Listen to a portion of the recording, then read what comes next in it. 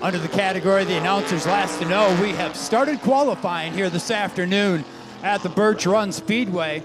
Austin Kreida out on the track right now, 14-year-old. I was watching the YouTube back. I kept calling him 13. I forget these people have birthdays. I was still, waiting for a Matchbox car to appear or a Hot Wheels car to appear, because back then, when I was that young, that's all I was doing, not driving a full-blown modified. All 14 years old. His first lap, a 16.522, 16522 first lap for Kreida. That's second quick. Evan Foster in the 35.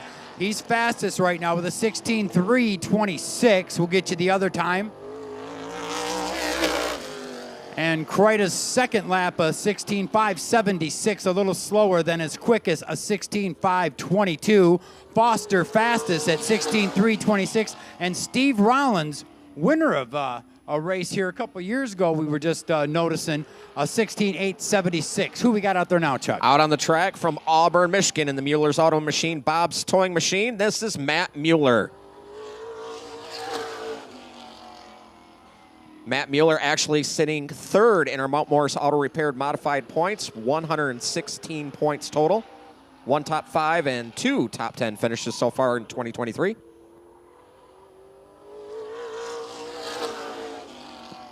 Mueller's first lap, a nice one, 16.490, 16.490 for Matt Mueller in the number 5.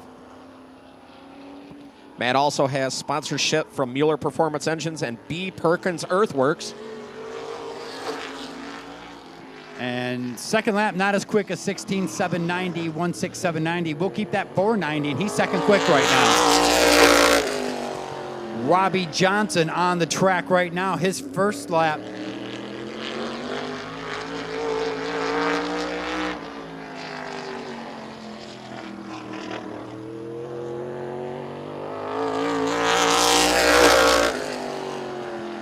Robbie Johnson from Birch Run, part of that Rick Wycoric Racing stable, out on the track now.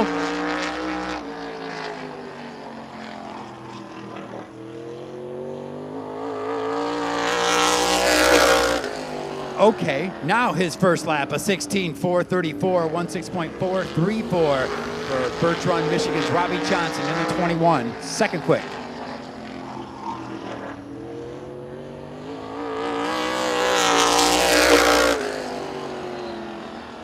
Quicker with a 16.383, 16.383, still just second quick for Robbie Johnson in the number 21.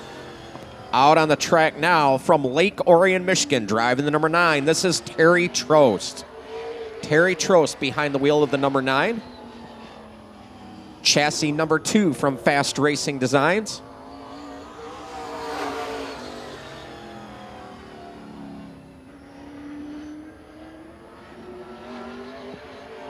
Terry racing a long time in the modified division before picking up his first win at the Owasso Speedway a couple years ago. Backed it up again last year with a win.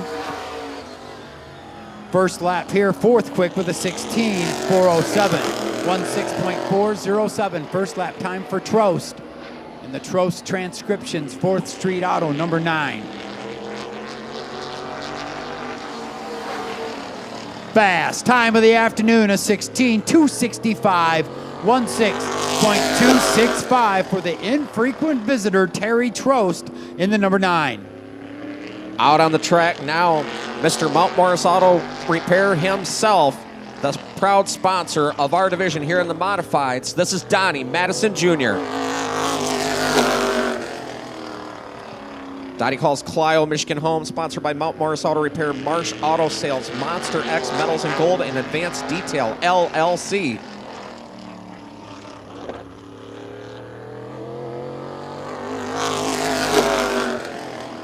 A 16.599, 16.599 first lap time for Madison Jr.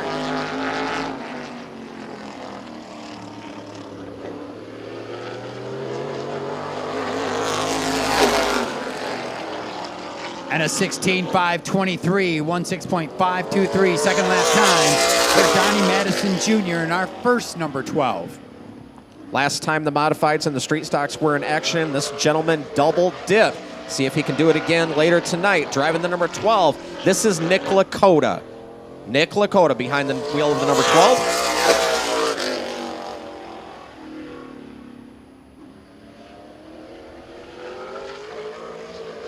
Nick has sponsorship from Showcase Auto Sales, Rhine Engines, Richfield Rentals, and Murray Mechanical. Fast time of the afternoon is 16:226, 16.226. First lap time for Nick Lakota in the second, number 12. Currently sitting second place in points.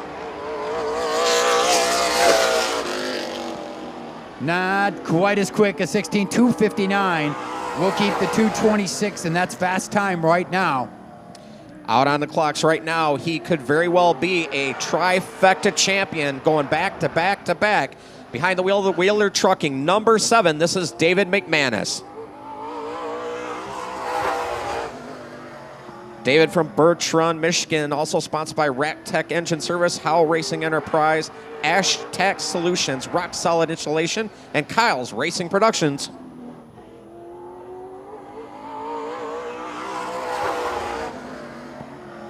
Fast time of the afternoon is 16:205, 16.205. First lap time for McManus.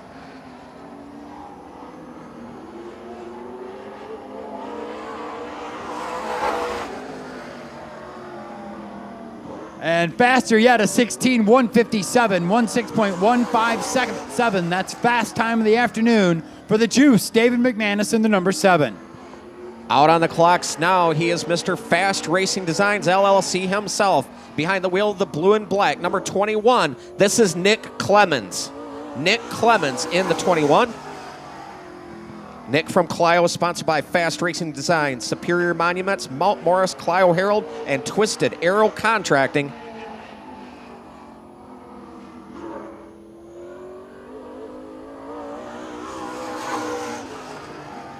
A 16:457, 16.457. First lap time for Clemens.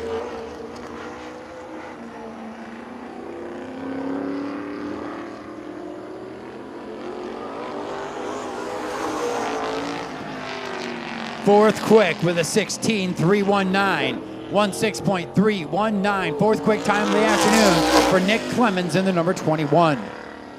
Out on the track now, he calls Leonard, Michigan home. Behind the wheel of the number 29, this is Matt Mackey. Matt Mackey from Leonard, Michigan, behind the wheel of the number 29.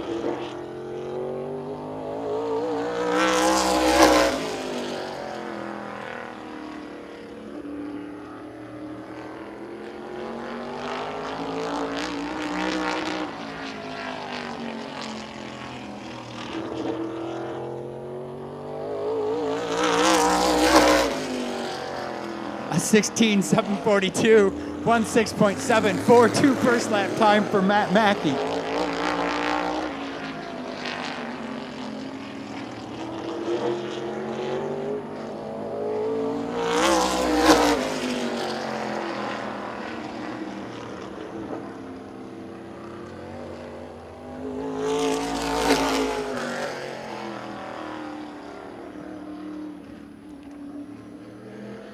Next driver out on the clock from Imlay City, Michigan. Behind the wheel of the number 18, this is Kyle Mackey. Kyle Mackey driving the number 18. Kyle sponsored by Diesel Freak, M32 Enterprises, Knucklehead Coffee, OmniMax, and picked up 4th Street Auto and Points Allergy and Asthma as sponsors. His cousin Matt Mackey's second lap, best lap, 16:741.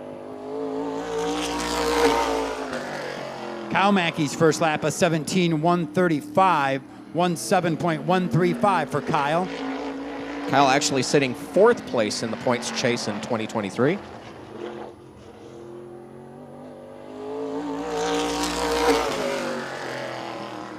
And a 16:842, 16.842 on the second lap for Kyle Mackey in the number 18.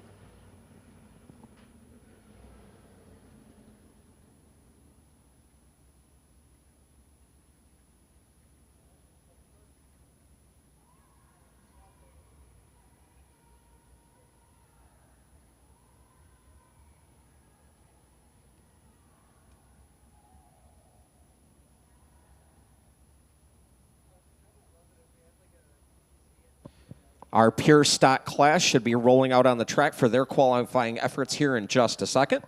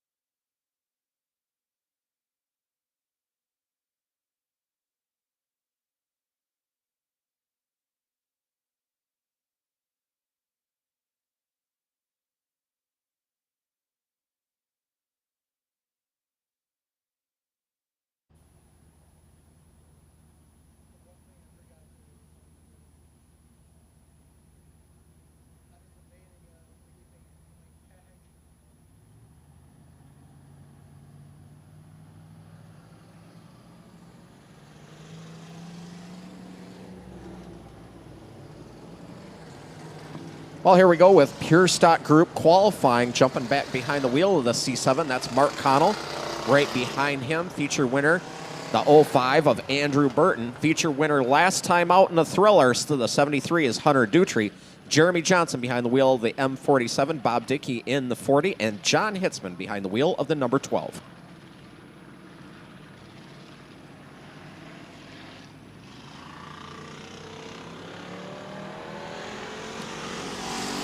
Jeff West throws the green flag. Session number 1 for the Pure Stocks is underway.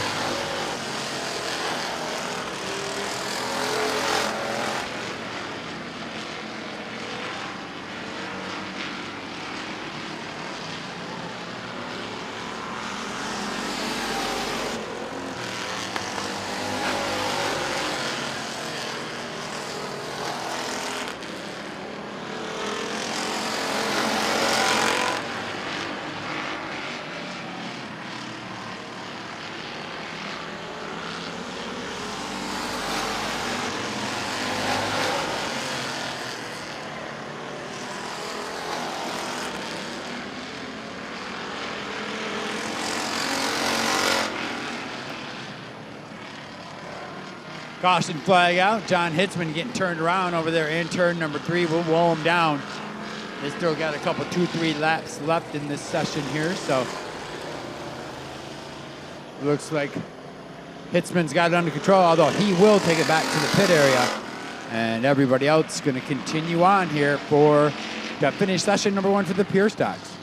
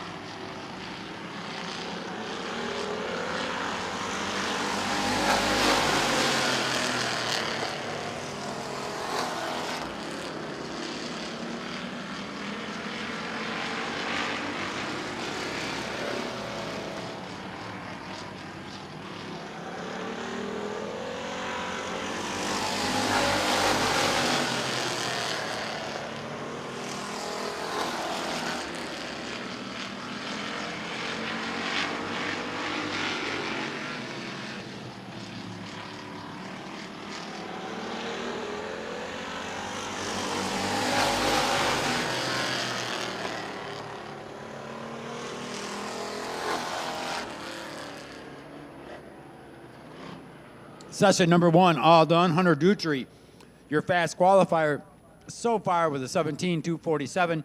Mark Connell in that C7, second quick with a 17.542. Then Drew Burton in the 05 with a 17.828. Jeremy Johnson in the 47 with an 18.464. And Bob Dickey in the number 40 with a 19.714. And Hitzman's best lap in the 12, 20.015.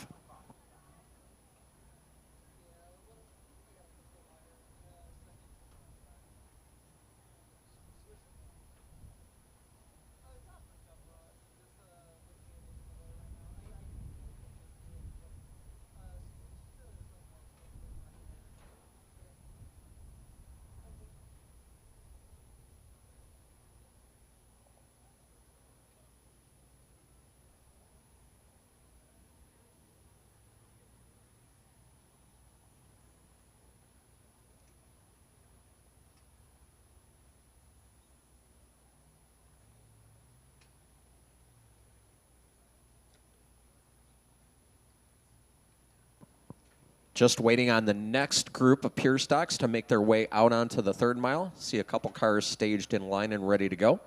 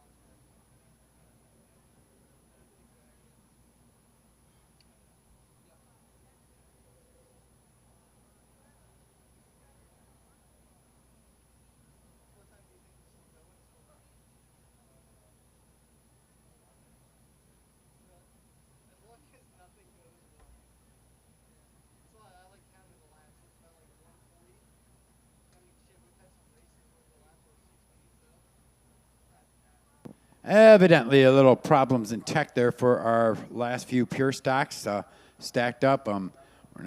We are waiting for someone, but it seems as though we're waiting for tech. So hang in there, folks.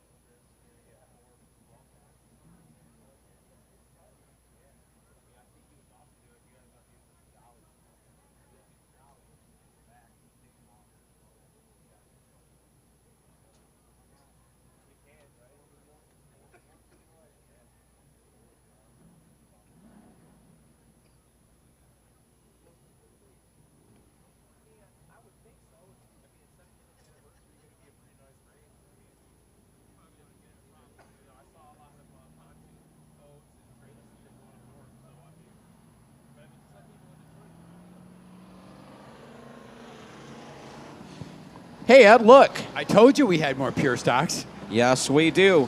Out on the track now, driving the number 81, that's Tim Kirby. Behind him, newcomer to the Speedway, Chris Wilbur from Clio. Mark Martinez behind the wheel of the number 34. Andrew Shelters behind the wheel of the number 0. And your current point leader by 1 point after the dramatic finish last time out over Hunter Dutry, that's Mike Mosier behind the wheel of the number 22. Session number 2, getting the green flag. Here we go.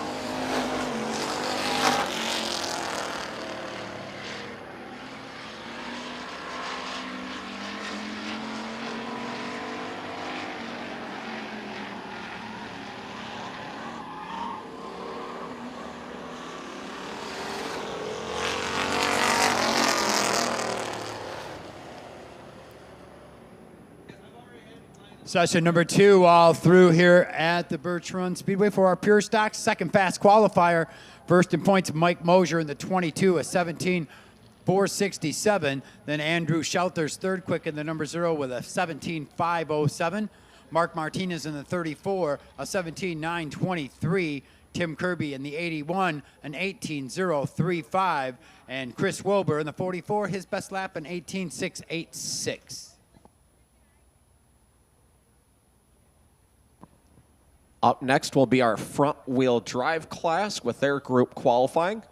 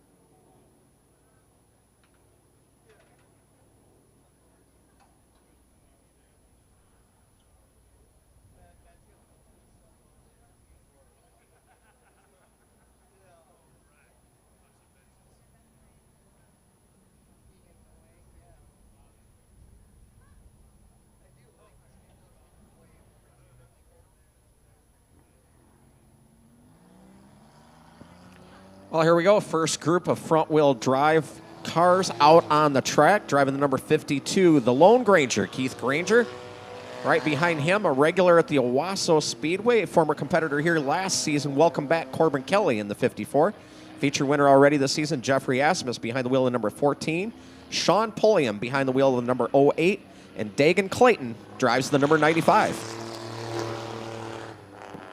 Session number 1 underway.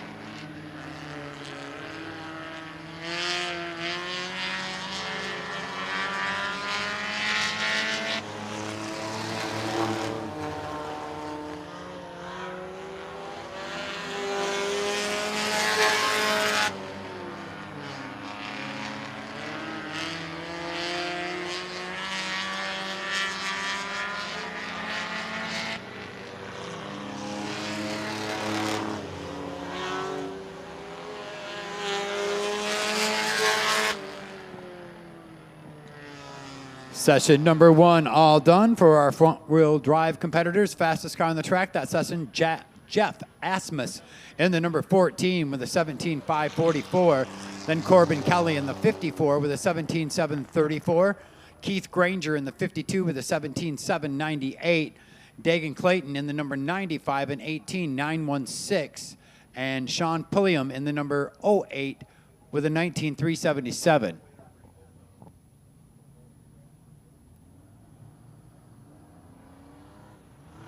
Session number 2 for the front-wheel drives making their way out. Silas McCaslin behind the wheel of the number 12. Gentleman picked up a feature win earlier this season. Troy Deischer behind the wheel of number 83. Your current point leader from Montrose, Michigan behind the wheel of number 70. That's Charlie Boone. Abby Cole drives the number 89. And behind her in the number 2, that is Emily Clayton. Session number 2 underway.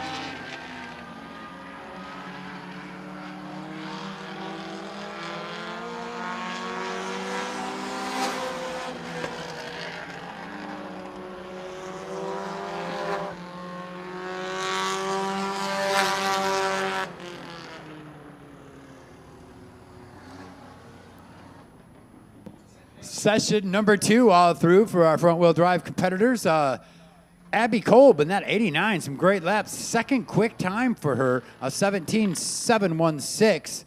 And then we got Troy Deischer in the number 83, a 17.976. Charlie Boone in the number 70, an 18.254.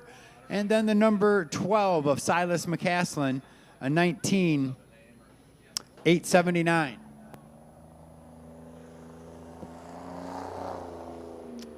There we go. Emily Clayton with the transponder functioning this time. Made her debut on the 4/10 mile last time out, racing with the National Compact Touring Series.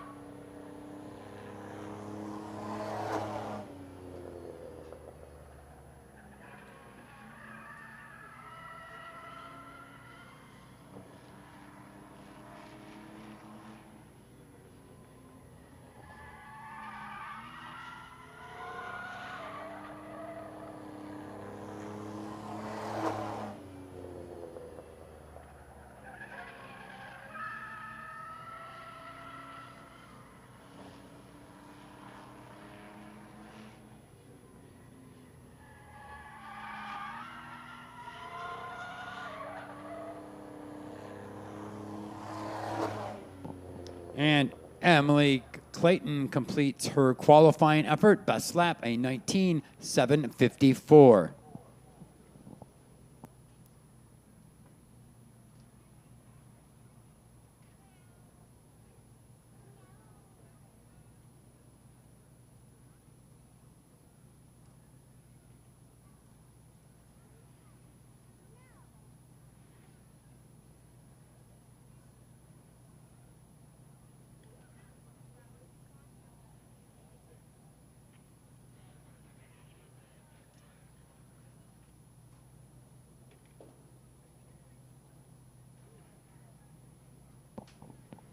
Street stock qualifying will be up next on the 4/10 mile.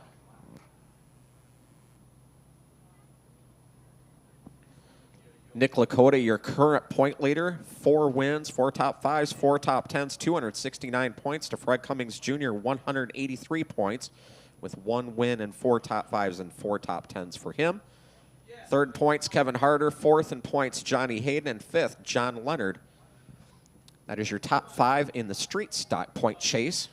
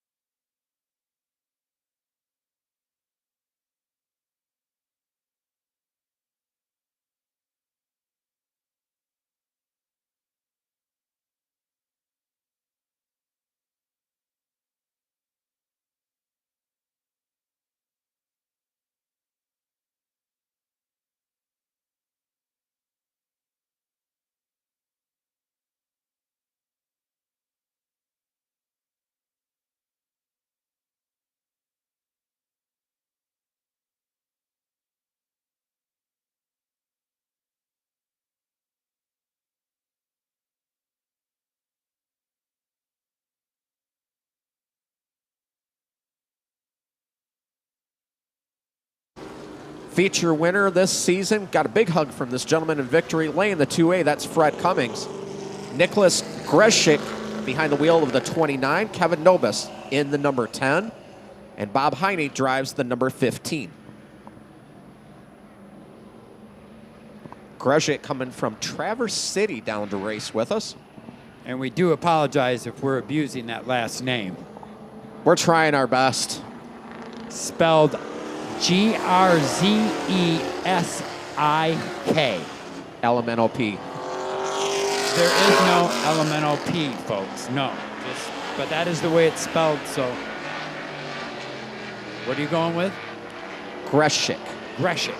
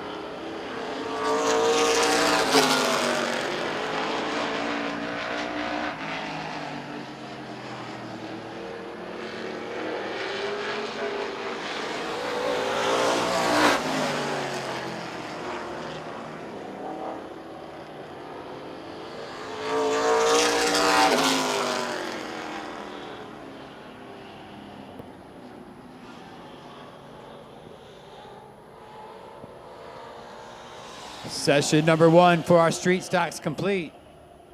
Fred Cummings Jr. in the 2A, your quick time so far, a 17.481. Then Kevin Dobis in the number 10 with a 17.630.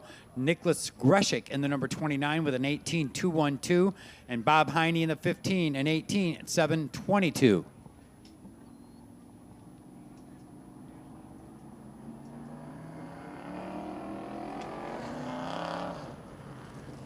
Session number 2 for the Street Stocks pair of teammates out there. Multiple time feature winner, 4 feature wins to be exact, in the Showcase Auto Sales number 12. That's Nick Lakota. Right behind him, Mr. Showcase Auto Sales himself, John Leonard behind the wheel of the number 28. Then you've got the CS Electric 44. That is Kevin Harder. Also Be Cool Radiators.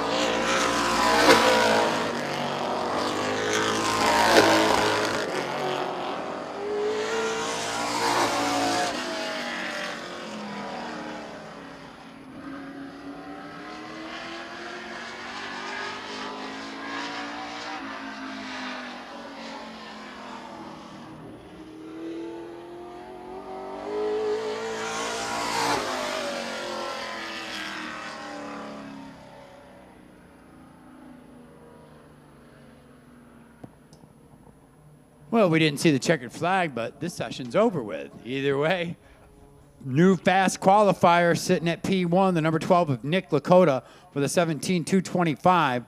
Kevin Harder in the 44, third quick with a 17.502.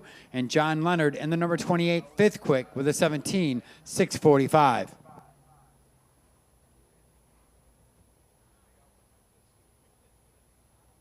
Up next will be group qualifying for the Mason Burgess Title Agency Truck Series.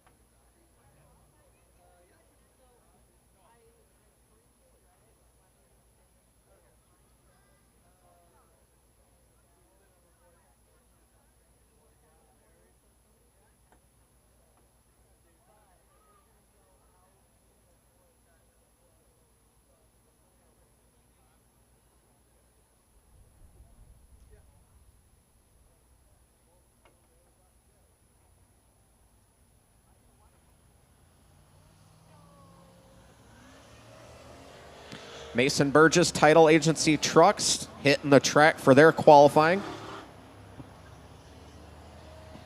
Matt Mosher behind the wheel of the number 79. Josh Shaw behind the wheel of the 23. Cam DeLong in the 95. Ricky Gillette drives the number 51. GL3 behind the wheel of the 38. And Mark Wilcox drives the number 67.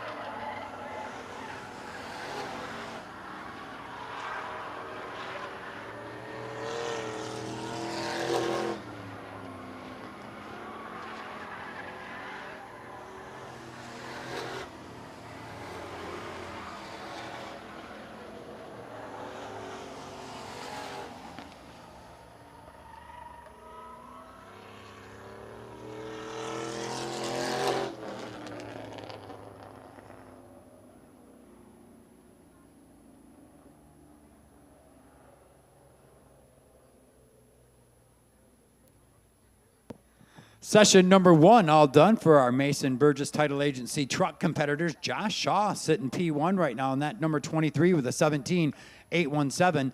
GL3 in the number 38 with an 18.395.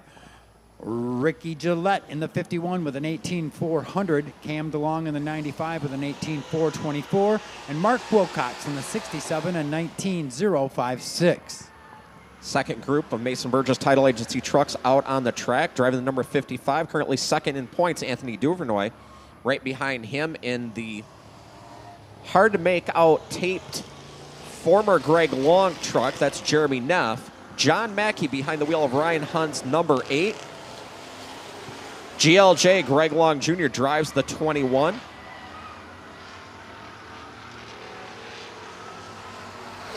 Dan Shamel behind the wheel of the 47, and your current point leader, Joe Shamel, in the 47X. Anthony Richardson, the birthday boy, drives the number 422. Dustin Hitzman behind the wheel of the number 19.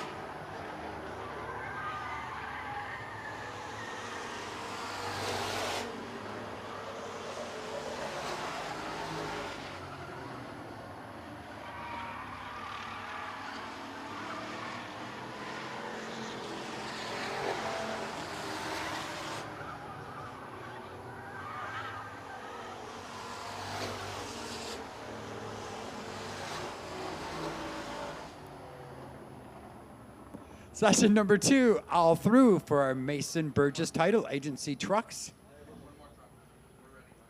The session's all through. Second quick time for Anthony Richardson in the 422 and 18.091. Then Joe Shamel in the 47X and 18.132. And then we got Dan Shamel in the 47 with an 18.250. Anthony Duvernoy's in the 55 and 18.939. The number 8 of John Mackey with a 19.877. And the number 19 of Dustin Hitzman, his best lap, a 19.581.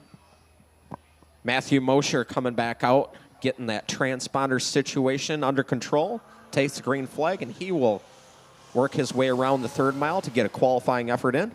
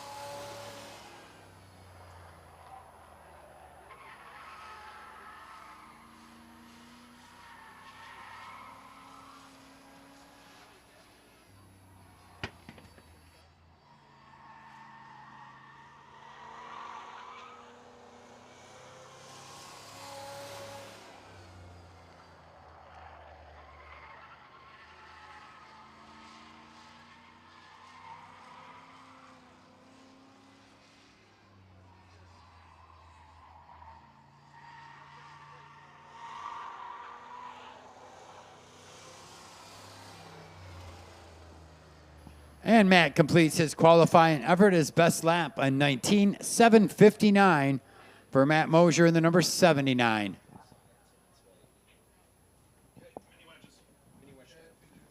Looks like we have taken that final check in the pit area. That will conclude qualifying.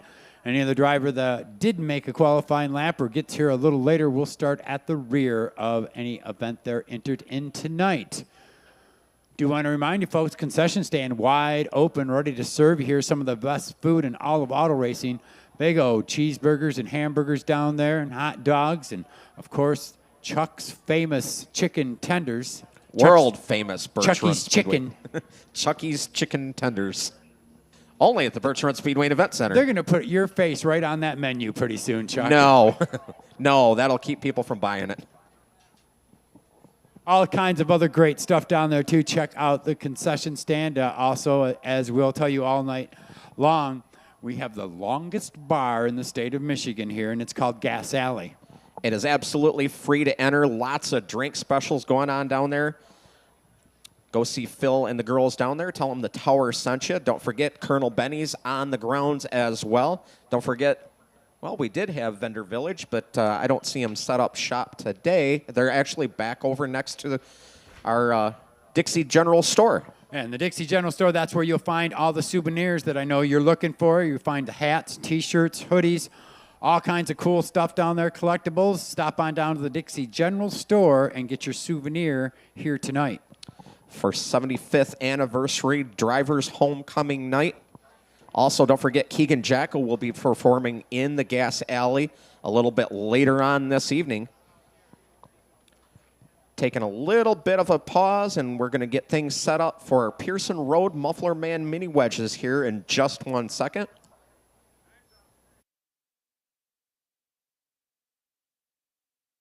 Birch Run Speedway and Event Center is your one-stop destination for action, fun, and excitement. We're NASCAR home track sanctioned speedway, bringing Jag CRA, Wayne Sprints, modifieds, four-wheel drive, pure stock, limited late models, trucks, dwarf cars, and more. The high-speed bank track draws talent nationwide. The clean, impressive amenities, including the longest bar in the state of Michigan. Live concerts and the eve of destruction are fun and entertaining for the entire family. Birch Run Speedway and Event Center, Dixie Highway, just north of Birch Run. Online at birchrunracing.com. Birch Run Speedway and Event Center, located off I-75 in Birch Run. Celebrating 75 years of thrilling stock car racing, Birch Run Speedway is NASCAR sanctioned and home to some of the biggest races in the country, including the must-see racing winged sprint cars, Jag CRA Triple Crown Series, and the downright awesome modified race. Don't forget to visit Gas Alley, the longest bar in Michigan. Check our schedule at birchrunracing.com and join us for our spectacular Memorial Day weekend Sprint Car U.S. Nationals. Birch Run Speedway and Event Center, the ultimate destination for family entertainment.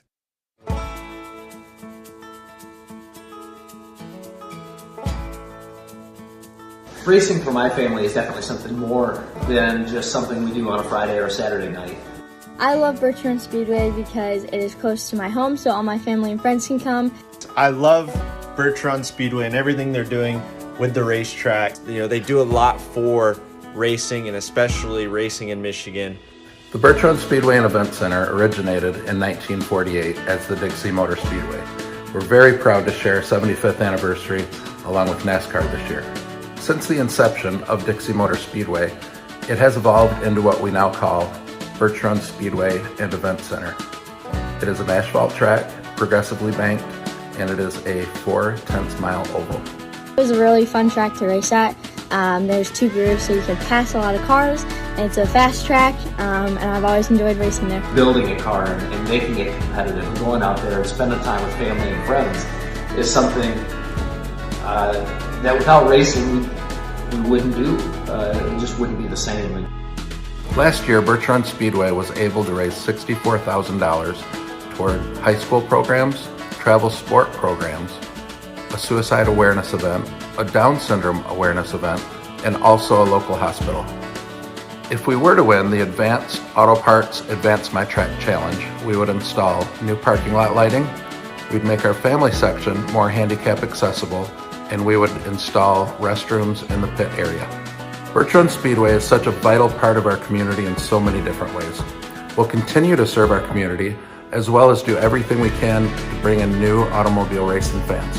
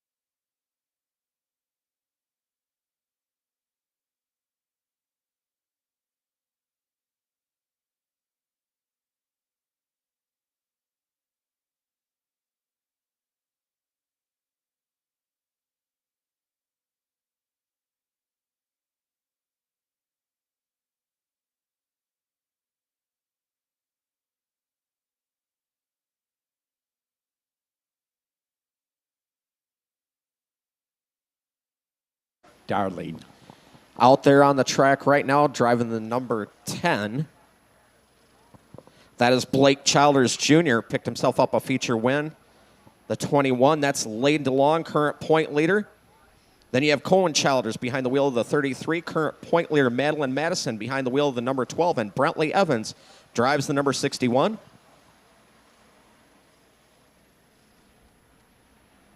Green flags out, here we go. Blake Childers Jr. with the early advantage.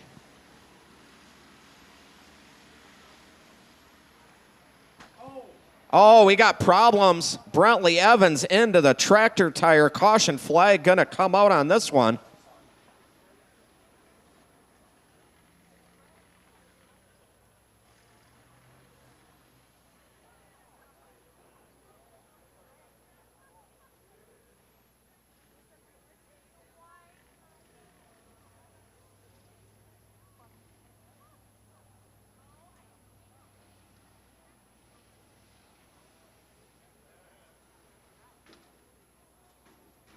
Tough break for Brentley Evans, sitting 4th in points. Kyle Callahan down there checking on the driver, the 61.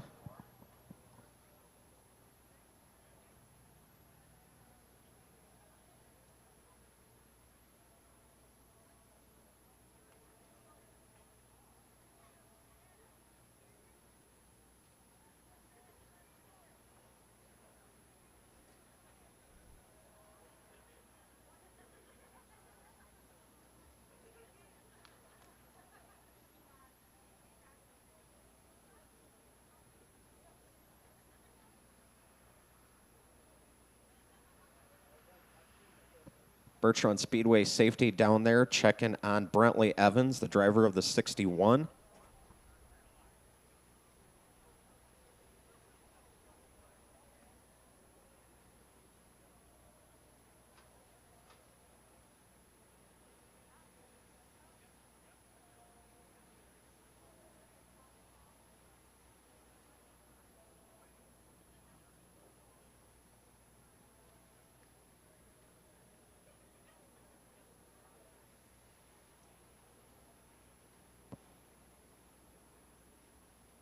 Never want to see that happen, but especially to one of the younger competitors here in the Pearson Road Muffler Man Junior division. Yeah, not quite sure. I'm thinking there might have been a mechanical problem. It was actually kind of a strange accident. He was running 5th on the track all by himself, and then the car just headed right to that tire, hit it just head on, and it's the way it bounced right back and to the left that kind of made it look a little scary. And checking on Brantley there in the number 61, but they're pushing the car back out there. If he's anything like his dad or grandpa.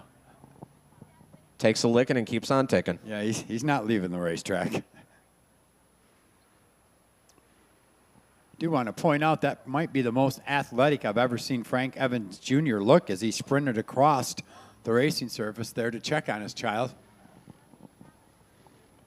I didn't have a clock on him, but he was moving.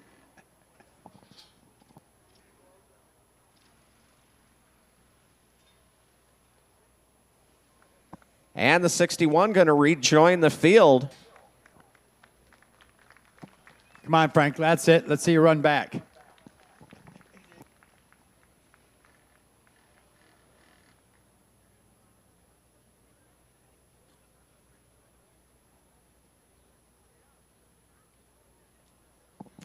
Well, we'll get all the safety personnel back in their spots as we get the field set to go green flag racing once again. Well, safety might want to go over and check on Frank, give him some oxygen maybe. Green flags out. Here we go.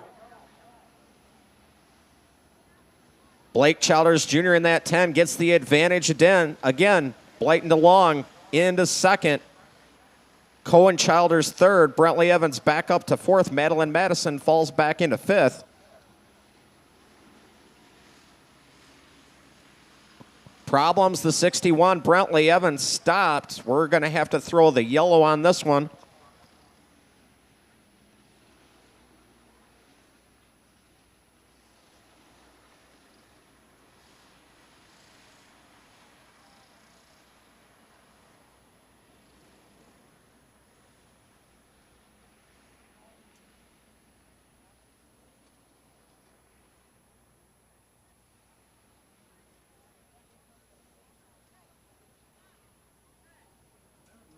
Nate Rowe signaling the field that we are going to stop to try and get the 61 off the track. Mechanical issues plaguing the 61 now after that hard contact with the tractor tire.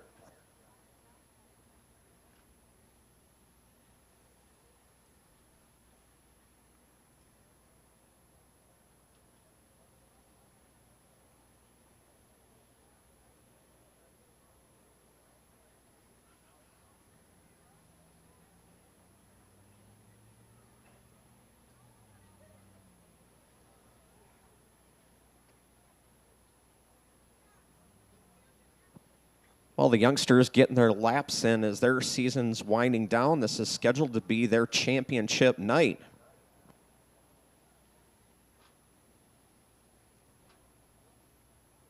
Talking to General Manager Jason Lord, he was going to present it to the parents if they wanted to add a couple of races to make up for the races that were lost a little bit earlier in the season. It's supposed to be an 8-race series for the mini wedges. We've missed just a few of them, so it's up to the parents and the drivers if they want to chase for some more points and make the races official points races or just have a couple of fun runs at the end of the season. Well, as you all might have noticed, safety has really been changed in the track itself and how many people are out there. And that was after we had a real bad accident and our flagman Joe Groom actually got hit and hurt. So that's when we lost a couple races there, trying to figure out exactly how we were going to go about this a more safe way. And we have found that way. And now it's Jason's going to meet with all the drivers and the parents to see if they want to add them 2 races or just call it a series with the 6 races we've had.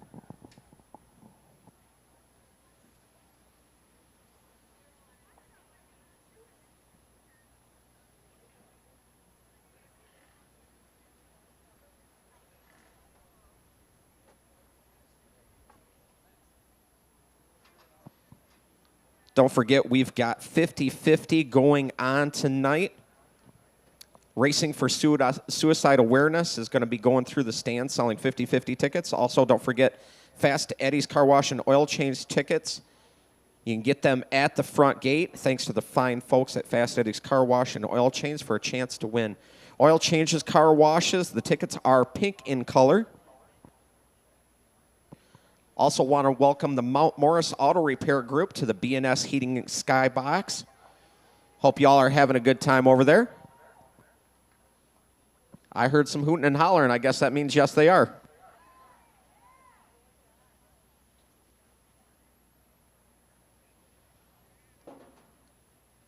I also want to give a shout out to our good buddy Dan Dowling watching us on our Birch Run Speedway YouTube channel. Hello, Dan. Enjoy the races.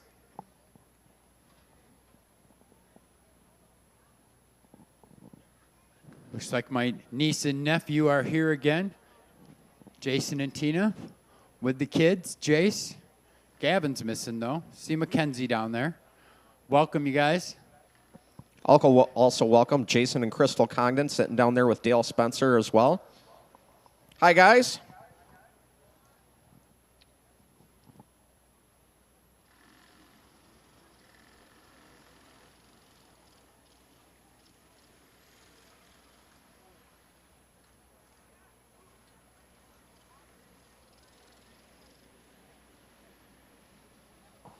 Green flag's out. Here we go. Let's try this again. Blake Childers Jr. with the advantage. Blyton DeLong falls into second. Cohen Childers up to third. White flag's out one more time around. Childers with the advantage down the last turn. Comes down to Jeff West. Checkered flag. Give the win to Blake Childers Jr. Blyton DeLong second. Cohen Childers third. Madeline Madison holds off Brentley Evans for fourth, and Brentley gets scored fifth.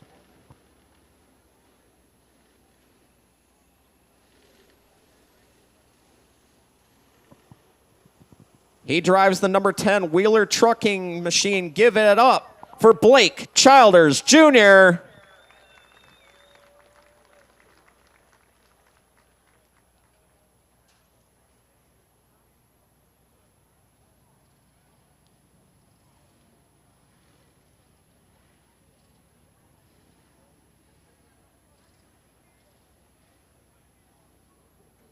Next heat race out on the track, Cash Tremble behind the wheel of the number 5. Grayson Marcinkowski drives the number 91. Axel Hayes behind the wheel of the number 53. And driving the number 41, that's Jordan Jaranlewski.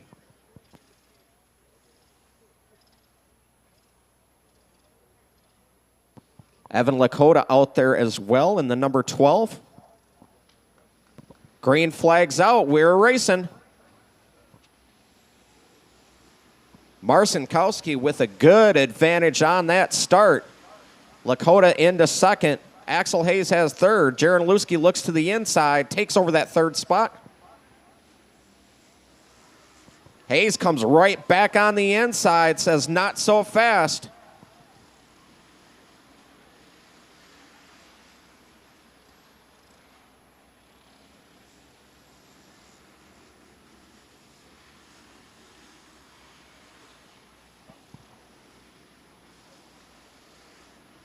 Marcinkowski stretching that advantage over Lakota. Keep your eye on that battle for third.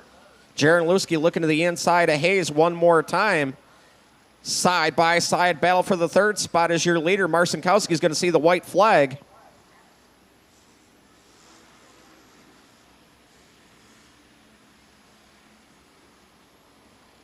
Going around the outside of Cash Tremble, coming down to Jeff West, checkered flag. Grayson Marcinkowski picks up the win.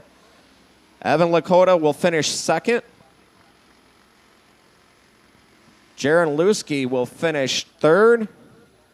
Hayes has yet to cross the line, would be fourth, but that would go to Cash Tremble, but he's pulling off to get ready for their feature action.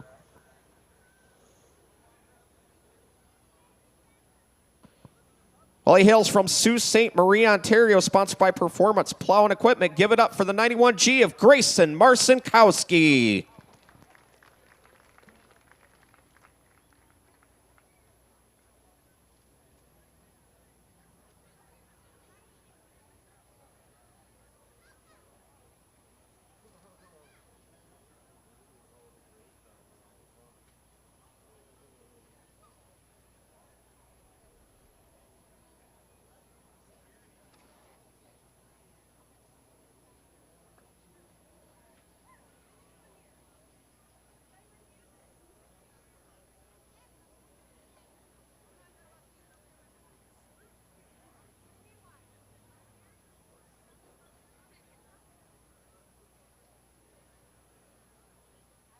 Ed just labeled this Birch Run's Tricky Triangle, the 3-turn track for the Pearson Road Muffler Man mini wedges.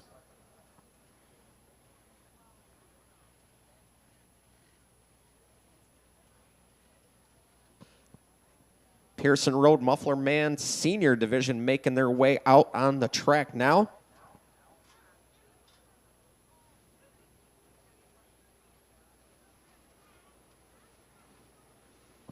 Emmy Abraham drives the number 19 outside her. Feature winner last time out, Aiden McCaslin behind the wheel of number 13. Then you have Elliott Abraham in the 8, Bowen James in the 7-11, and your current point leader, Layden DeLong, in the 27. Green flag's out. Here we go. Oh, we got a little bumping and pushing going on already. Elliott getting into Emmy. That's a battle for second. Aiden McCaslin taking off with the lead. Elliott to the inside of Emmy. Here comes Layden DeLong, says, I'm going to go by both you as you battle for position, and he takes over the second spot.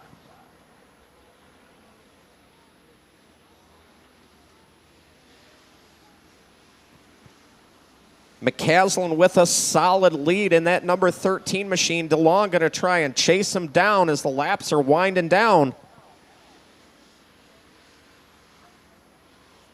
White flag out one more time around. DeLong closing that distance fast. Running out of time, getting close, but not quite. Picking up the win, Aiden McCaslin in the 13. DeLong going to finish second. Elliott Abraham third in the 8. Emmy Abraham fourth in the 19. And Bowen James scored fifth.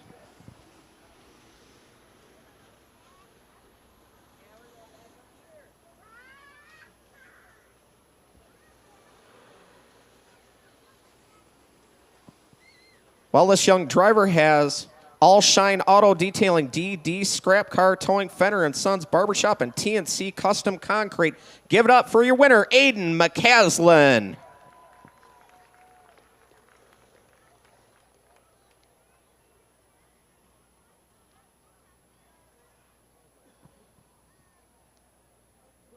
That'll complete heat race action. We'll be moving into feature action here.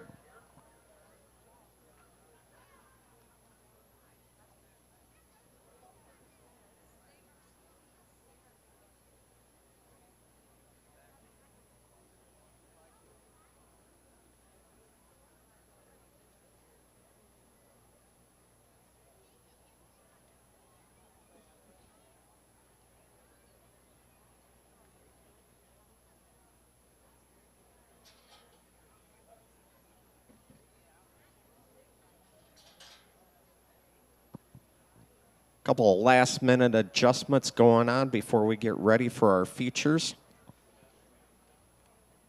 Again, thank you to the folks at Pearson Road Muffler Man for coming on board, sponsoring the senior and junior division of mini wedges.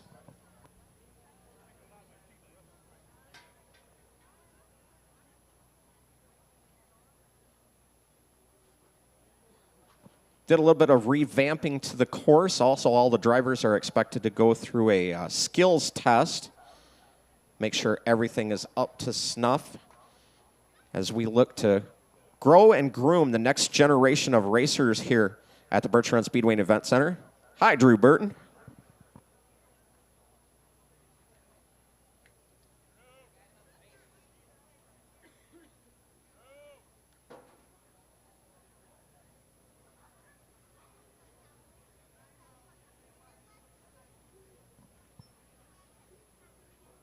Got to talk a little bit about what's coming up next weekend here at the Birch Run Speedway and Event Center. Friday night, we'll have Dwayne Spa performing in the Gas Alley Bar and Grill. And then on Saturday, it's the big one. Reveal the Hammer Outlaw Super Late Models, 100 laps, $5,000 to win.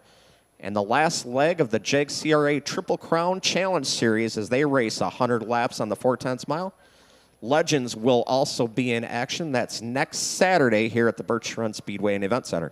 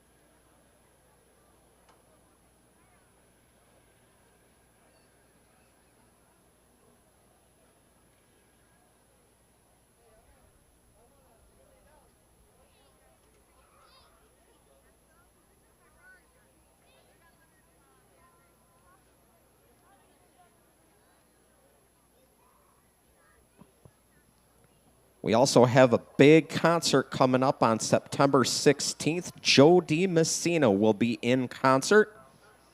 Opening acts, Waylon Hanel and the Dries.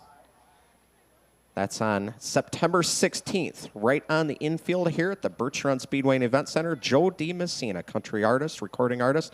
Seen her perform at the Pontiac Silverdome. Really, really quality performer. She's like a Sheila E. She can play pretty much everything. Drums, guitars, everything.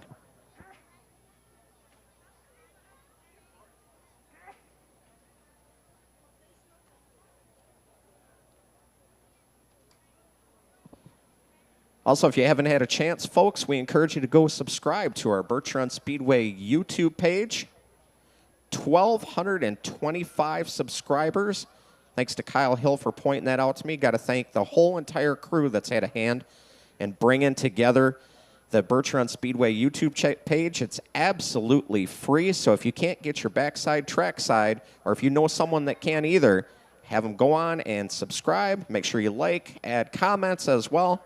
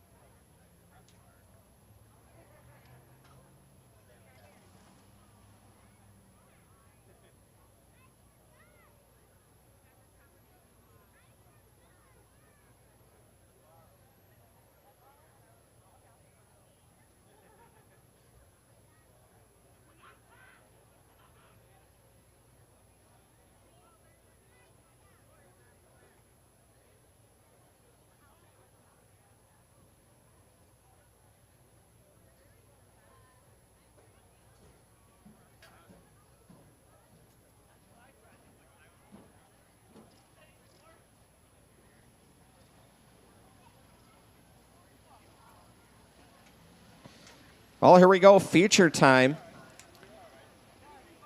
for the Mini Wedge Junior Division.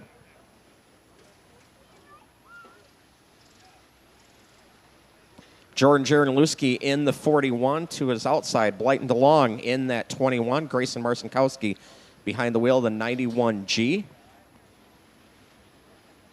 Madeline Madison, your current point leader in the 12. Evan Lakota in the other number 12, in the white number 12. Blake Childers Jr. behind the wheel of the 10. Cohen Childers in the 33. Brentley Evans in the 61. Cash Trumbull in the 5. And Axel Hayes in the 53. General Manager Jason Lord down there signaling for him to slow down, waiting for the whole field to get bunched up before we go green flag racing.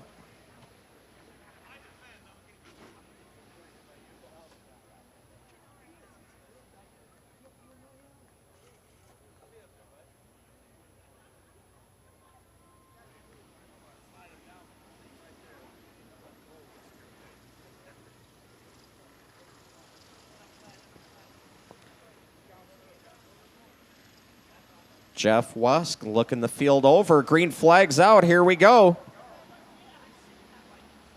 Jarenluski and DeLong still side by side. Marcinkowski looking for a way around. Here comes Blake Childers Jr. looking to the inside, trying to take over second. He does. Cohen Childers follows suit, takes over fourth. DeLong with the advantage. That drops Jarenluski back into second, right into the clutches of the Childers as Blake Jr. looks to the inside. Oh, contact. Cohen Childers and the 41 go off track. Caution flag will fly.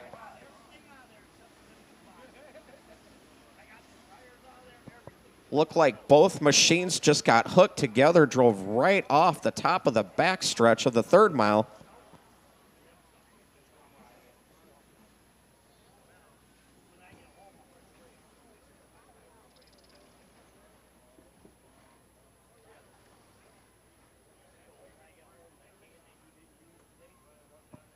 Well, that's one good thing about the lightweightness of the carts. They can easily be manhandled and put back on the racing surface.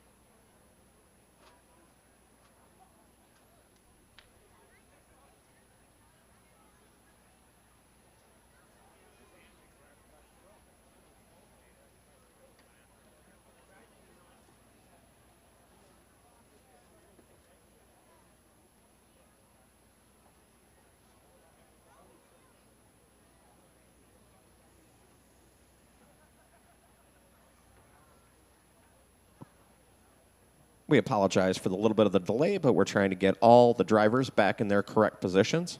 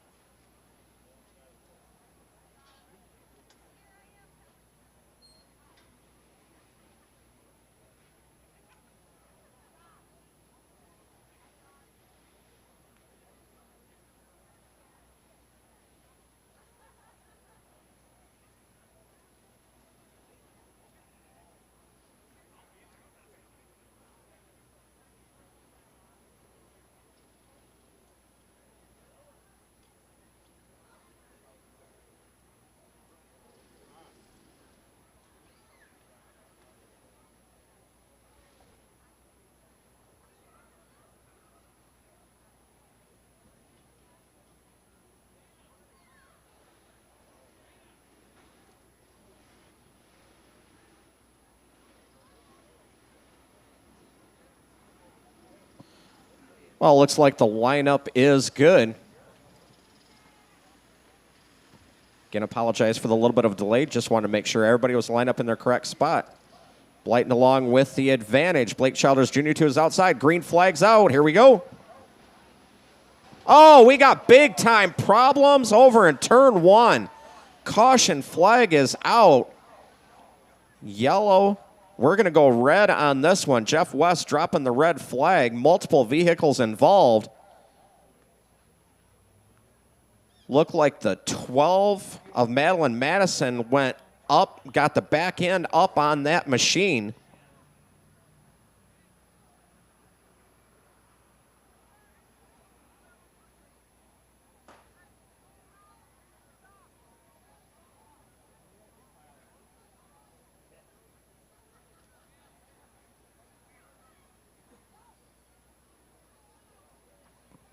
Group of officials down there checking on the 12 of Madeline Madison.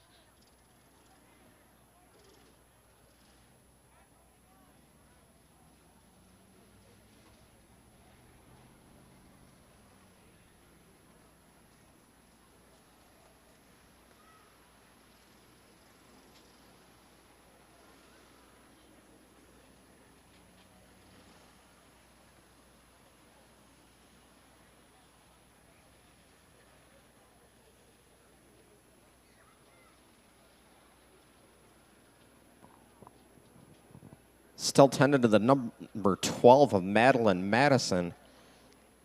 Looked like she took the worst of that, as it looked like the back end of her mini wedge got up in the air and slammed down on the racing surface.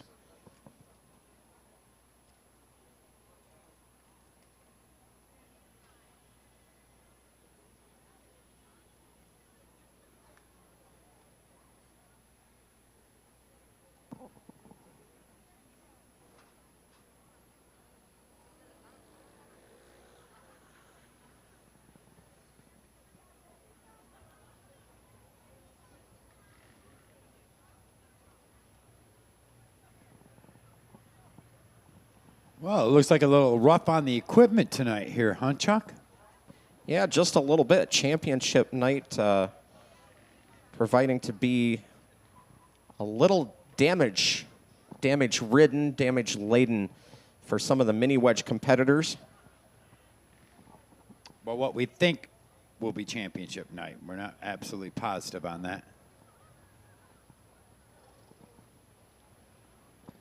Also want to point out we do have an autograph session coming up a little bit later tonight during our intermission for all classes and past drivers.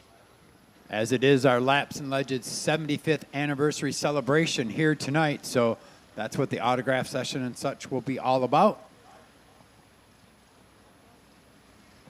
Jeff West looking the field over, does not like that lineup. And we've got a little bit of contact. 91G and the 10 getting together. The 10 should be outside of the 21.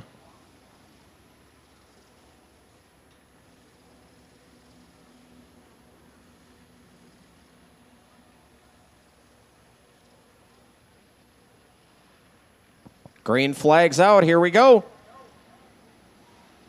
DeLong with the advantage. Gets the lead. Here comes Blake Childers Jr. Oh, we got more problems. The 41 gets turned around. The 91G gets by. Battle for the lead. Childers to the inside. Has to get on the binders to avoid the cones.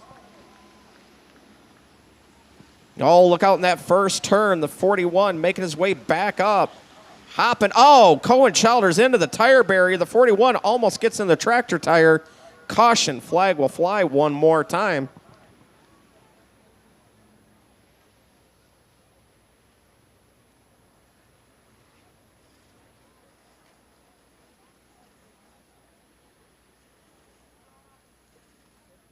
Well, kind of a tough go of things here in the Pearson Road Muffler Man Mini Wedge Junior Division.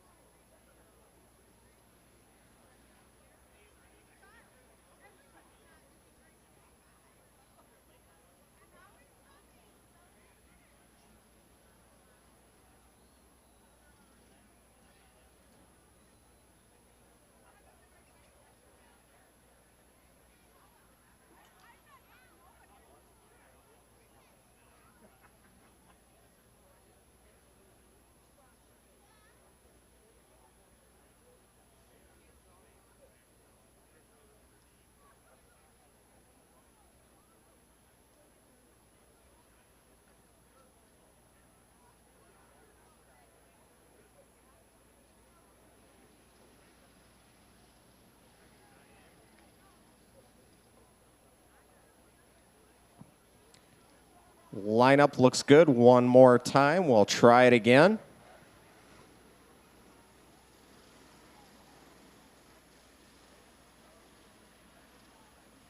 Blight and DeLong sitting second in the points. Leads the field down. Green flag's out. Here we go. All the 41 gets sideways, trying to hang on to that third spot. Evan Lakota to the outside. Blake Childers Jr. looking for a way around Blight and DeLong. Grayson Marcinkowski moving his way back up through the field.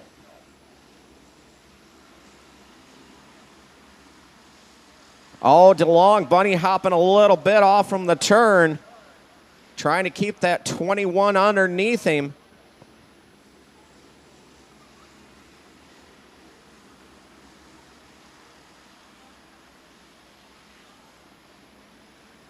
Childers looks to the inside, out of turn one, side by side into two, takes the lead away from DeLong.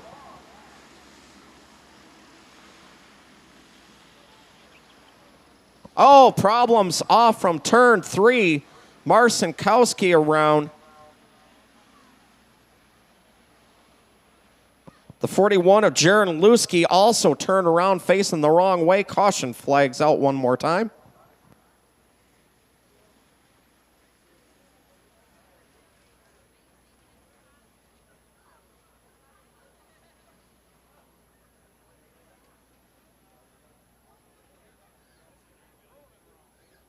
Hiya, Dutry.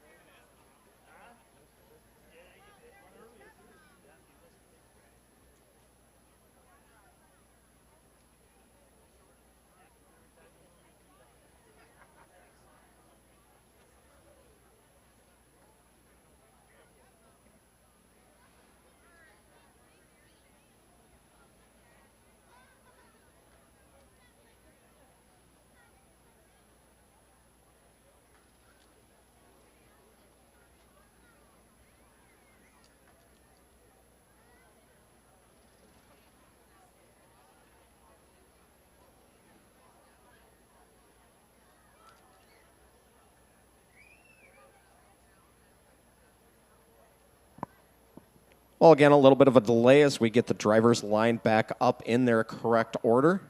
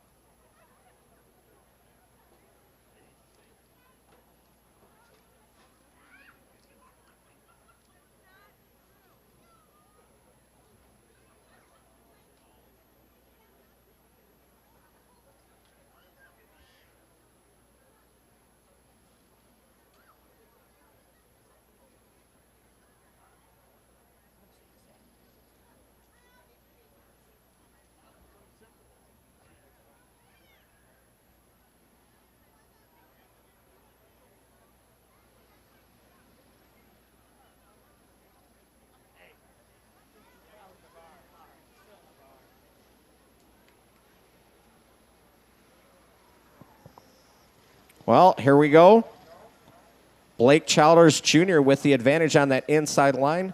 Blight and DeLong to his outside. Evan Lakota in third. Jaron Luski in fourth. Green flag waves. Here we go.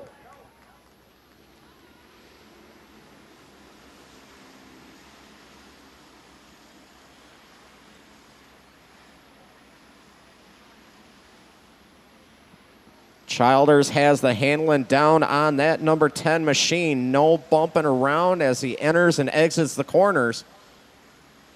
Watch the other vehicles behind him. They're bouncing around like crazy.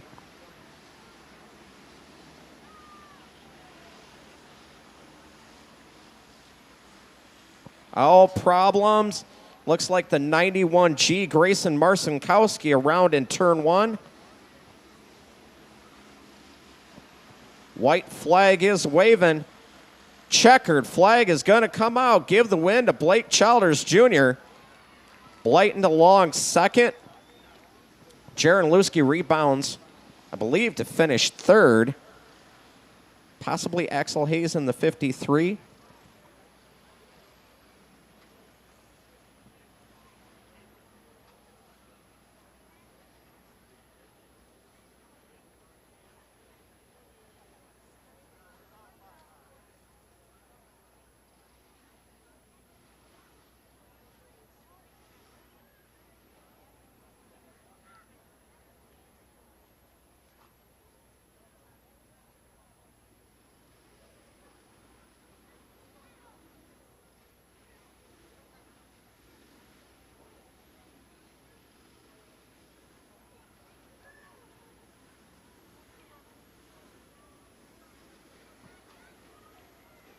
Nate Rowe leading the field down to the Back Road Beauty Salon flag stand.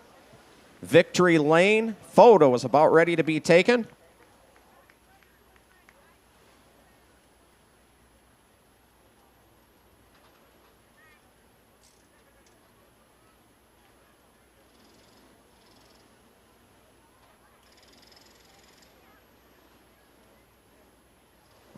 One proud papa walking across the track right now. Ladies and gentlemen, your feature winner, Blake Childers Jr. That Wheeler Trucking number 10. Copycat version of his dad's super late model.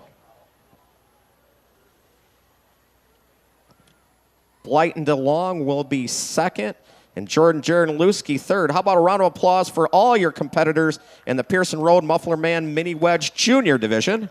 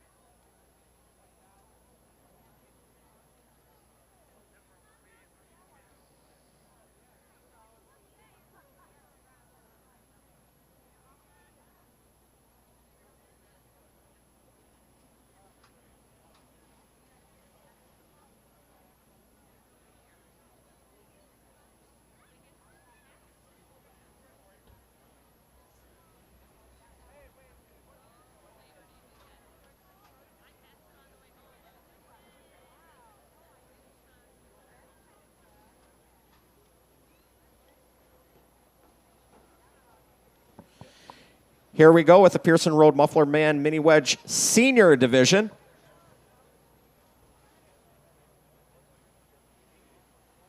Bowen Janes in the 7-11. Emmy Abraham behind the wheel of the 19. Elliot Abraham in the 8. Your current point leader, Layden DeLong.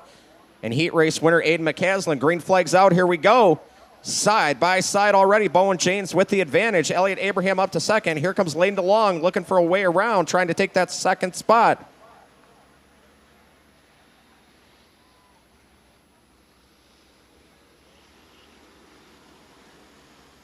Abraham trying to go to the outside of James. That opens the door for DeLong. 3-car battle for the lead down into turn 1.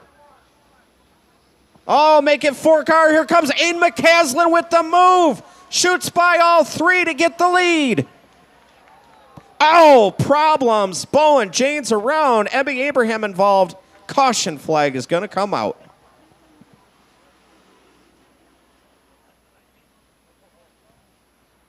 Welcome to the Speedway. Mr. Rex Wheeler down there talking with Andy Susky. Hope you enjoy the show tonight.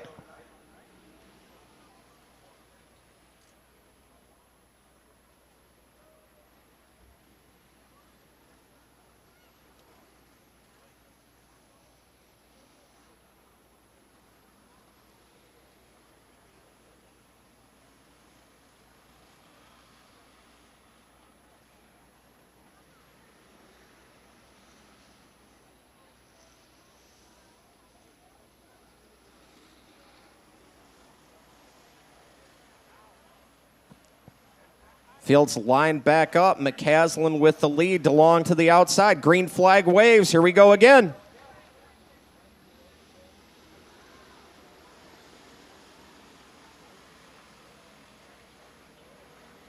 DeLong right on the back bumper of McCaslin, not letting him get away.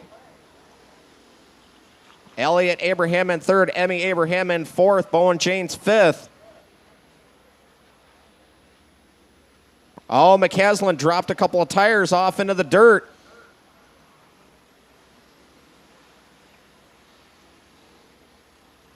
Your top 2 pulling away from the rest of the field. Great battle for the top spot. Oh, McCaslin bouncing out of turn 3. Oh, looks like he's getting frustrated trying to keep that car fast into the inside.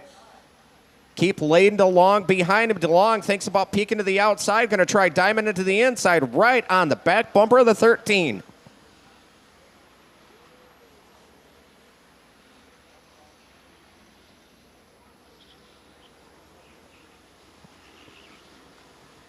DeLong with the points lead. McCaslin second in points, leading this one. They're coming up on the 7-11 Bowen James. Oh, we got a cone down. White flags out. One more time around. McCaslin trying to get around James. There goes DeLong. DeLong around the outside. Give the win to Layden DeLong. Wow, what a race for that top spot.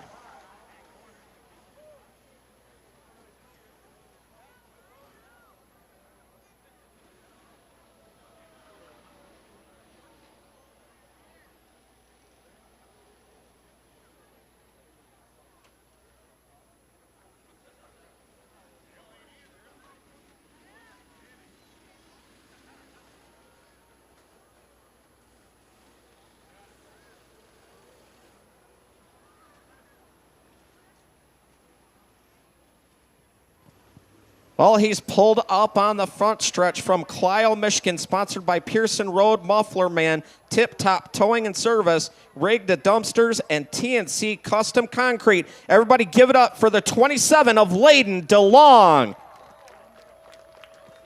And while you're at it, keep the applause going. A great effort from the 13 of Aiden McCaslin.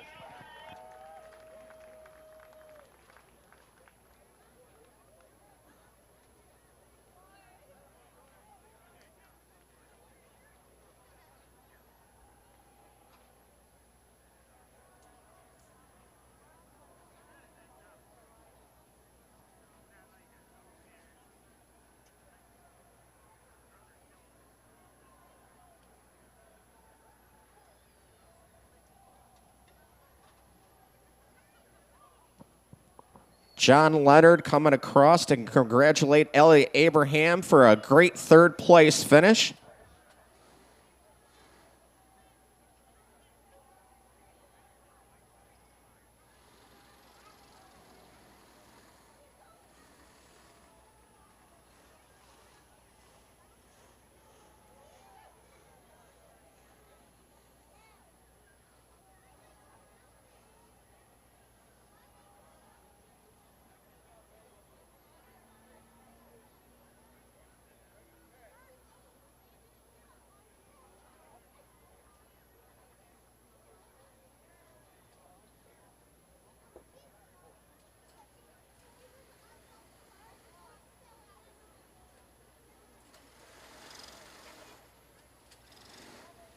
Got just a few more minutes, and we'll be moving into the big car portion of the night's festivities. Pure stock heat race, I believe, is going to be coming up first. That's only in a matter of minutes. Will be feature racing and heat race action here at the Birch Speedway and Event Center. Coming up immediately after our pre-race ceremonies.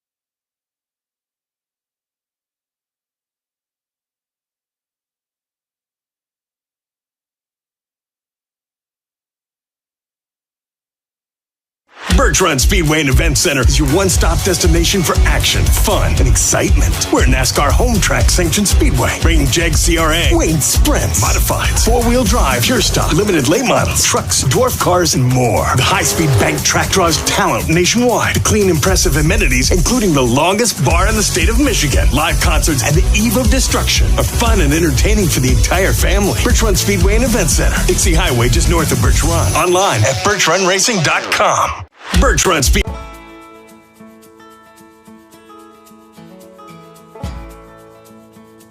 Racing for my family is definitely something more than just something we do on a Friday or a Saturday night. I love Birch Speedway because it is close to my home, so all my family and friends can come. I love Birch Speedway and everything they're doing with the racetrack. You know, they do a lot for racing and especially racing in Michigan. The Birch Speedway and Event Center originated in 1948 as the Dixie Motor Speedway. We're very proud to share our 75th anniversary along with NASCAR this year. Since the inception of Dixie Motor Speedway, it has evolved into what we now call Birch Speedway and Event Center. It is an asphalt track, progressively banked, and it is a 4/10 mile oval. It was a really fun track to race at. There's two grooves, so you can pass a lot of cars, and it's a fast track, and I've always enjoyed racing there. Building a car and making it competitive and going out there and spending time with family and friends is something that without racing we wouldn't do. It just wouldn't be the same. Last year, Birch Speedway was able to raise $64,000 toward high school programs, travel sport programs, a suicide awareness event, a Down syndrome awareness event, and also a local hospital. If we were to win the Advanced Auto Parts Advance My Track Challenge, we would install new parking lot lighting, we'd make our family section more handicap accessible, and we would install restrooms in the pit area. Birch Speedway is such a vital part of our community in so many different ways. We'll continue to serve our community, as well as do everything we can to bring in new automobile racing fans.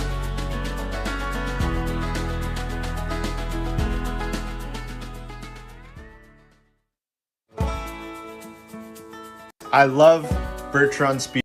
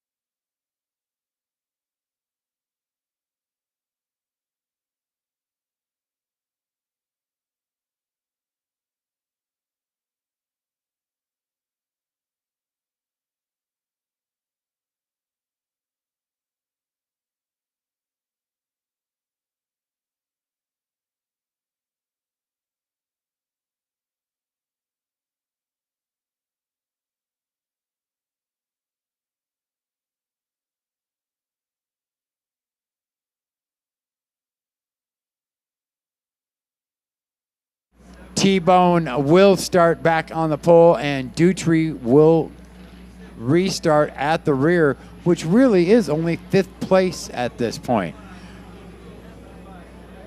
It is, but now the challenge is, can he make it back up to the front to challenge for the lead? Williams on the inside.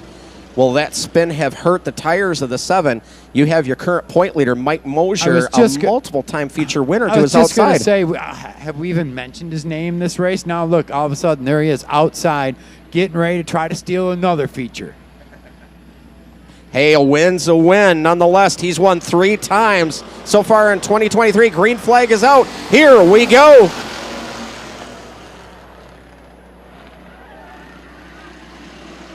Oh, Jazuski sideways in 1 and 2. Dutry to his inside, trying to set his sights on Tim Kirby. Goes to the outside of the 81. Mosier looking around high and low, trying to get around Williams in that 7. Could not complete the pass on the outside on the restart. Falls back in line, running in the 2nd spot behind Tony Williams. Not putting as much pressure as Dutry was the previous laps, as Williams goes up the track, a problem with the 7. Oh, the 7 with issues, went way high in turn 4. That allowed the 22 to get to the inside. And now your new leader, Mike Mosier. Dutry going to try again to get around Williams for that 2nd spot now. Now Mosier way up high. Is there something over there in turn 4? That's twice we've seen the leader way up high in the turn. Caution flag is out. We're going to get the Birch Run Speedway safety crew over there to check and turn 4, as we've seen both leaders slide. You can almost see a little bit of a darker line just about a half a groove up from the infield that comes around and goes up where both them drivers had slid high in turn 4.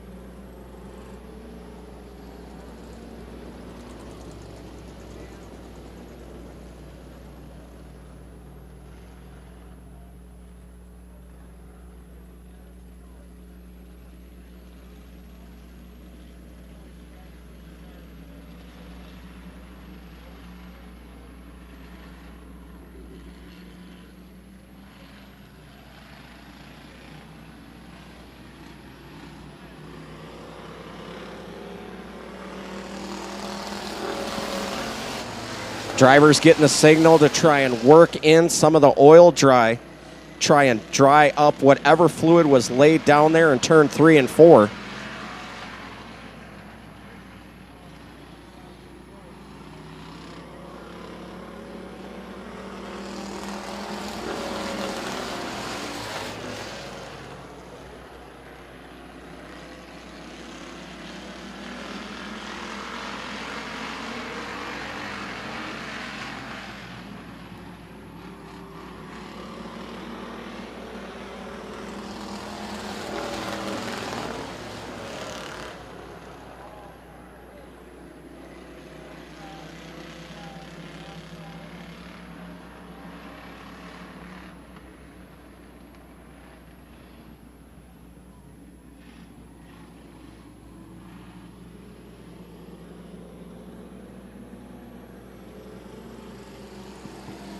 Jeff West showing the field, the white flag green out of turn 4 next time by.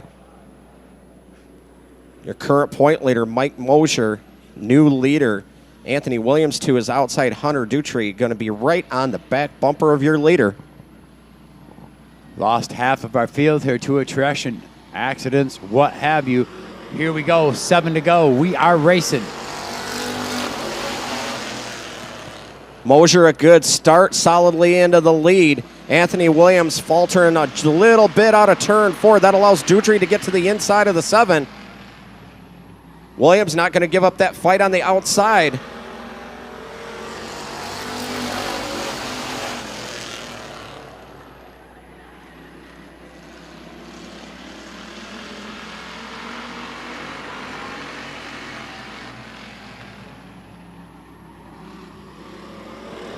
Mosier going to try and keep that 22 glued to the bottom of the track for the next 5 laps. 15 down, 5 more laps to go.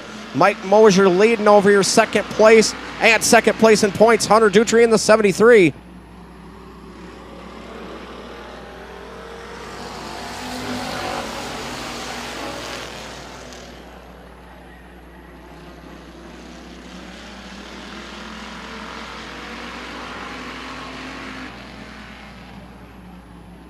Oh, bumper tag galore. The 73 into the back of the 22.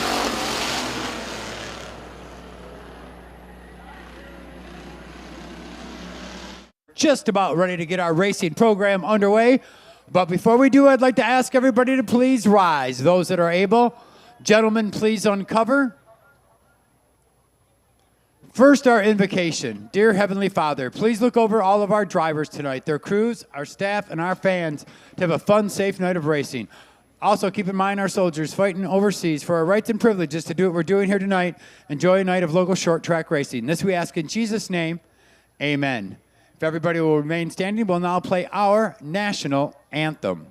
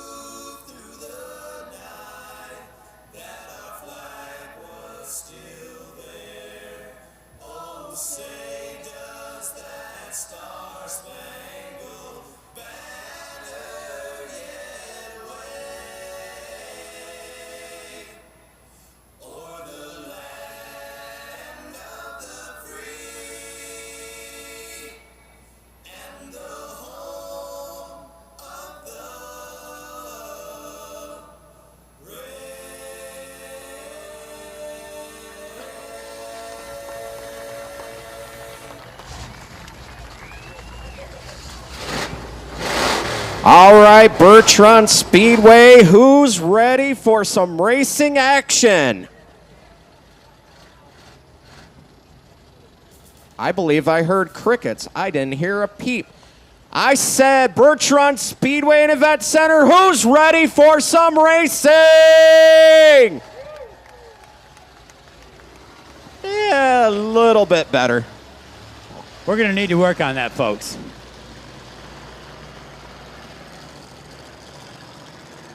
That sounded like April enthusiasm in September. I know, right? What's up, man?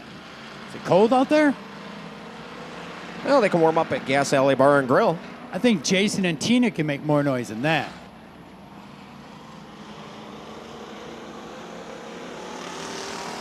Well, we dribbled a little water over there in turn 3 during our mini wedge races, so we're having our pure stock drivers run through it a couple times. It is only water, hoping to dry it up there a little bit, and we'll get this heat race action started here in just a pinch of seconds. 8 laps. First heat race of the night.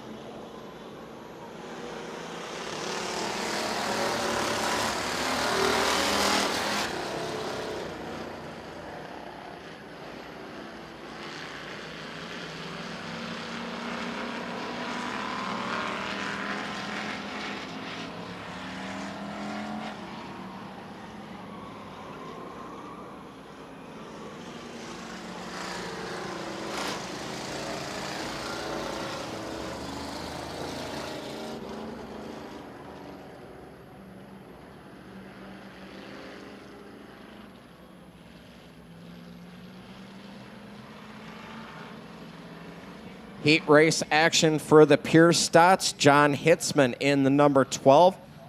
Bob Dickey in the 42 is outside. Cars for sale. Chris Wilbur drives the number 44 to his outside, sitting third in points. Jeremy Johnson. Inside the next row, Tim Kirby had a good run going last week.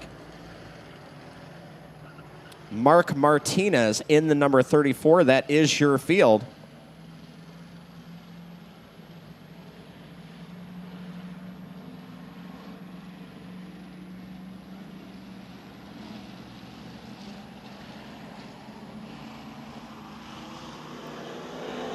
Jeff West waves the green flag. Here we go. Oh, contact on the front stretch.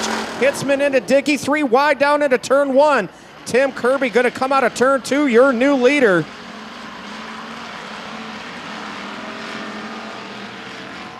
Martinez a little sideways down the backstretch. Gets to the inside of the number 44 of Chris Wilbur. But it's Tim Kirby out front in the 81. Nice 3-4 car length lead over Mark Martinez in the number 34. Wilbur settles into third. Here goes Kirby up the track a little bit, sliding around. Dirt tracking it kind of like he was last week, Chuck.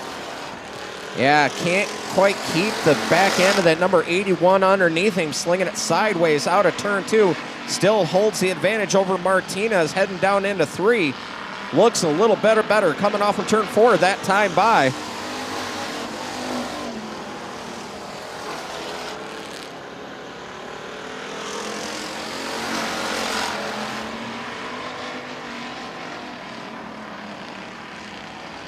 This time by will be halfway home. 4 laps in, 4 laps to go. Whoa, Bob Dickey sideways on the backstretch. That All-American number 40 getting turned around. Gonna stay on the X, let the leaders go by. Kirby makes his way by. Martinez does as well. Good run going for Chris Wilbur and that number 44 running in third. Jeremy Johnson in fourth. Martinez starting to close that gap just a little bit on the 81 of Kirby. He is your fastest qualified car in this race. Trying to reel in your leader. Kirby with the lead, Martinez in second. Probably about 3-4 car lengths back, but Martinez trying to shrink that up. Heads down the backstretch. The 81 kicks that rear end out again, and here comes Martinez. Time's running out, though. This time by, we're going to see the white flag. 1 lap to go. Your leader's going to make their way by the number 12 of John Hitzman. All Martinez, all that ground that he had gained on the 81, it is gone sideways out of turn 2. Coming out of turn 4, checkered flag's going to wave, give the win to the 81 of Tim Kirby. Martinez going to settle for second. Chris Wilbur third, Jeremy Johnson fourth. Hitzman scored in fifth, and Bob Dickey will be sixth.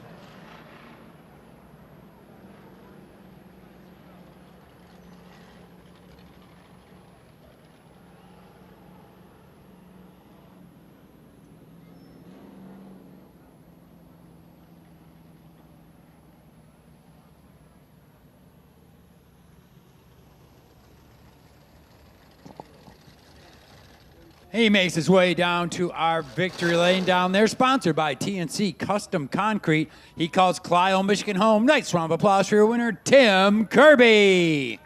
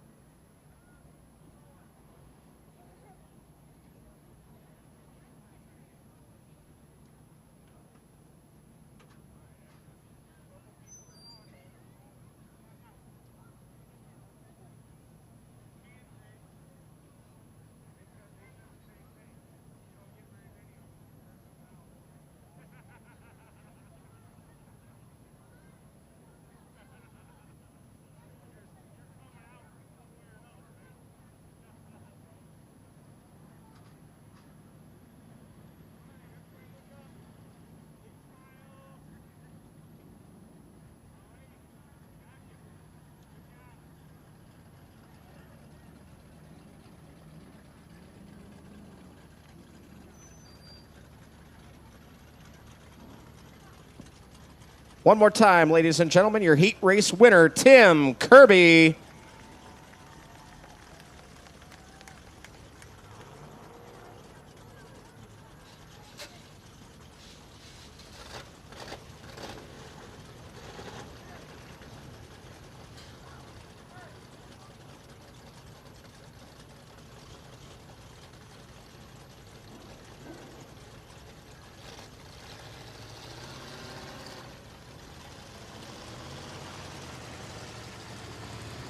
Second heat race for the pure stock class.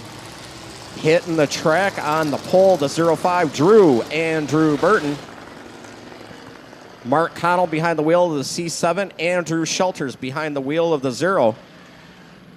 Then you have your top 2 in points, and boy, did they put on a battle last time out. The 22 of Mike Mosher and Hunter Dutry, only separated by 1 point coming into tonight's action. That's how close they were in the feature last week, too, folks. It took about 3-4 minutes after the checkered flag flew before we could declare a winner. We had to go to instant replay, had to look at that, and had to look at it more than once. Well, and that was kind of interesting because my race pass actually had Mosher scored 0.006 seconds ahead of Dutry, but by looking at the Birch Run Speedway YouTube cameras, it was determined that Hunter Dutry won by basically a half a bumper. That's right. You got to go by the eye when they're that close on the last lap. No, transponders can all be in different spots. So here we go. Jeff West drops the green flag. Andrew Burton with the advantage. Oh, a little bit of contact. Dutry and Mosher side by side. Shelters into second to the inside of Connell. That car last week driven by Anthony Williams.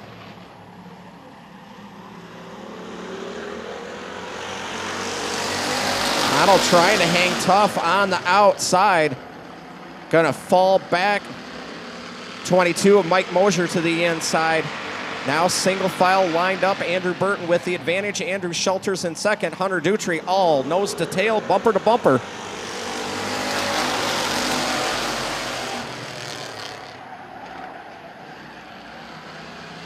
Shelters looks to the inside of Burton as they go for the lead. Connell's going to get it going again there in turn 1. No caution. Green flag still out. Give the lead to Andy Shelters. Shelters in that 0 took advantage of Burton washing up the track down in turn 1. Here comes Hunter Dutry into second. Mosher looking to the inside. Almost gets into the back bumper of the 05. Burton sideways out of turn 3 into turn 4. Mosher digging down deep, trying to get to the inside of Burton. He might have that position going through 1 and 2. Meanwhile, Dutry all over the bumper of Shelters as we go past the halfway point. Shelters trying to keep that car pinned, but here comes Hunter Dutry to the inside, backs out of it on the 0 going into turn 1. Had a bumper up there, but not quite a fender. Thought better of it. Oh, speaking of bumper, he showed his to Shelters just then going into 3. And remember, Mosher told Dutry, I owe you a bumper. Let's see what happens as your top 2 in points trying to chase down the 0 of Andrew Shelters. This time by, white flag out, 1 lap to go. It's Shelters, Dutry, and Mosher all nose to tail with Burton 1 car length behind the trio. And they stay that tight through turns 2, down the backstretch, into turn 3. Into turn 3, Shelters with the advantage. Oh, Mosher lays the bumper to Dutry. Checkered flag flies. Give the win to Andrew Shelters. Dutry hangs on for second. Mosher third. Burton fourth. And Connell will round out your field in 5th.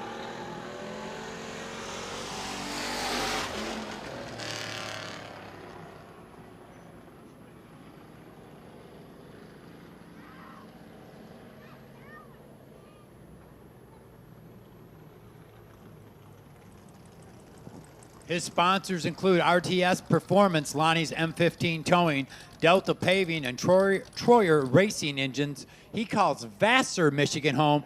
Nice round of applause for your winner, Andy Shelters.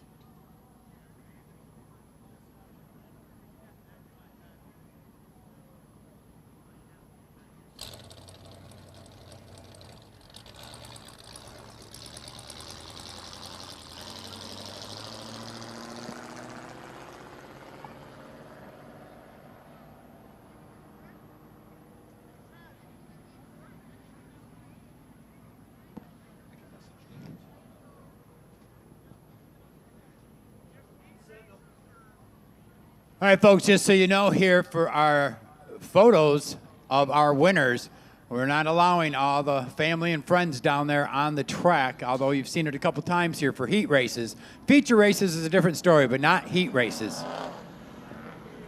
Just going to get a picture of the driver with the checkered flag and for a heat race. Thanks, folks.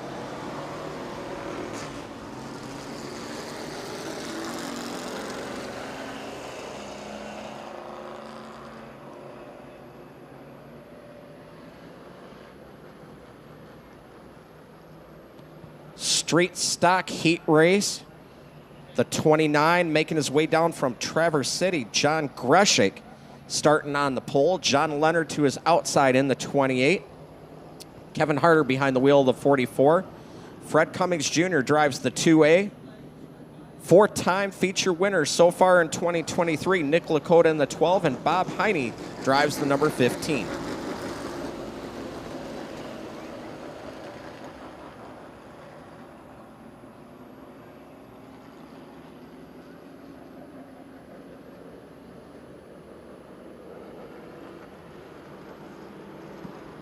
Nick Greshik making his first appearance of the season here at the Birch Run Speedway will lead us to green in that number 29, and we apologize if we're abusing his last name. Jeff West looks the field over. Green flag's out. Here we go. John Leonard with the advantage down into turn one. Coming out of turn two has the lead. Fred Cummings Jr. into second. Here comes Lakota in third. Harder looking to the outside of Greshik in turn four for that fourth spot. Oh, almost contact out of turn four between the 2A and the 12.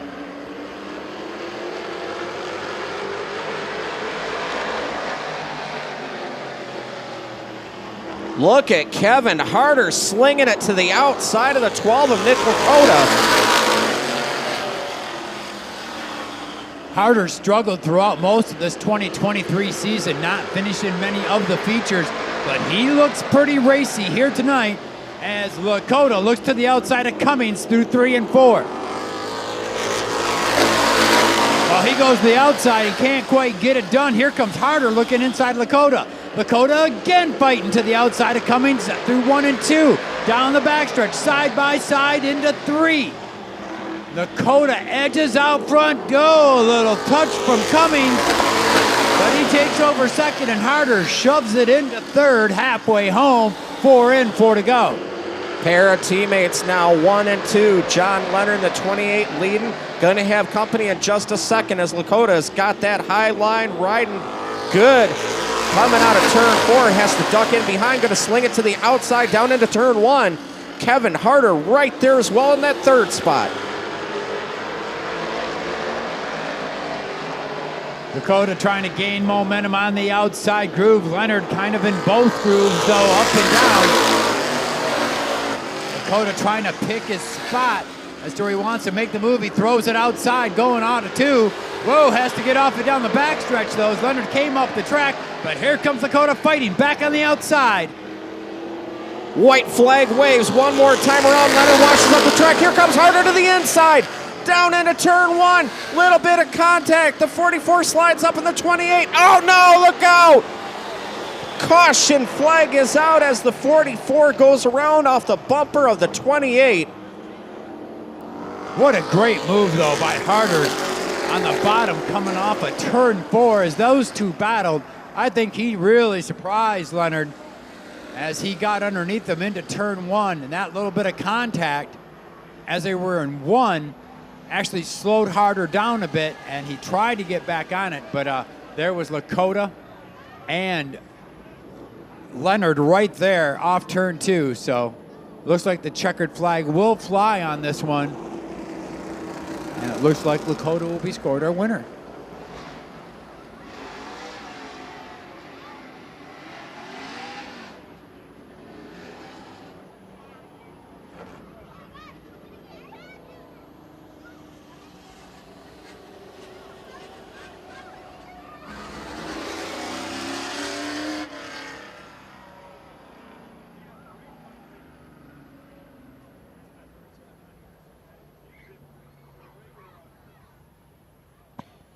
Well, he pulled it pit side. Gentleman calls Flushing, Michigan home, sponsored by Showcase Auto Sales, Barry Floor Covering, and Ryan Competition Engines. Give it up for your winner, Nick Lakota.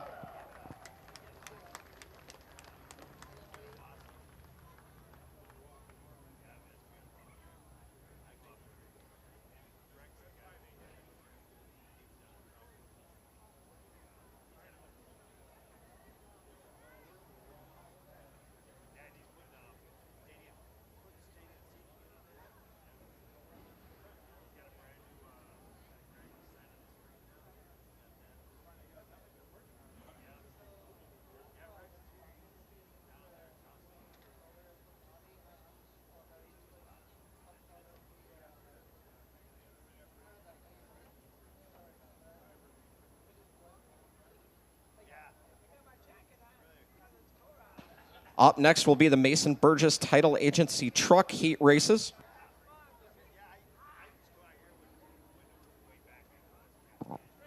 Let's go trucking.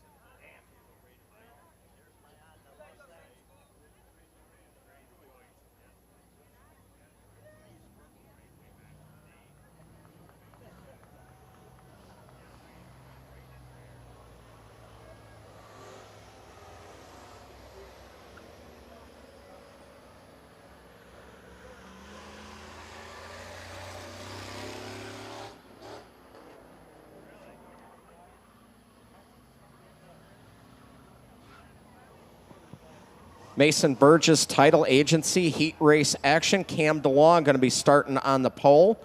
Ricky Gillette to his outside. Inside the next row, GL3, Gregory Long the third. Dan Chamel behind the wheel of the 47. And rounding out your field in this heat race, the birthday boy, Anthony Richardson in the 422.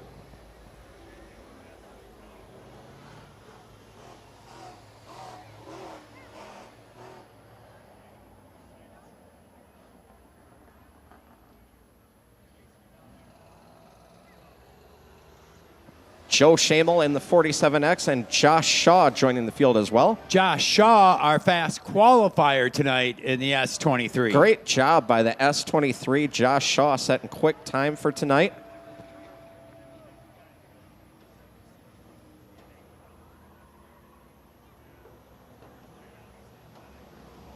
Jeff West waves the white flag. Will be green out of turn 4 next time around.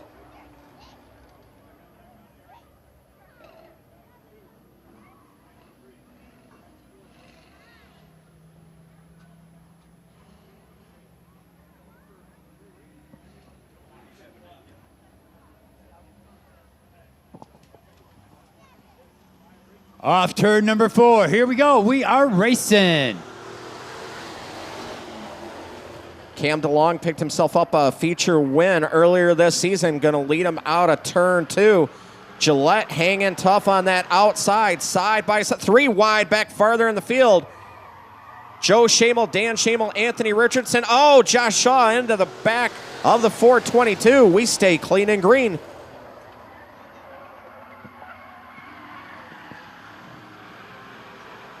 Gillette hanging tough there on the outside. Running very well tonight. Best qualifying effort of the season in the 51. Don't look now. Here comes your current point leader, the 47X of Joe Shamel. Looking to the inside of Gillette, trying to take over that second spot. Cam DeLong with the advantage down into turn 3.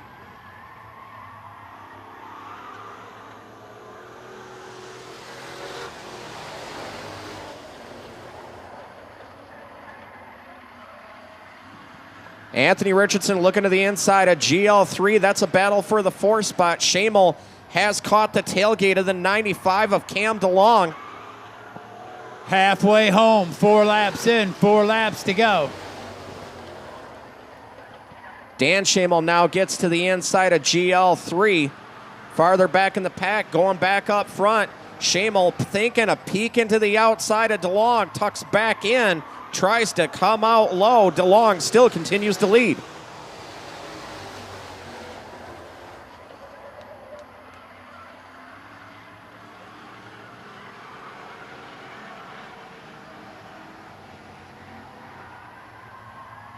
Oh, a little bit of bumper action. Joe Shamel into the back of the 95 to the quarter panel. They touch down into 1. Who's going to give? Side by side battle for the lead. Shamel on the inside, DeLong on the outside. DeLong left just enough room, and Shamel filled that hole. This time by, he's going to see the white flag. 1 lap to go.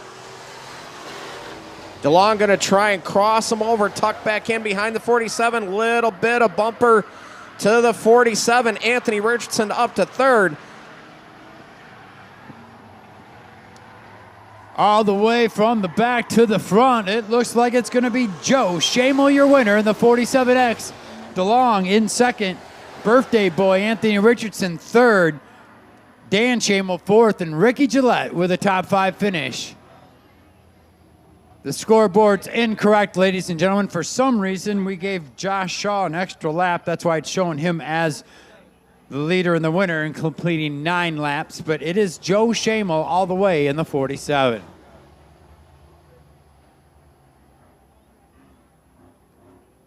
Well, looks like he's going to pull at pit side, and that 47X calls Mount Morris, Michigan home, sponsored by Shamel Racing and Auto City Used Cars. Give it up for your heat race winner, Joe Shamel.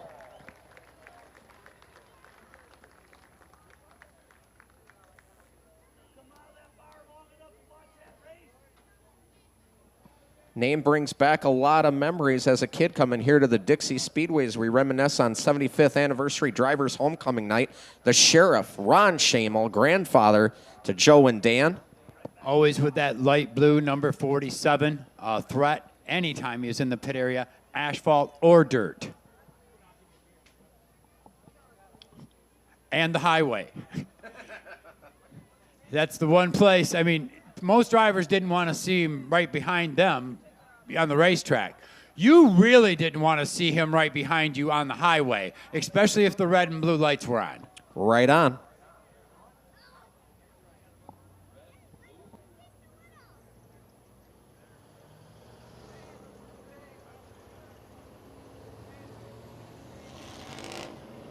Heat race number 2 for the Mason Burgess Title Agency trucks. The 55 currently 2nd in points, Anthony Duvernay. Mark Wilcox behind the wheel of the 67. Dustin Hitzman behind the wheel of the 19. Matt Mosher behind the wheel of the 79.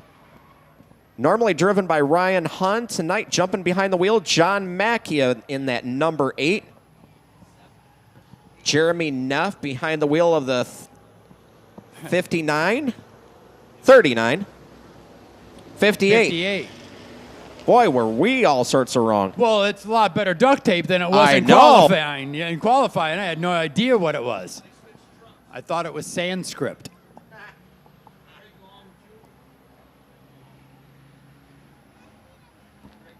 And GLJ in the 21. That is your field. Jeff West keeping an eye on him out of turn 4.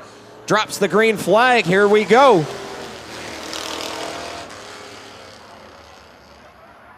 Oh, look out down in turn 1. Battle farther back in the pack. Everybody trying to get around the 19 of Dustin Hitzman.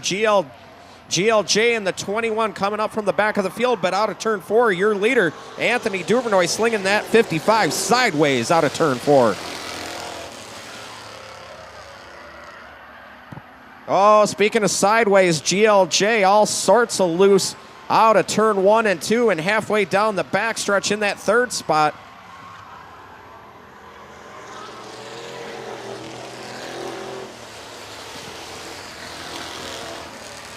GLJ now moving into that 3rd spot in the 21.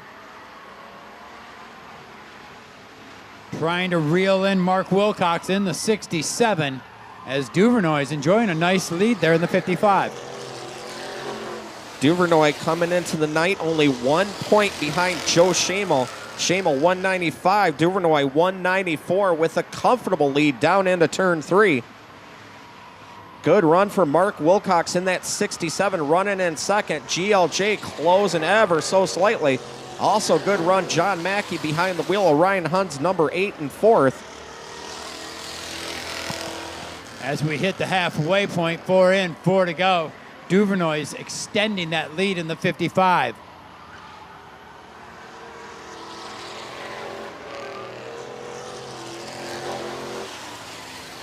Battle starting to heat up as GLJ looks to the inside of Wilcox. Wilcox went way high entering turn 1. Gave up a lot of ground, pulls ahead of GLJ as they enter turn 3. GLJ side by side, new second place at the line. Oh wait, not so fast. Here comes Wilcox back in the 67. Wilcox getting a good run off the corners and down the straightaways. As he's side by side with Long, you'll see he gained the advantage. White flag out, 1 lap to go. Problems for the 79 of Matt Mosher, flat right rear tire, having to pull it off. Long now solidly in that second position as Wilcox washes up the track in the first turn. Although here he comes back looking to the inside for second. Little bit of contact, Long sideways. Wilcox trying to fill the hole, thinks better of it. And second place will go to Long. Wilcox in third, Mackey fourth, Neff in fifth. But your winner, Anthony Duvernay.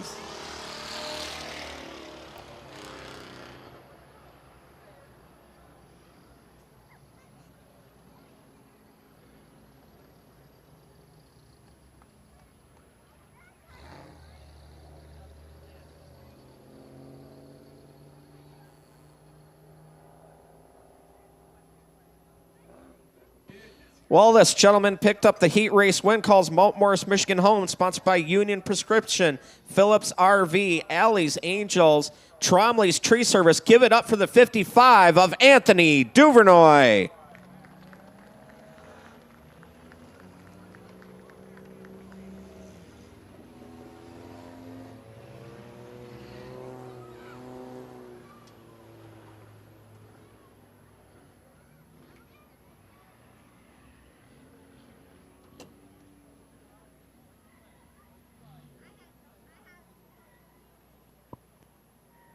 Front wheel drive heat race action taken to the track.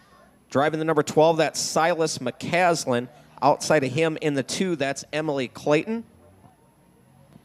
Coming over from Port Huron, Michigan, Sean Polium in the 08. To his outside in the 95, that's Dagan Clayton. And then you have your current point leader in the front wheel drive division from Montrose, Michigan in the Boondoggle Racing, number 70, that's Charlie Boone.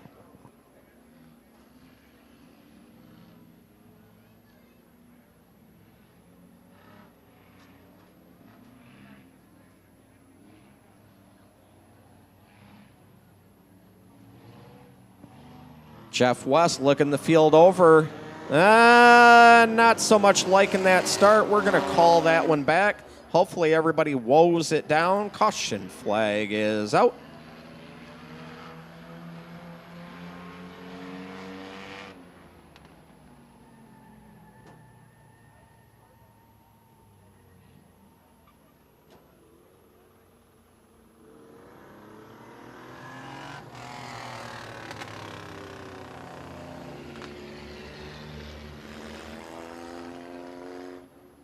Well, flagman Jeff West not liking that start. We want him nice and even coming off from turn 4. Make it fair and square for everybody.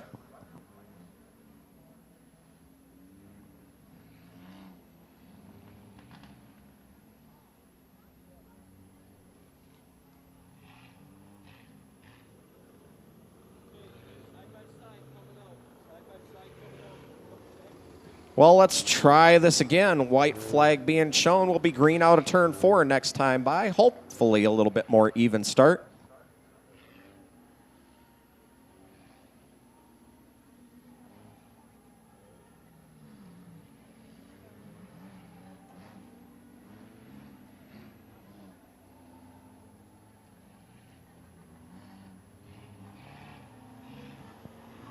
Batter start out of turn 4. Green flag waves. Here we go.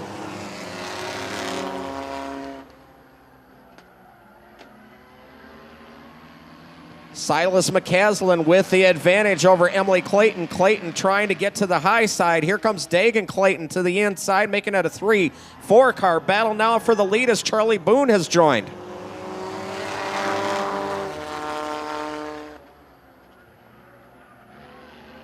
McCaslin with the advantage down into 1. Dagan Clayton throws it to the inside. Charlie Boone follows Dagan through. Takes over that second spot. We got a new leader. Dagan Clayton in the number 95. Birch Run version of Lightning McQueen.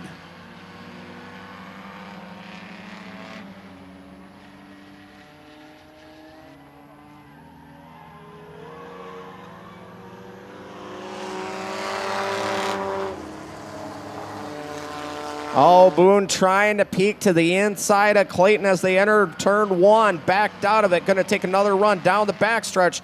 Looks to the inside. Not much room down there. Halfway home, 4 to go. Clayton still your leader.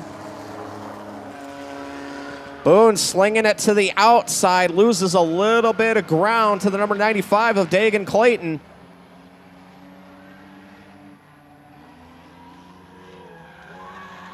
Little bit more even with the 95 down the front stretch. Better run down into turn 1.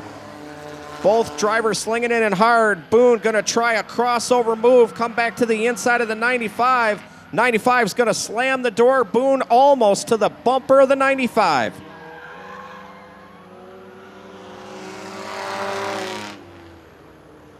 Great battle for the lead here in the first heat race for our front wheel drives. Charlie Boone trying to find a way around Dagan Clayton. Looking outside, looking inside, now outside through 3 and 4. Time's running out though, this time by. White flag out, 1 lap to go. Charlie Boone going to make one more move on the 95. Gets on the brakes, stabs the brakes, goes back to the inside. Oh, gets on the brakes to stay out of the bumper of the 95. Looks back to the inside. Oh, we got contact over in turn 3. Boone with a flat right front tire, the 95 around. Caution flag is out.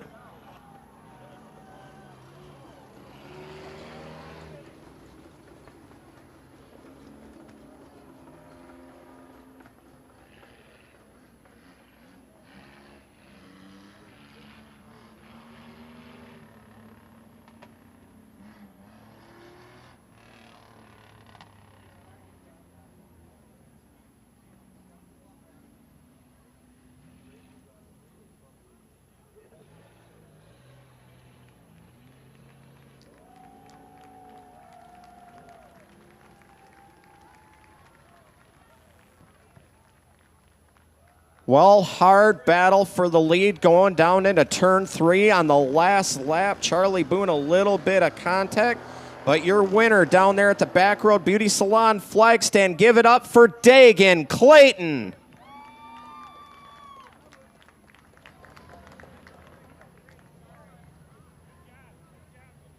Nope, folks, I'm sorry. There will be no other pictures taken, just of the victory. Alrighty, just letting you know.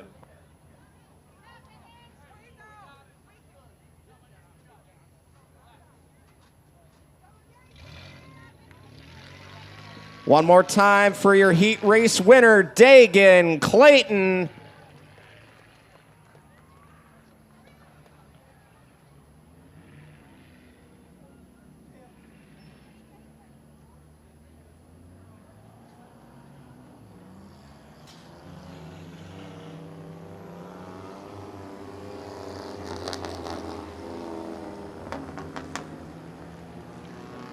Heat race number 2 for the front wheel drives. Feature winner earlier in the season, Troy Deischer, drives the number 83 to his outside. Our pace car driver extraordinaire, the Lone Granger, Keith Granger behind the wheel of the 52. Welcome back to the Birch Run Speedway, Corbin Kelly behind the wheel of the 54. Abby Kolb drives the number 89, and this gentleman picked up a feature win as well as a B feature with the National Compact Touring Series last week. That's the 14 of Jeff Asmus.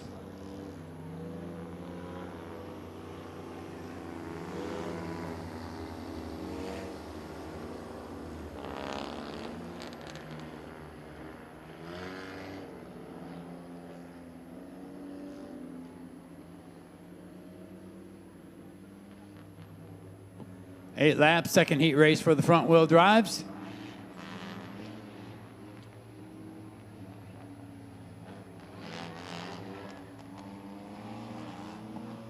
Nice even start. Jeff West going to wave the green flag. Here we go.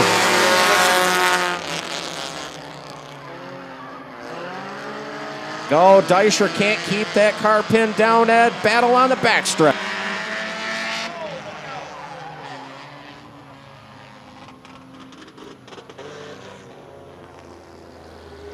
Deisher spinning wildly off of turn number 3. We'll have a complete restart on this one. You okay, Chuck? When you see that car get that crossed up in front of the field, you automatically think the worst is about to happen.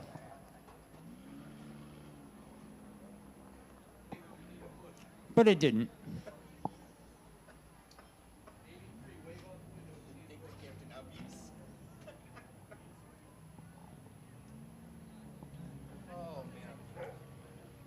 Although the way he spun, he might need to change his driver's suit when he does get back to the pit area.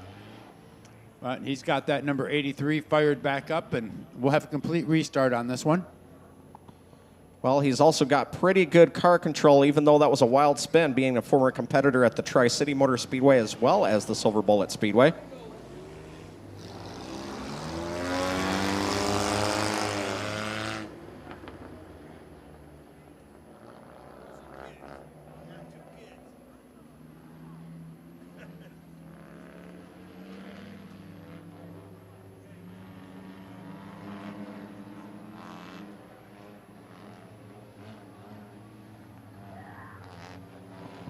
Well, let's try this again. Deisher on the inside, Granger on the outside, on the gas, out of 4. Green flag's waving. Here we go.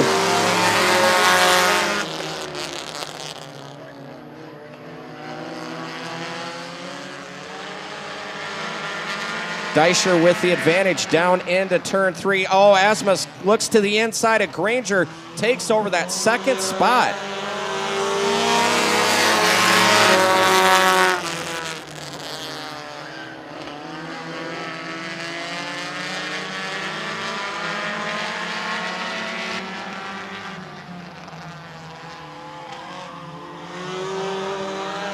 Jeff Asmus in that 14 taking advantage, going around the outside of the 83 of Deisher, taking over that lead.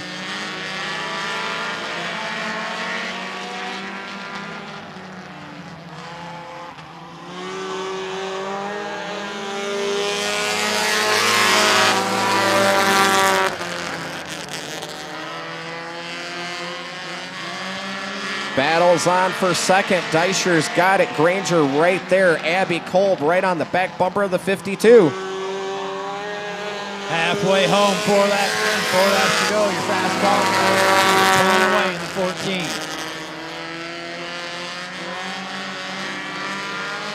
14. Granger looking to the inside of Deisher down the backstretch, looking to take over that second spot. Deisher way high. That's going to allow the 89 of Abby Kolb to get to the inside. Here comes Corbin Kelly looking to the inside in the 54.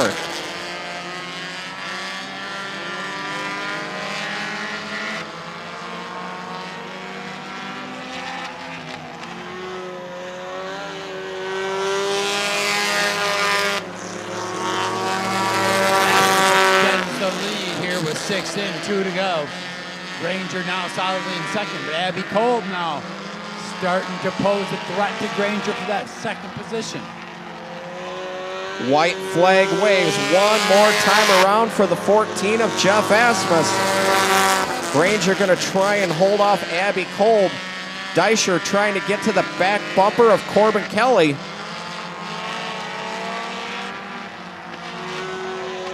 Checkered flag waves give the win to Jeff Asmus in the 14. Granger's going to get second, Kolb third, Kelly fourth, and Deischer will round out your field in fifth.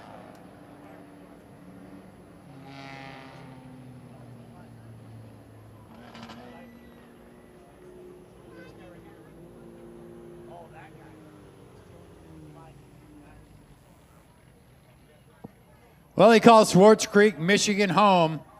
Finding victory lane again this week. How about a nice round of applause for your winner, Jeff Asmus.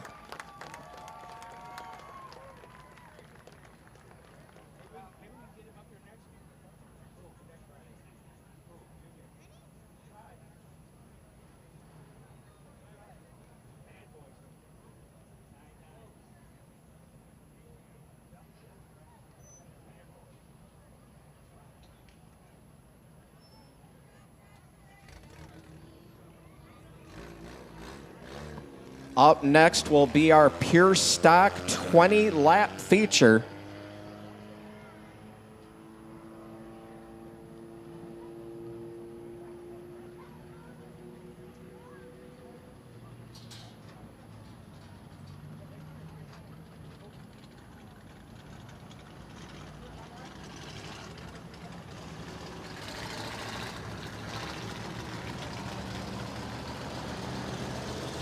Pure Stock's rolling out on the third mile. Jeremy Johnson drives the M47 to his outside. Tim Kirby in the 81. Mark Martinez drives the 34. Andrew Burton behind the wheel of the 05. Mark Connell in the C7 to his outside. Picked up a heat race win earlier. Andrew Shelters in the 0. Your point leader coming into the night, but only by one. Mike Mosier behind the wheel of the 22. Hunter Dutry second place in points coming in. And then that number 73. Chris Wilbur drives the number 44. John Hitzman in the 12. And Bob Dickey behind the wheel of the number 40. That is your field for 20 laps.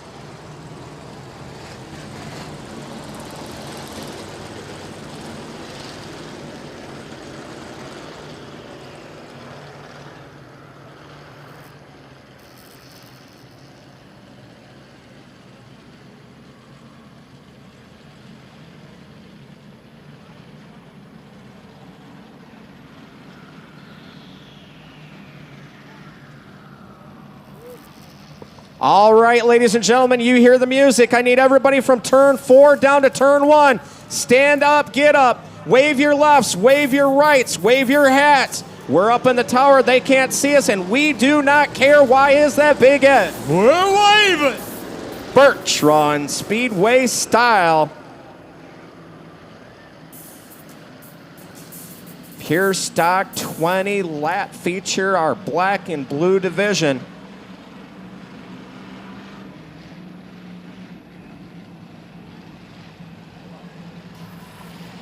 Jeremy Johnson going to lead the field down on the gas out of turn 4. Jeff West waving the green flag. Here we go.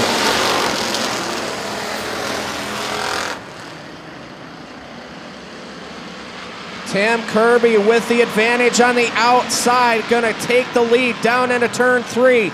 Andrew Burton comes around Johnson. Going to take over second. Shelters on the high side. Going to take third. Johnson getting freight trained. Oh, Kirby still with handling issues, loose off from the corners. Better entry down into 3, coming out of turn 4, not sliding that 81 machine.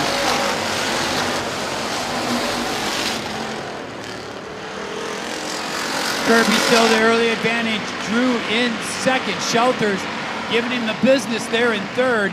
Dutry fourth. Mosier fifth.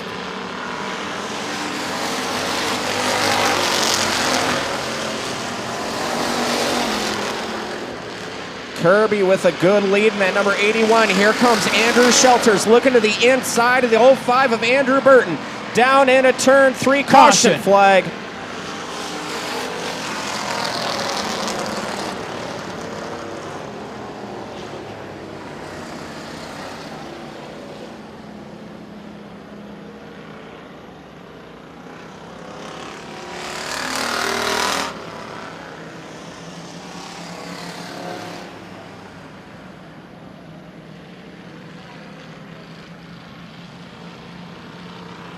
Taking a look on the third mile, see one of our tires got pushed a little bit into the racing groove. That's why the caution flag flew.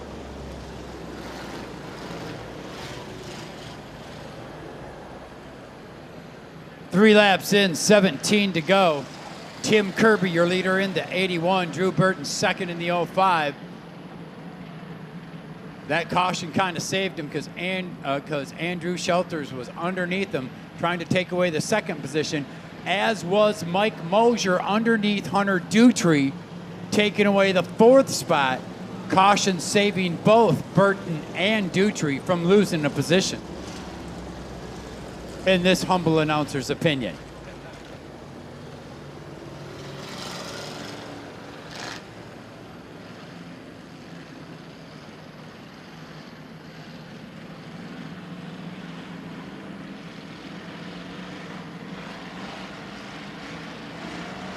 Driver's going to be told to double up.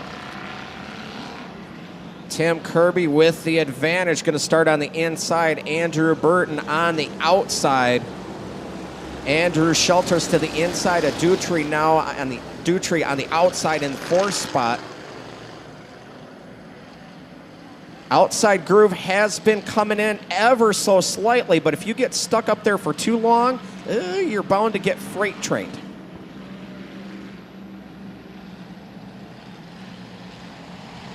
Three down, 17 to go. Green flag flies. We're back to racing.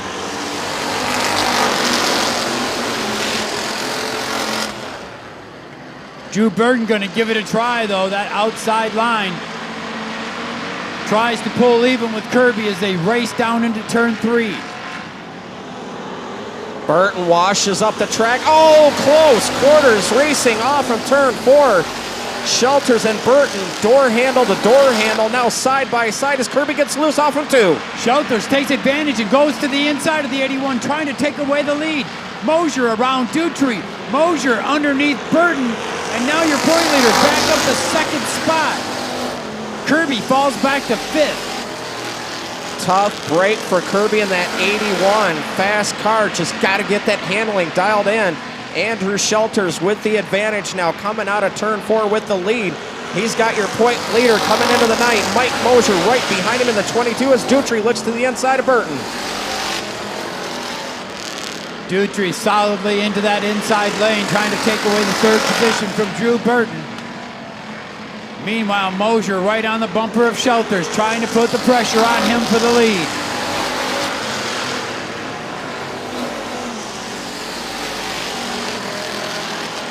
Battle side by side for that third spot. Here comes Tim Kirby looking to the inside of Burton down into turn 3.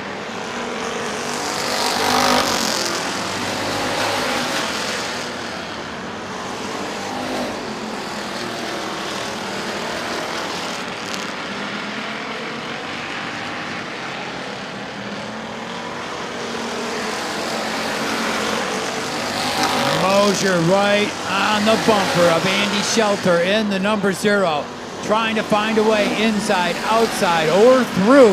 He's looking for a way to get by. As this time by, we're going to be halfway home. 10 laps in, 10 laps to go. Shelter still your leader. Mosier second. Probably about 10, 11 car lengths back to Dutry in third. Burton fourth. Kirby fifth, all bumper to bumper. Handling might have gone away on that 73 of Hunter Dutry as Burton is all over his back bumper up front. Andrew Shelters continues to lead. Mosier all over the back bumper of the number 0 as the laps are winding down. It appears the 73 has some kind of problem, just trying to keep it glued to the bottom and keep Burton behind him. Burton and Kirby bumping the bumper lap after lap all over Dutry.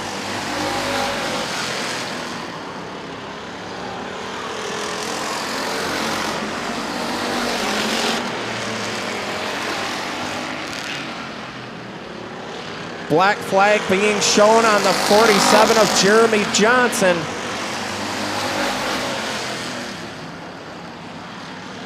Battle's not changed up front. Mosier still working the number 0, trying to find a way by. All over the bumper, looking to the inside, looking to the outside. as the duo continues to put distance between them and third place Hunter Dutry. This time by, your leader's going to see the signal. 5 more laps around as we got problems on the front stretch. A C7 Mark Connell slow. Your leader's coming up on the 40 of Bob Dickey trying to make their way around. Caution flag out.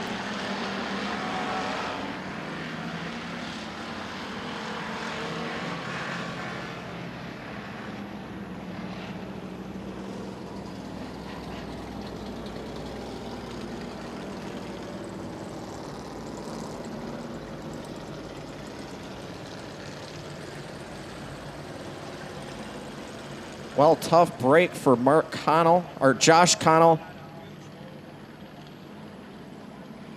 That car last week driven by Anthony Williams. Had the lead until got into a little bit of fluid down in turn 4, allowing Mike Mosher to get to the inside.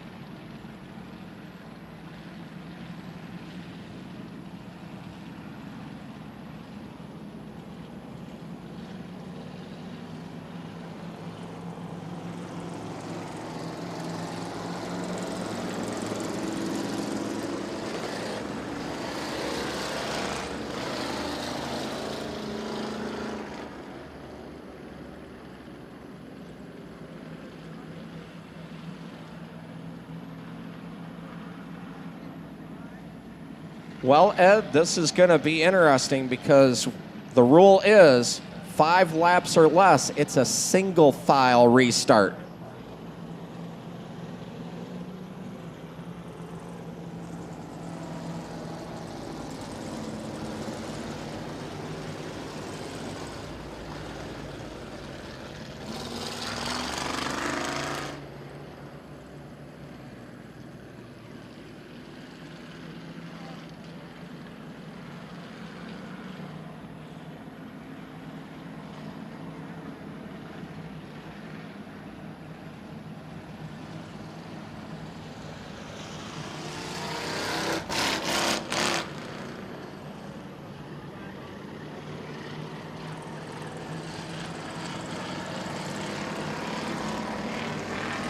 Jeremy Johnson rejoining the field in that M47.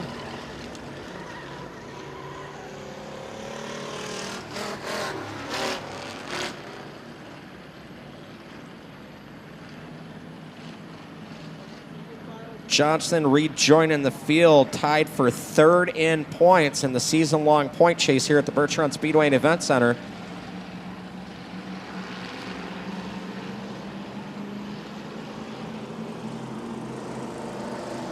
White flag is out, will be green out of 4 next time by. 5-lap shootout.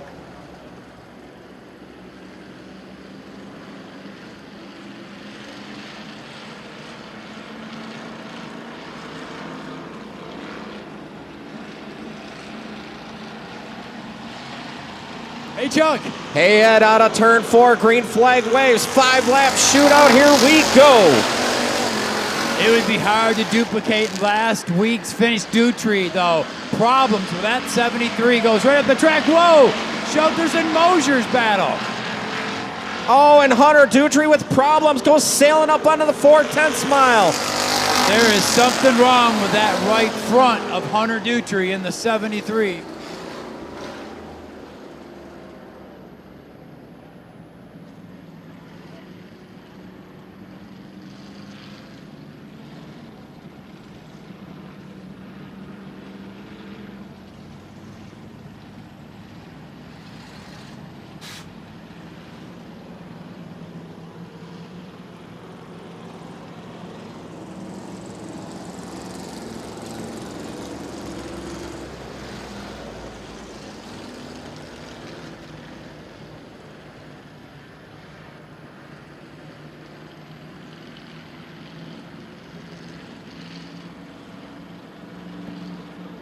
16 laps in, 4 to go.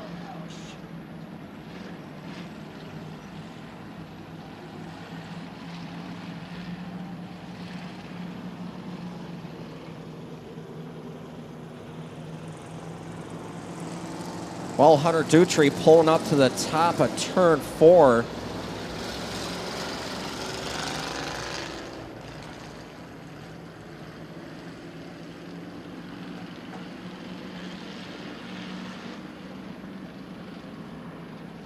Something not right with that 73 going down into turn 1. The car just would not turn. And then down into turn 3, got washed up the track for that 3-car battle through the grass and up onto the 4/10 mile.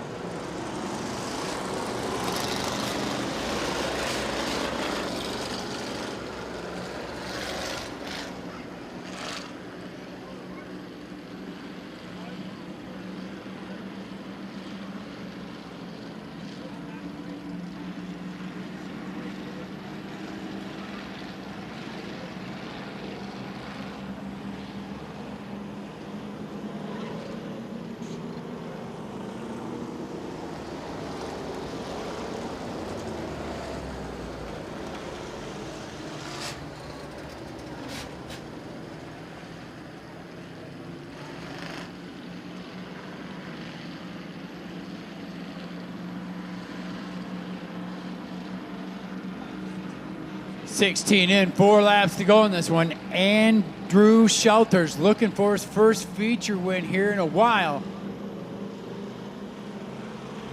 Or ever. Chuck and I are looking at each other like, has he got one before? So that'll be a question to ask him in 4 laps here. 4 more trips around the 3rd mile here at Birch Run Speedway. Shelter's going to lead him down at a steady pace into turn 3. Mosier going to stay glued to the back bumper of the 0. Gives him a little push into 4. Green flag's out. Here we go. Oh, Mosier went a little bit high. Opened up the door for Andrew Burton. Here comes the 05 of Drew Burton to the inside of your current point leader, the 22 of Mike Mosier. Exactly what Andy Shelters wanted to see. He enjoys a 2-3 car length lead, driving it down into 1.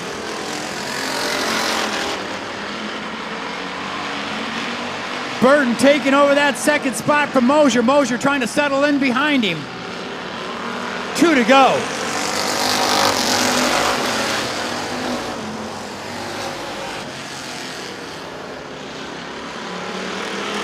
Mosier now trying to work back to the inside of Burton. Burton closes the door going into 3. Here comes a white flag. 1 lap to go for Shelters. Mosier inside of Burton for that 2nd spot. He's going to take it away. Kirby right there. No, he can't make a move.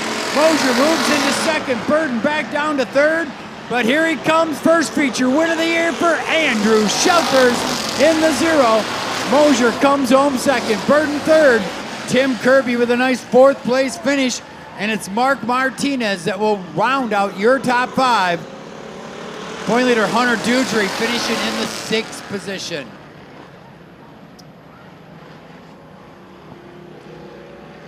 Well, exciting feature win there. Could be his first one ever in this division, but I'll send it down to my partner in crime, Chuck Darling. He'll find out all the answers.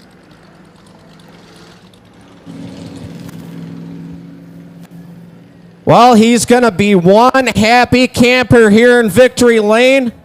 Troyer Racing Engines, Twisted Graphics, just a few of the sponsors on the side of this 0.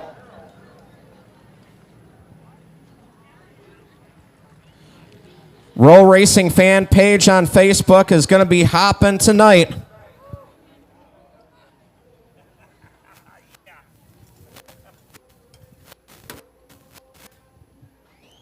He's climbing out of the car, ladies and gentlemen. Your feature winner, Andrew Shelters. Andrew, come over here, buddy. Congratulations. Heck of a run. Welcome to Victory Lane here at Birch Run Speedway and Event Center. Thank you. It's been a blast. Did a great job out there tonight. You had a heck of a battle first with Dutry and then with Mosier. Tell us about that. I was just trying to hold him off is all I was trying to do. You kept that car pinned on him. Now, who makes it all possible for you in the number 0? Oh, I couldn't do this without Adam in the row and Troyer and everybody, the wife, in the track. Oh, and especially you can't forget the wife. That gets husband points right there. Ladies and gentlemen, your feature winner, Andrew Shelters. Chuck, is that his first one? Andrew, is that your first one? Yep. First ever, buddy. We had to know that, Chuck.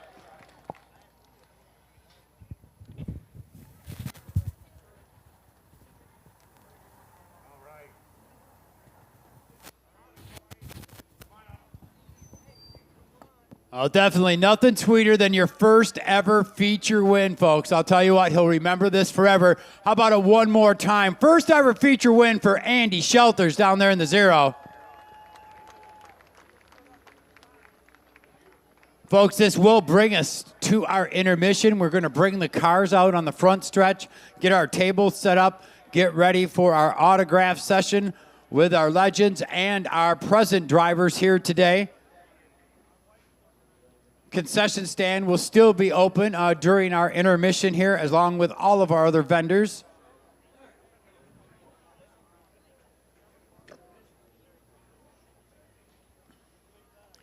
Mod feature will be the first one up after our autograph session intermission. It'll take us a few minutes to get all the cars lined up on the front stretch for you folks. Once we've got them all out there, we'll let you out on the front stretch so you can meet and greet your favorite race car driver, get some autographs. Most of these drivers got some goodies for all their race fans here tonight too, especially the little ones. So check that out. I can't guarantee they all do, but most of them usually do participate. We'll be setting up a table or two down there. We'll have some of our legends that have been here in attendance throughout the season are here tonight, signing autographs and such down there for you also. So again, all of our vendors wide open, ready to serve you during this time. Turn on some tunes right now, but Chuck and I will be back to take a trip down Nostalgia Lane here in just a little bit, celebrating 75 years of racing. 75 years of racing here at the Birch Run / Dixie Speedway.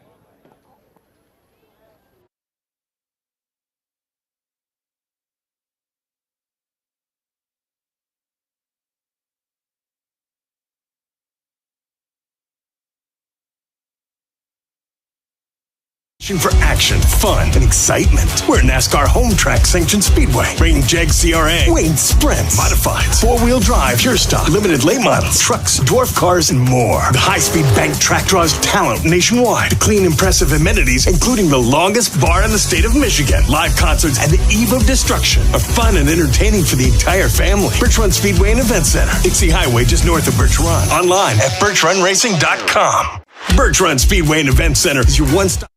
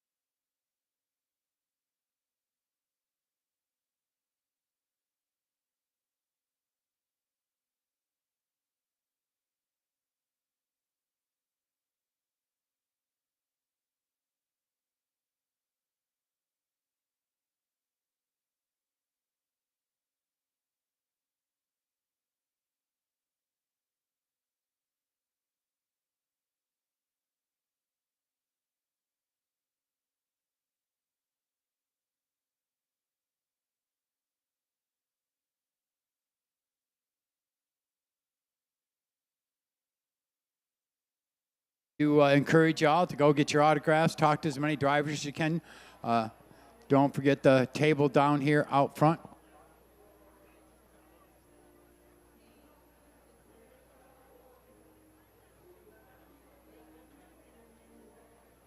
Make your way around. Chuck and I here are going to take a walk down memory lane, if you will. I've been doing a little digging. I found some old marked times, so I randomly grabbed a couple here, and each of them have an article from Dixie Speedway in it. If you folks aren't familiar with the marked times, because if you're a fan of today, you're probably going, what is he talking about? Well, the marked times back when I was a kid, which would be I was a kid in as the well. 70s and 80s and such, was our only lifeline outside of our very own racetrack that we went to. You know, you could learn about your own racetrack, what was going on, but there's racetracks all over the state of Michigan, and the only way back then that you knew what was going on is either to be at those racetracks or get out to your mailbox if you had a subscription every Thursday, sometimes Friday. They might be a little late, and you grabbed your Mark Times Racing News. It's filled with stories of tracks that surround the Midwest, of their feature winners, and it came out on a weekly basis. Also, a lot of columnists made their mark writing columns for the Mark Times Racing News, which was owned by Dick and Pat Beebe. Rest in peace. So let's see. Chuck, why don't you start us out? What volume do you have here in front of you? Well, courtesy of my good buddy Big Ed Enlows, we have September 8th, 1998. Brabs, Grizzle, and Erlenbeck take Dixie titles. So this would be almost 25 years ago here at the Dixie Speedway. Season championships crowned at Dixie Motor Speedway on Friday, and more than one battle came down to the win. Ted Johnson set fast time at a 15.212. That would be Robbie Johnson's father. Heats went to Dan Engel and Tim Schinnebarger. In the feature, Schinnebarger started on the pole, jumped out front. He drove low and held the lead until lap 11 when Tony Basalone, who started in the outside front row, was knocked back to fifth. Tony worked the high side, putting a great display to take the lead and field on for his first late model feature win ever. Kenny Hayden chased over the line for second over Jerry Masters, Dean York, and Ted Johnson. Tony Brabs finished seventh and won the title. Keep going. Brabs was hot in modifieds as well, as he set a new track record at 14.776 Junior Rally, and Bobby Maraney picked up heat wins. Wow. Maraney jumped in the early feature lead, but was passed on lap 5 by Frank Evans Jr. Evans went sour on lap 12, forcing him out and giving the lead back to Maraney. It stayed that way until the end as Maraney took the checkered. He failed to stop at the scales and was DQ'd, giving the win to Tony Brabs. Wow. Who beat out Buck Harson just enough to win yet another track title. Dave Flanagan was second over Harson, Jeff Reamer, and Todd Matheson. In factory stocks, Kevin Grizzle continued his success with fast time at 16.307. Nobody can forget the Pink Panther. Heats were won by Frank Delecki, John Hitzman, Phil Bone, Roy Wood, and Jim Urban. Swervin' Jim Urban. Matt Lewis came from the rear to his second, or to win the Consi, while Wood took his second checker of the night in the semi. Kevin Coughlin ran a strong feature, leading the first 10 laps. Mark Besaw overtook him and led until lap 15 when Joe Johnson got around. Johnson took his second win of the year over Bill Livesay, Grizzle, Besaw, and Urban. Grizzle took the track title.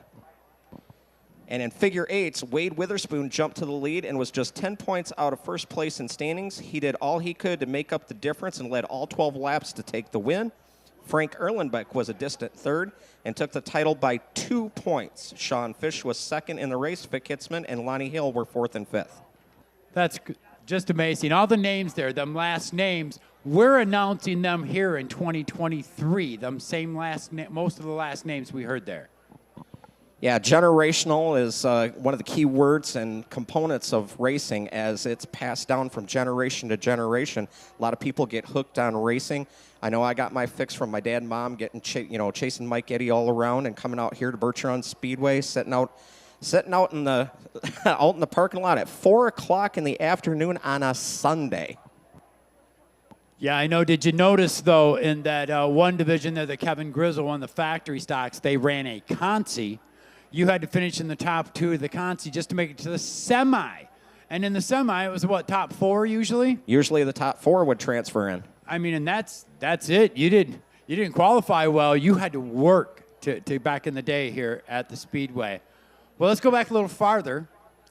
I have a marked times here from August 17th, 1993. This will feature racing action that happened August 14th, 1993, here at the Dixie Speedway. I graduated in 93. And this one is titled Brab's Best at Dixie. The 1993 season has been quite a struggle for defending limited late model track champion Tony Brabs. Since winning 2 features early in the season, Brabs hadn't tasted victory, but Friday night, Brabs had his ride dialed in and he finally was able to grab his 3rd feature win of the season. He looked like he was shot out of a cannon at the outset as he quickly worked his way through the field and by lap 3 had wrestled the lead away from early race leader Mel Householder. Just a recent inductee into the Michigan Motorsports Hall of Fame. That's why I hesitated. Brabs continued to build his lead while 2-time feature winner and current point leader Dean York worked his way in 2nd. York was able to get on Brabs' bumper, but was unable to pass. Meanwhile, further back, crazy Chris Henderson, Householder, and Greg Childers battled for 3rd. A late caution tightened the field and put a lapped car between York and then 3rd place Henderson. But in the end, Henderson wasn't able to mount a threat. The final finishing order was Brabs, York, Henderson, Householder, and Childers. Again, names we're announcing here today. His grandchildren are racing out here now. Makes us feel just a little bit older. And that Carl York, that would be Yogi York, as some of you might remember. In prelims, York had quick time with Brabs and Tony Callahan taking heat wins. Childers was victorious in the pursuit. Kyle Callahan's uncle, the Spider-Man, Tony Callahan. Yes, sir. In the figure eights, the points battle rages on between Robbie Loving and Randy Cronenwet. When they brought the Motor City Madmen up here from Flat Rock to run on the figure 8. And Friday night, it was Loving coming out on top to claim his 3rd feature win of the season. Loving quickly charged in the lead, beating Cronenwet at the start. From there, Loving only had to survive several close intersection encounters as Cronenwet was not able to mount any serious challenge. In the end, Loving won over Cronenwet, Leonard McDonald, Greg Pace, and Dave Bazzi. In prelims, Dennis Wisman set fast time, but later damaged his car in a wild ride. He wasn't hurt. McDonald won both the heat and the pursuit. For the factory stockers, it was Chris St. James becoming the 9th different winner this season. 9th different winner. As he captured his first feature victory of the year. St. James started on the front row and quickly moved into the lead. He built a comfortable margin as some of the faster cars worked through the field. By the midway point, it was Mike Walther who worked up to 2nd and began settling his sights on St. James.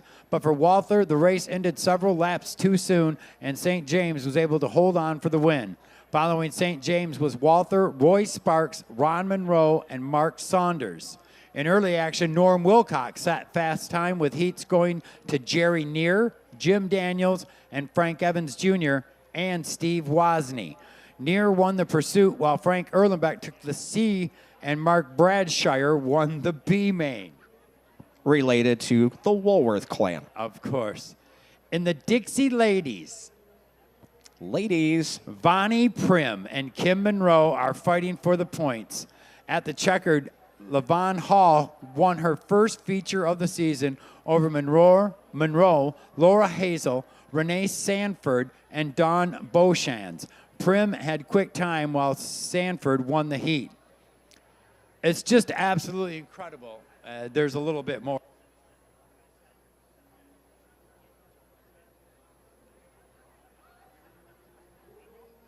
Exactly. Like we said, generational, it carries on. It's good to see the 2nd, the 3rd, the 4th generation coming up through and joining the fun here at Birch Run Speedway and racing across the state of Michigan, too. And as you talk to any of the old timers here and the legends and stuff tonight, they tell you about having to run a consi and work their way into the semi and stuff. But, you know, in this day and age, racing has changed immensely since these articles that we're reading were written. You know, the car counts, the price, the expense, all the new technology, the parts, the internet. You know what I mean? All these things are factors in what's changed racing from these stories we're telling to the races we're calling today. We got to give a shout out, even though I have not seen it, I have heard lore from Gary Lindahl, the voice of Flat Rock and Toledo Speedway, having nearly every volume of the Mark Times Racing News. I would always race my dad out to the mailbox every Thursday to try and get my hands on it first, to be able to read it front to back, read all the columns that was in there. Dick and Pat Beebe did a great job on keeping everybody keeping up with the times. There was never a race at my house. I always got it.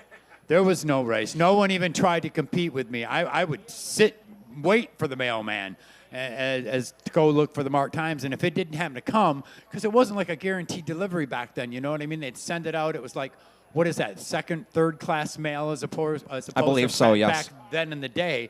So you'd expect it Thursday, but sometimes it wouldn't come, and I would be so disappointed when it wasn't. You know, I probably could have saved everyone too, because my dad was a subscriber right from day one. But I never thought of it to keep them. I cut them up. That was my problem. Yeah, speaking of that, you brought more than these individual Mark Times. Ed has been ever so kind. Him and his wife are currently decluttering, and he found a scrapbook from, what did you say, Ed, when you were about like maybe 8 years old, 9 years old? Well, I actually started working here selling popcorn when I was 7. And that kept me here a lot later than I was used to before. And I stuck around the track a lot more. So I started getting pit passes and stuff like that from the drivers. But then I realized that all these articles, and let's be honest, I was a huge Tommy Meyer fan, as Chuck has looked through. I already took a preview look at this, but to look at not only the pictures, but the names that you see. Very first article I see here is Go ahead and read that. Aldrich and Hengy at Dixie. Jim Aldrich drove to an easy victory Sunday night at Dixie Motor Speedway in Super Stock action, which was the super late models. Right. While Dick Hengy topped the flying stock main event. Aldrich began the evening by posting fast time of 15.58 in his industrial supply sponsored 1975 Camaro. Ed Rethman led the first 7 laps of the yellow flag marred main event, and on lap 8, Aldrich motored by to take the lead for keeps. In order behind at the checkers were Jim Roberts, Divin Carpenter, Don Carpenter. Sorry, can't read the writing there. It's tough. Noel Box, Yep. Johnny Roberts Jr., the late, great Willie Rose, Ed Dammer, Ron Shamel, Dave Mulder, and Ron Marset. Wow, there's a name right there. Dave Mulder, the original flying farmer from out there in Owasso, Michigan. And you mentioned Ron Shamel. Two of his offspring are racing with us here tonight. It just goes on and on. In other super action, Jim Roberts snatched the dash win from Aldrich. Dave Mulder won the initial heat over, here's another good name, Fred Warner, former promoter at the Tri-City Motor Speedway. Terry Jerema won the second heat with Gene Isaacson close behind. Aldrich topped Johnny Roberts Jr. in the fast heat, and Jerema came back to win the pursuit with Dammer second. And here's another one, Jimmy Wheaton coming from the rear to finish third. Yeah, there's a nice article that I've got in here from the Flint Journal. See, that's what I did is, unfortunately, we can't tell you exactly what date that happened. Now, in time later on, the Mark Times would put the date right there next to the town, the hometown, but back then they didn't. These articles are from sometime in the 70s. And we also got to acknowledge the person that wrote the articles, Dennis Castile, as well. Yes, Dennis Castile was the voice of this speedway along with Auto City for many, many years.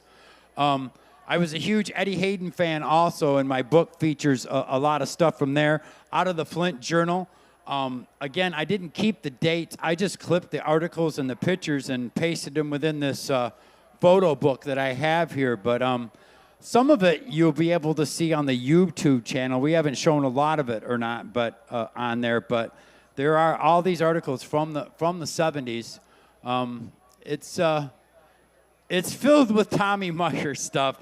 I mean, I got to be honest. Also, And Ed Howe as well. yeah, Junior Hanley also was a favorite of mine. Here's a mid-season champ article that we'll go over here real quick. Tommy Meyer, mid-season champ. It was a different racing car, but the same end result Sunday night, as Tommy Meyer outdistanced a stellar field of superstocks at Dixie Motor Speedway's 50-lap mid-season championship. Meyer, driving his third different racer in the last 3 programs at Dixie, took over control of the Owasso Furniture 1975 Camaro and was in control all the way for the feature win. Chasing the successful Midland, Michigan driver to victory were Jim Roberts, Mike Eddy, and Lance Norris, all in Camaros, and Ray Daniels in the Pulley Chevrolet. In preliminary super action, Meyer carted fast time while Jay Woolworth gunned his Carling's Camaro to victory over Mike Eddy in the dash. Don Carpenter drove his 71 Mustang to a pursuit victory over Gary Fedewa. Jim Wheaton won the semi-feature, and Jerry Warren, Dewey Rethman, and Norm Davis in order behind. On the flying stock side of things, Ken Shear continued to run strong as he topped the 50-lap main event in his Burke Brothers 65 Chevelle. Following Shear to victory were John Roberts Jr., Ed Hayden, Leon Arnold, and Carl York.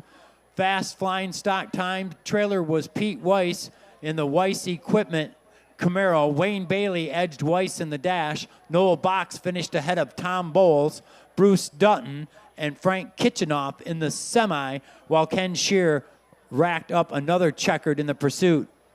Let's see, next Sunday evening, the granddaddy of all super stock invitationals in Michigan, the 100-lap Carling-Dixie Classic Watkins Glen qualifier will be staged. $1,000 first prize, as well as guaranteed starting spot in the big Watkins Glen event scheduled for the fall.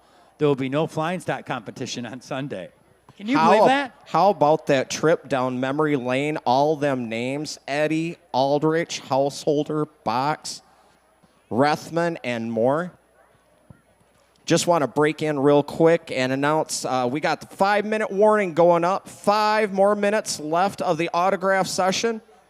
If we could get you folks to start making your way back grandstand side, we'll go back racing here in just a little bit.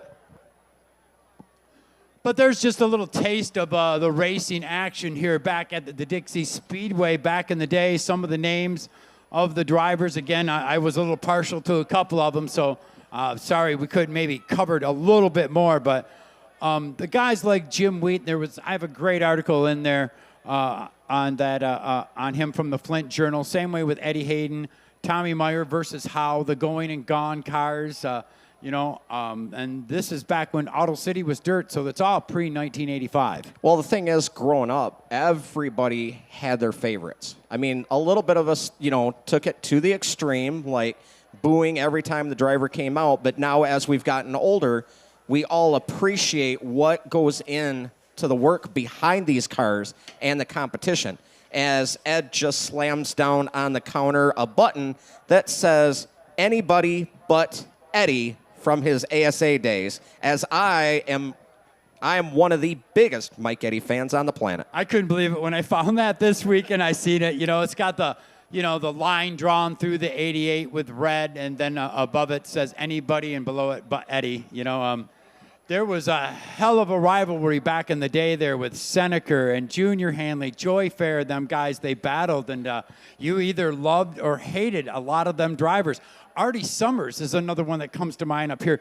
That poor guy would get booed so bad here at Dixie Speedway whenever he won a feature because he come up from Detroit and beat our local guys. Crowd didn't like that. Don't forget, we honored Jack Doring, but John Doring Jr. was a heck of a wheelman, and him and Eddie had some serious battles. I did not realize that he actually subbed for Mike while Mike was competing in an ASA race so that he could maintain his points lead here at Dixie and win the title thanks to John Doring Jr. And that went on quite often. We just read an article from 1993 where Tommy Meyer jumped behind the Jim Aldridge 40 Owasso furniture car. It was the third different vehicle he had won a feature in 3 weeks here at Dixie Speedway. I mean, to just do that, guys would borrow their cars to guys that were in points racing. Points racing meant way much more back then, it seems like, than it means to a lot of our drivers today.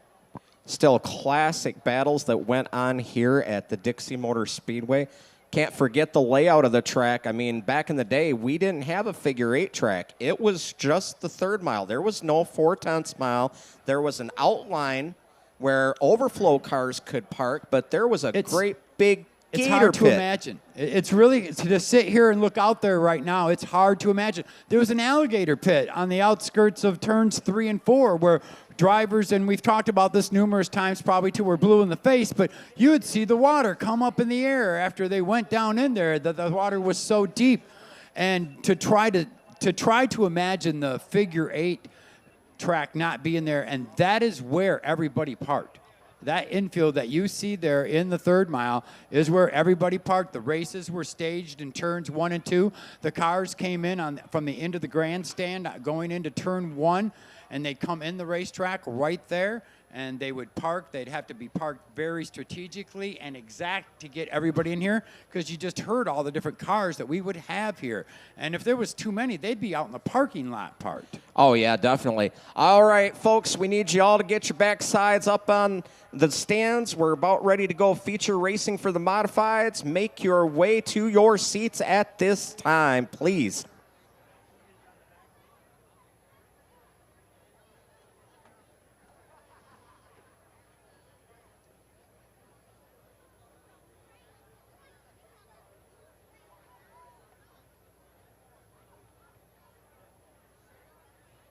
But yeah, as Ed alluded to, it was tight quarters out here at the Dixie. And as I said, me and my family would sit out in the parking lot at 4 o'clock in the afternoon on a Sunday, waiting for the gates to open. And that's how we got to talk to guys like Will Terry, Jim Wheaton, Mike Eddy, Ron Marset. The list goes on and on. Well, that would be the only way back then, except for after the races, because back when I was a kid, children, you had to be 16 to get in the pit area, and you had to be a male. I'm sorry, but when I was a kid, 8 years old, those were the rules. And it wasn't until the last checkered flag flew and the engines were turned off that they had opened the gates to where you could go down to the pits and actually meet the drivers. Now, the drivers might come up into the grandstands every now and then to sit with their family or something like that, and that was your one opportunity to maybe see them. But it's nothing like the access that we have today to the drivers and the teams here at the Speedway. I mean, kids are in the pits. That was unheard of when I was a kid. One thing that I regret not doing back in the day, Mike Eddy actually came up and asked if I wanted to ride in his car for one lap around the track, and I chickened out. Oh, bummer for you, because Eddie Hayden picked me up and put me in the side of his race car after a feature win at Auto City and went and did Brody's at the top of turn 2, man. I'll never forget that. That was the night that I became a lifetime addicted race fan. I did make up for it, though, several years later. Got a lucky number program here at Birch Run, and it actually was number 88. And they drew the number, and it was a ride in Cy Fairchild's racing school car. So yours truly called in sick to work the next day because I wasn't going to miss out on a chance to ride around a race car on the third mile here at Dixie Speedway. Well, we've celebrated all these great things that have happened and the great drivers that have graced this track and this property. We've lost some people along the way, too. And I'd be remiss if I didn't mention one. He was a Speedway worker, and it was probably, what year was this? I'm trying to remember. I think 1980, I want to say. I actually have. Yeah, that would be on June 22nd, 1980. I worked with him here at the Speedway. His name was Randy LeClaire. and he was a track worker, and he was carrying popcorn from this concession stand into the infield where they had a smaller concession stand, but they didn't pop popcorn in the infield. And he had a popcorn that he was carrying in there, and he mistakenly got the signal to cross the track. And he unfortunately got hit and killed by one of the drivers here that night. I mean, I was here, seen the whole thing, and it was one of the tragedies that stuck with me for a long time here at the Speedway. Having known Randy, I actually, worked for him, so to speak. He was the guy I had to bring the empty popcorn thing to, get more popcorn to come out to sell to the people in the grandstands and stuff. And he'd worked here for a long time, and I've missed him, and I just thought that this would be the perfect night to bring his memory back. It's been 43 years since that happened, and he's still missed to this day.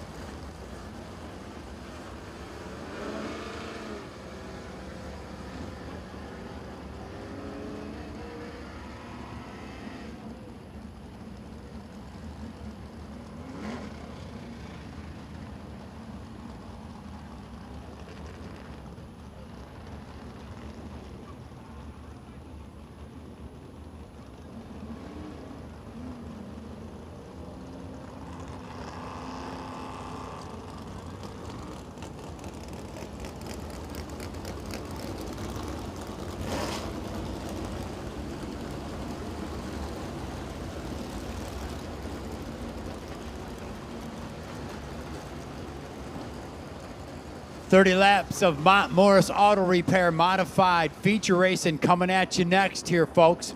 We'll go through that starting lineup here for the 30 lapper starting on the pole. Well, Mont Morris Auto Repair makes sense in the Mont Morris Auto Repair number 12. That's Donnie Madison Jr.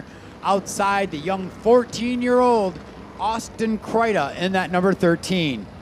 Inside the next row from Auburn, Michigan, that's Matt Mueller behind the wheel of number 5 to his outside, part of the Rick Rycoric Racing Stable. That's the 21 of Robbie Johnson.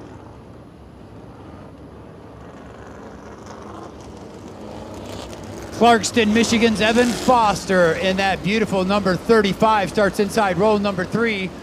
And Nick Clemens in that beautiful blue number 21 outside of him. Inside the next row in the 4th Street Auto number 9, that's Terry Trost. And to his outside, picked up a feature win earlier in the season, that's Nick Lakota. The Juice, David McManus, your point leader, fast qualifier in the 7. Matt Mackey in the 29, Kyle Mackey in the 18, Steve Wallinson in the 68. Late arrival, Rich Eby in the number 2. Here we go, folks. Get up, get up, get up, get up. Get those hands in the air like you just don't care. Wave your hat, wave your coat, wave grandma, wave grandpa. We're up in the tower. They can't see us. We don't care. Y'all know why? It's because we are waving Birch Run Speedway style Mount Morris Auto Repair Modified 30 lap feature.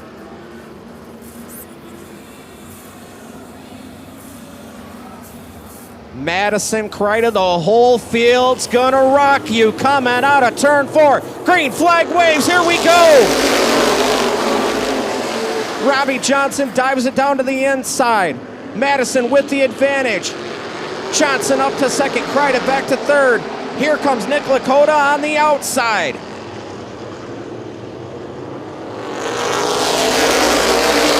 Lakota trying to roll the outside, but Clemens goes inside of Kreida. They got a Kreida sandwich through turn number 1. Lakota comes out on top on the outside into third. Oh, look out in turn 4. McManus involved. Kreida hard contact. Foster slows down.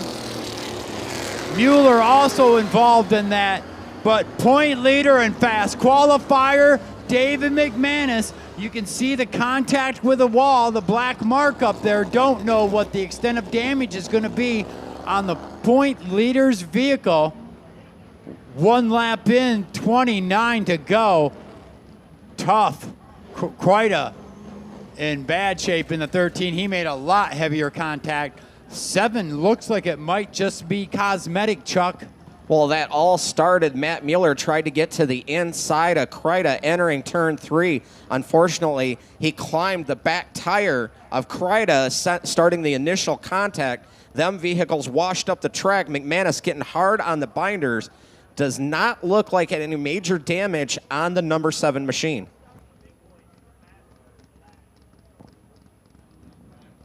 Well, that's not a completely full moon we're staring at there off the back stretch, but pretty darn close, folks. Hopefully we've seen a few wrecks there in our feature races in our mini wedges, and now that's a pretty big wreck for the modifieds here at the Birch Run Speedway. Usually racing pretty clean in the modified division. A wreck involving more than 2-3 cars like that is somewhat unusual. Yeah, most definitely. Again, tough break for the 14-year-old from Romeo, Michigan, Austin Kreida. Birch Run Speedway safety officials down there checking on the youngster, making sure he's okay.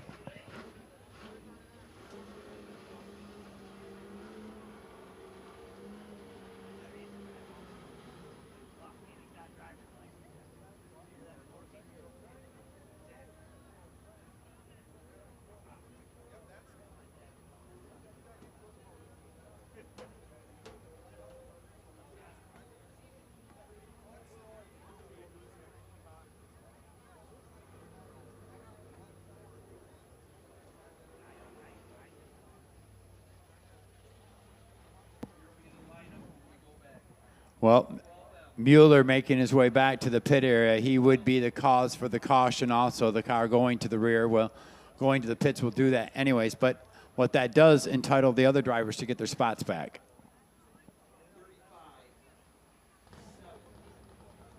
So with 1 lap in right now, we have Donnie Madison Jr. as your leader in the 12M. Robbie Johnson, in second spot in the number 21. Then third, I believe, will be the 12, Nick Lakota. What moves he made early in this on the outside, Chuck? They were making some bold moves going down into turn one. Nick Lakota on the outside, Clemens on the inside of Kreida. Might have spooked him just a little bit. Yeah, I mentioned a Kreida sandwich. He was right in the middle of them two right there as they went through turns one, and you're right, it might have spooked him. Behind Lakota, running fourth, will be Nick Clemens in the 21. And I believe Evan Foster in the 35 will be scored fifth on the restart. Well, fans,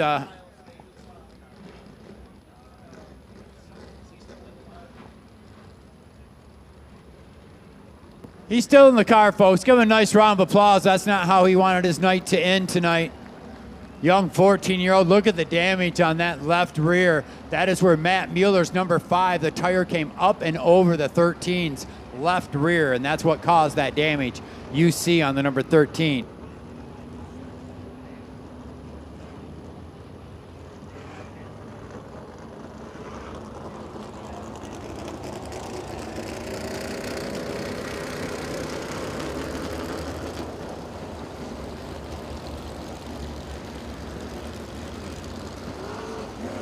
Chuck, talk a little bit about Rich Eady there, our late arrival in the number 2. You recognized the car kind of a little bit. I recognized the number, wasn't sure on who it is, but that's Rich Eady from Otter Lake in a new-to-him machine. I believe Nick Clemens and Fast Racing Designs have done a lot of work. Brand new car for Rich Eady in that number 2.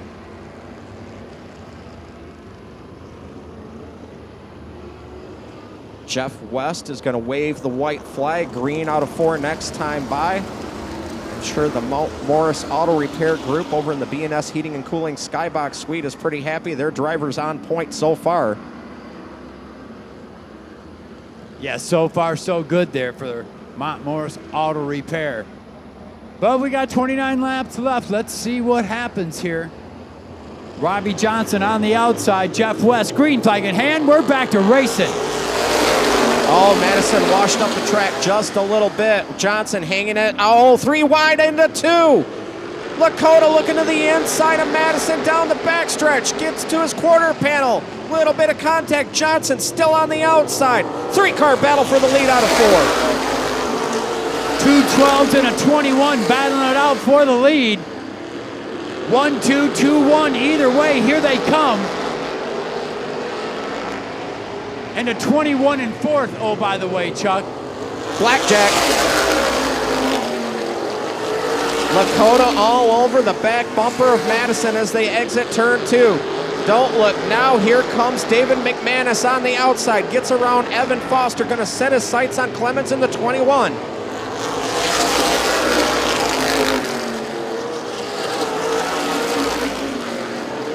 Madison keeping that black number 12 glued to the bottom.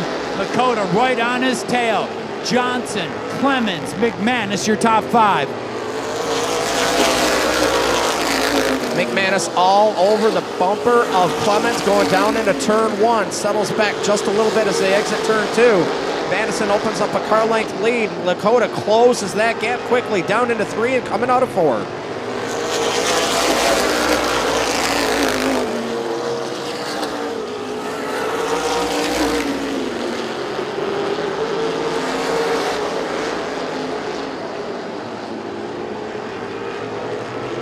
Madison running a little bit higher line. That might cost him as Lakota looks to the inside down in 1. McManus also looking to the inside of Clemens down in 1. Looking a little anxious, knowing he needs to make a move to get up there to battle with Lakota's. Lakota's in. Oh, look out! No! McManus and Clemens get together and spin in between 3 and 4. Caution flag out here on lap number 7.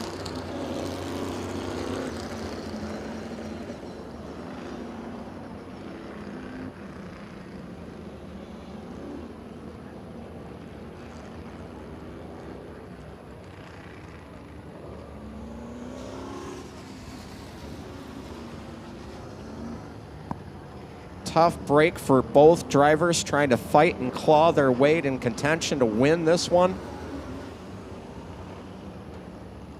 7 and the 21 both going around in between turn 3 and 4.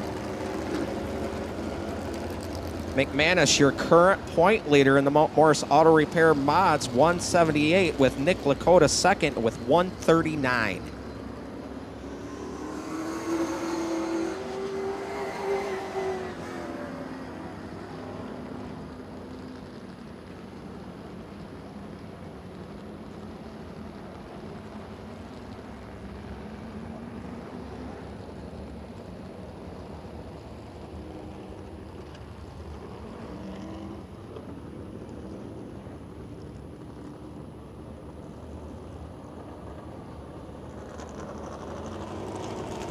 Officials looking at the instant replay on the Birch Run Speedway YouTube channel.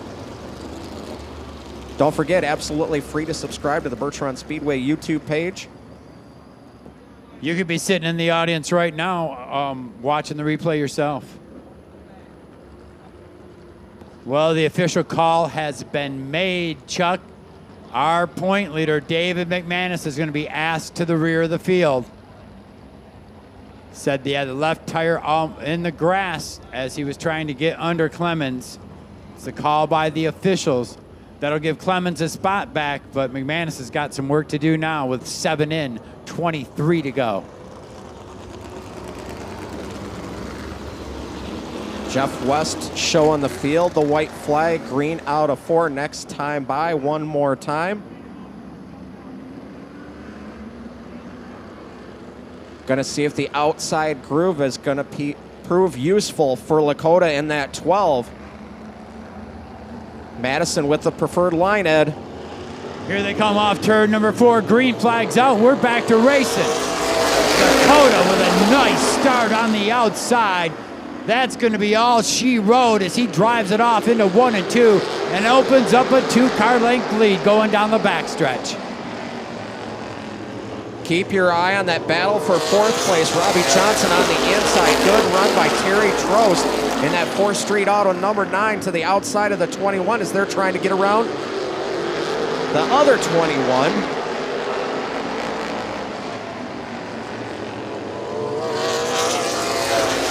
Clemens running a really higher line in that 3rd spot. That opens the door for Johnson to look down to the inside, going down into 1. Meanwhile, out front, Nick Lakota stretching out that advantage over Donnie Madison Jr. Clemens to the outside of Johnson. Johnson kicking that rear end out a little bit. He still maintains the 3rd spot. Trost right there. Evan Foster, Mueller fighting back in the 5 now. Boy, he's got a fast modified tonight. Trost peeking to the inside of Clemens out of turn 4. Gets inside of the 21, down into turn 1. Mueller has to back out of it to stay out of the back end of the 35 of Foster.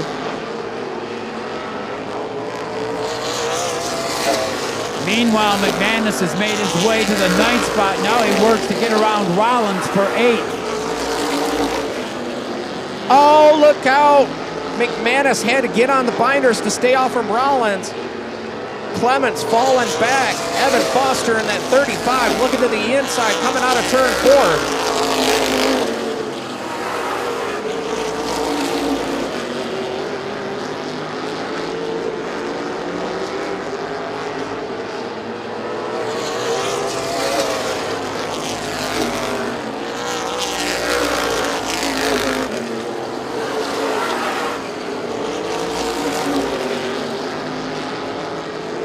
Leaders stretching it out. Battle now on the track as we're halfway in.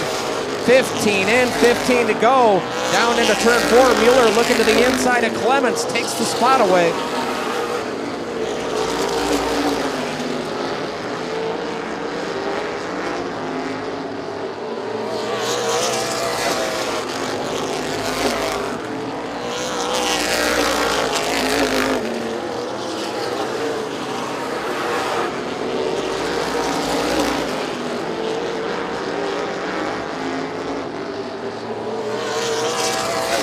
McManus to the inside of Rollins, down the backstretch into turn 3.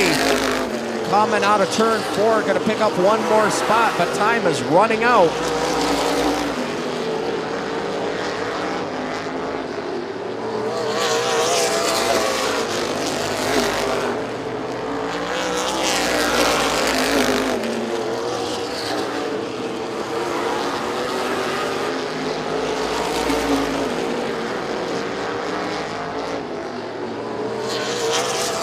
Lakota continuing to lead in that number 12, keeping the distance between himself and the 12 of Donnie Madison. Meanwhile, back farther, Robbie Johnson has company. Terry Trost in that number 9 is at his back bumper.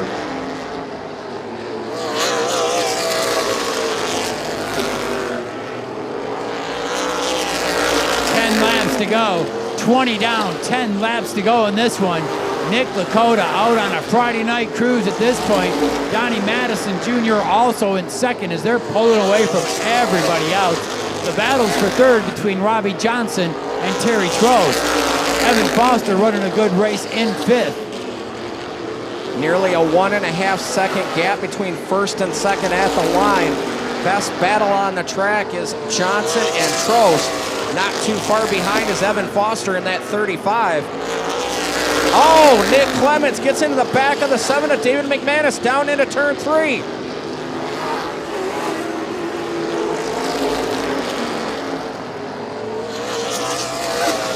Problems for Clemens in that 21, gonna pull it pit side.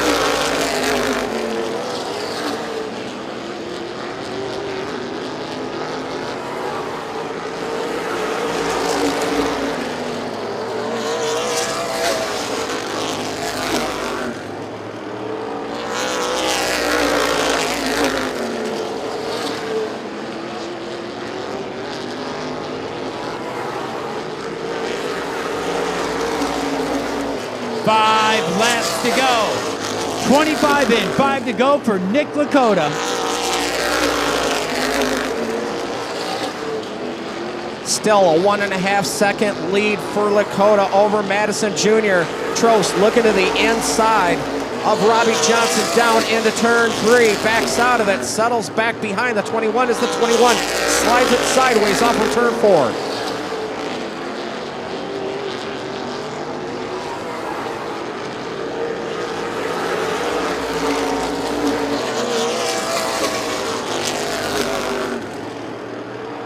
Your leaders in the closing laps may have some lap traffic to deal with. Coming up on the 29 of Matt Mackey, the 18 of Kyle Mackey.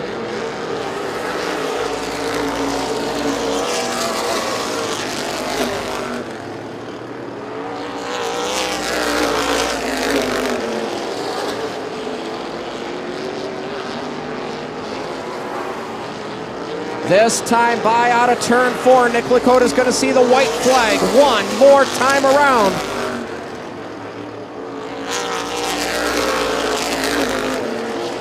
Oh, almost into the back of Matt Mackey. Mackey washes up the track, stays out of the barrels. Coming out of turn 4, checkered flag for the second time, Nick Lakota. Donnie Madison second, battle for third off of 4. Robbie Johnson, Terry Trost, Evan Foster completes your top 5.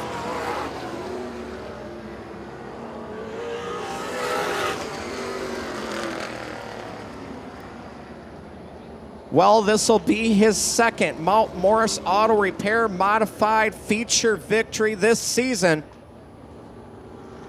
He's taken one more lap around the 4/10 mile. But we'll kick it down to my partner in crime, Big Ed Enlows, to get a winner with your feature, an interview with your feature winner, Nick Lakota, here in just 1 second.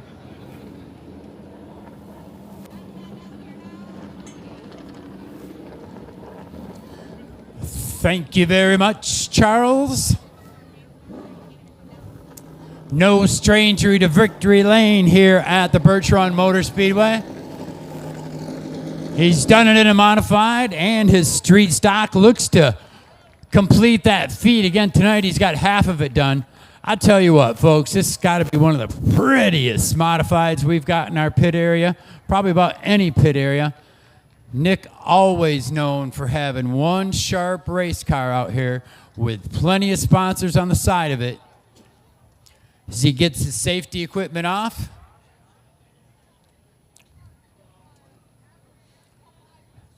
Don't appear to be a mark on this car. Absolutely immaculate. As he's out of the race car, give it up for your winner, Nick Lakota. My friend, it's been a little while since we've been down here in Victory Lane together. Man, you made that outside work there in the beginning. What a hot rod we had tonight. We started 8th, and I thought, man, there's some good cars starting in front of me. It's going to be tough to win this one. And I think it was lap 2, and we went to the outside, and we were passing cars. And obviously, we restarted the last time on the outside, and I knew I had something there, and it was on from there. It was probably a good thing you made that early move to the outside, considering what's happened. You said you started 8th. You was probably going to get right in the middle of that. Yeah, normally I am right in the middle of that. So count my lucky blessings tonight, and took home a win. Yeah, that's for sure. Now, I know none of you drivers like talking about points, but you were second in points coming tonight. David finished like 7th. Got one race left. You got anything for him, you think?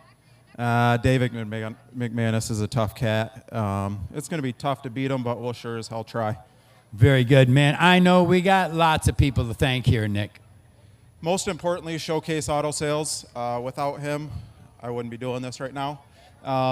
Most importantly, my family. They support me week in and week out. If it wasn't for my wife, I wouldn't have had 6 cars ready to come to the racetrack today. So I got to thank her tremendously. My pit crew, Gerald and Big Elv and Bobby Morani is with us tonight. So thanks to those guys. It's Mount Morris Auto Repair night tonight, apparently. So we got the win for them. That's pretty cool. I think Donnie finished 2nd. Yep, 1-2. Murray Mechanical, Barry Floor Covering, Eddie Performance Solutions has us hooked up. Fast Racing Designs, he's there at the drop of a hat anytime I need anything. Complete Realty, Rhine Engines, the list goes on. Richfield Reynolds, Rock Solid Installation. So we've got a lot of help on this number 12. Well, very good. Maybe you might be repeating this speech here in a little bit. I sure as heck hope so. All right, ladies and gentlemen, give it up for your feature winner, Nick Lakota. What's up next, Flounder? Well, up next is going to be our straight stock feature race, but as you can see, Nick Lakota just won. We're going to give him a little bit of time, take some victory lane pictures. He's got to go through tech first, so we're going to take just a little bit of a break in the action here. Encourage you folks to go down, check out Gas Alley, check out the Dixie General Store. Concessions are still open. Keegan Jacko is performing live down in Gas Alley.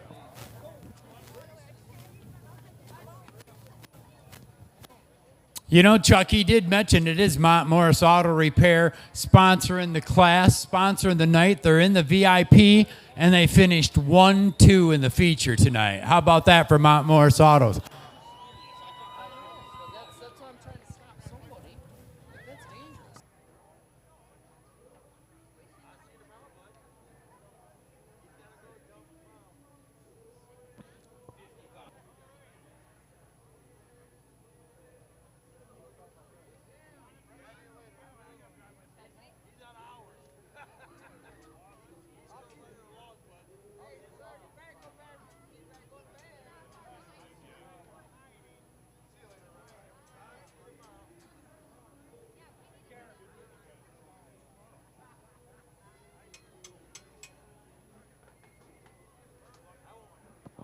Don't forget, folks, next weekend here at the Birch Run Speedway and Event Center, it's the big one. Reveal the Hammer Outlaw Super Late Models and the final leg of the JEGS Triple Crown Challenge Series along with the Legends.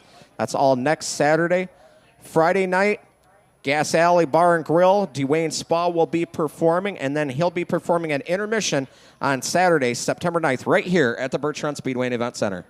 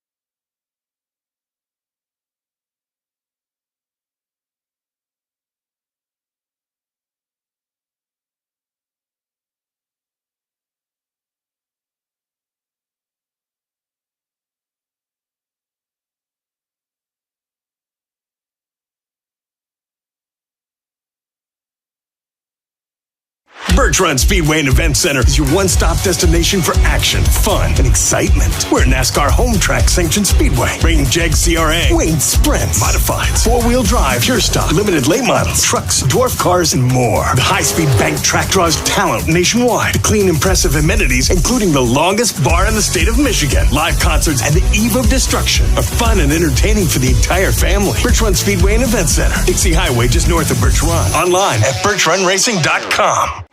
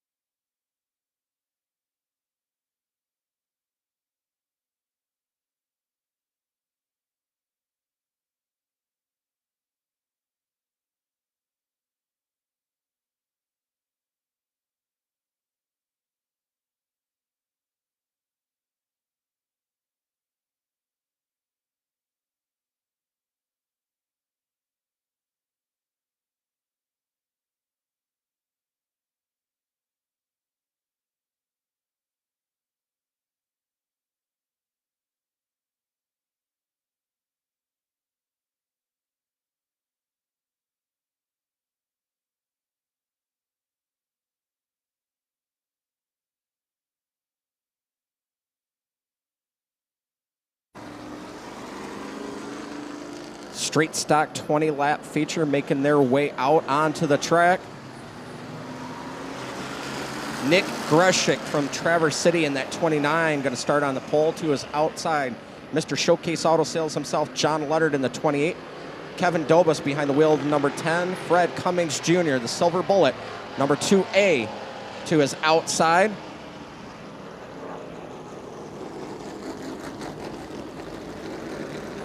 Kevin Harder in the CL Electric 44 next. Then feature winner from just a couple minutes ago, Nick Lakota behind the wheel of that number 12. Non-qualifier Adam Rowe in the 0 and Bob Heine in the 15. That is your field.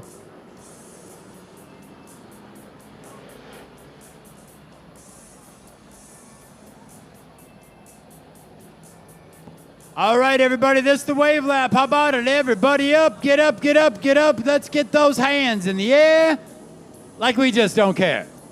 Wave your hat, wave your coat, wave your rights. We're up in the tower, they can't see us. We don't care. Why is that, Chuck? It's because we're waving Birch Run Speedway style for the street stocks as they get ready to go 20 laps around the 4/10 mile.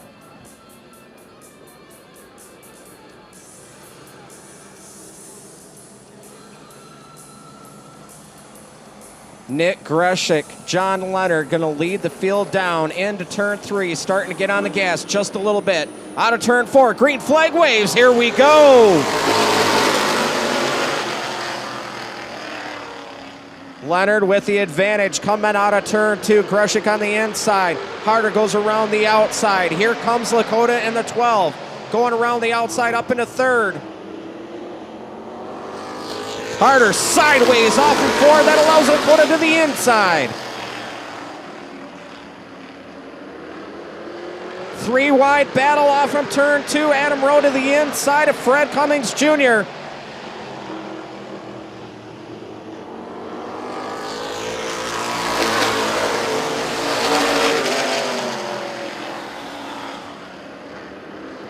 Lakota looking to the outside of Leonard down the backstretch. Leonard shuts the door. Harder trying to reel him in. Rowe is now moved into 4th. Teammates 1 and 2. Now the roles are reversed. Nick Lakota with the lead. Here comes non-qualifier Adam Rowe in the 0 to the inside of Harder down into turn 3.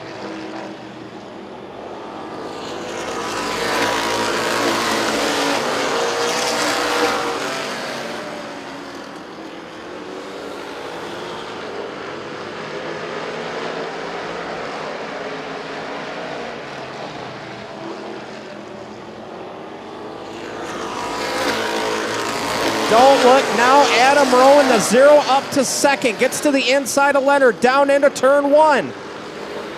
Wow, non-qualifier, didn't run the heat race. First laps of the night as far as we can tell. Adam Rowe has moved his way from the rear up to 2nd place, and he's going to try to reel in Lakota.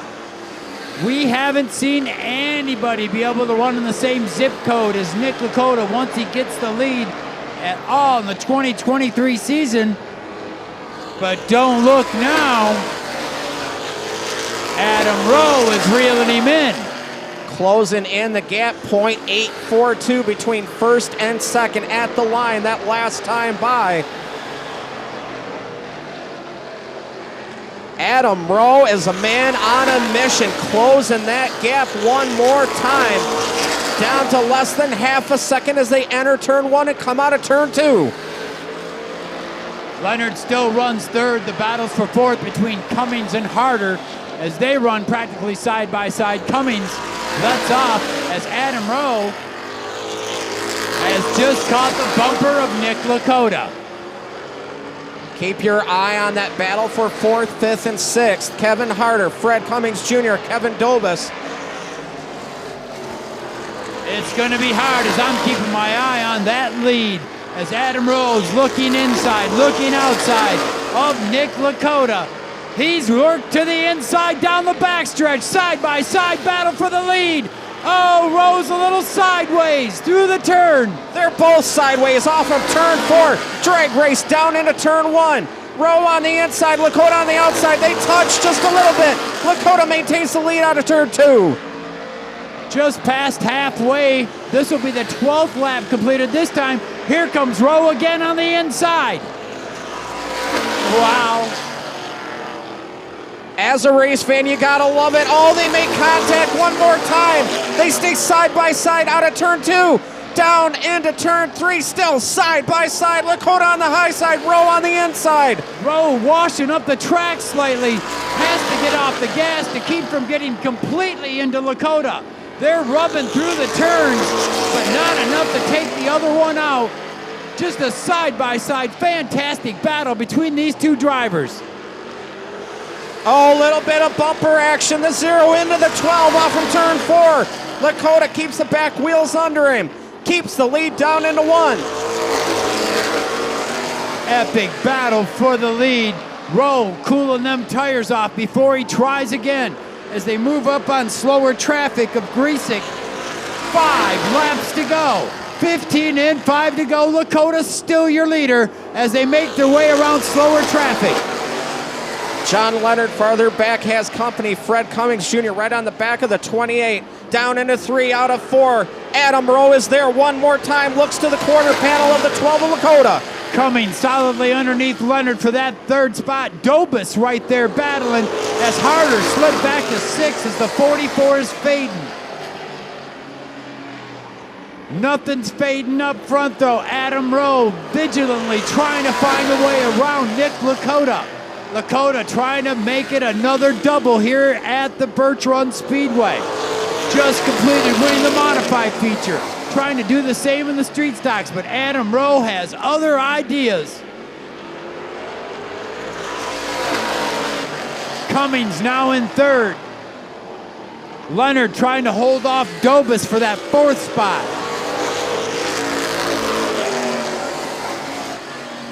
Adam Rowe running out of time, this time by white flag out, 1 lap to go. Here comes Rowe to the inside one last time, going into 1. Oh, they make contact. Rowe is sideways. Lakota drives out of it on the outside. How did he do that?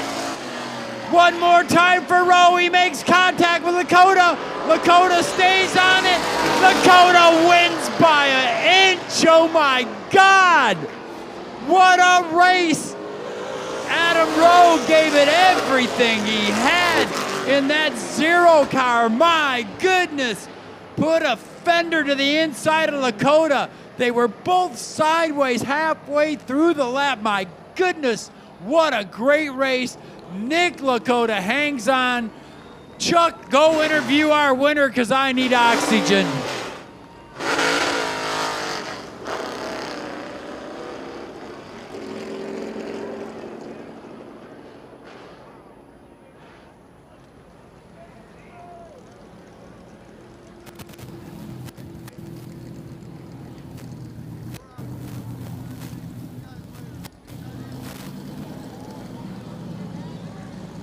All I can say is, wow, out of the car, ladies and gentlemen, Nick Lakota. Holy crap, what a finish. Nick, you doubled up for the 2nd time this season, jumping from the modified into the street stock. But man, how in God's name did you hang on to that car coming out of turn 4? How did I save it? Which time? Multiple times. Man. So you... He's looking at the damage on the car. One heck of a battle. Nick, you come out on top on this one, and you rattled off some sponsors earlier. Now you get a chance to do it again, and you got your teammate right behind you to congratulate you. Yeah, I got all kinds of people to thank. Like I said, Showcase Auto Sales, E-Block, Elga Credit Union, Fast Lane Auto Exchange, Family Funeral Homes. Most importantly, Ryan Competition Engines came out on top tonight, so that's good. Manley and Manley, Richfield Reynolds, Case on Mortgage. And, of course, Mr. Showcase Auto Sales himself, John Leonard. One more time for your feature winner, ladies and gentlemen, Nick Lakota.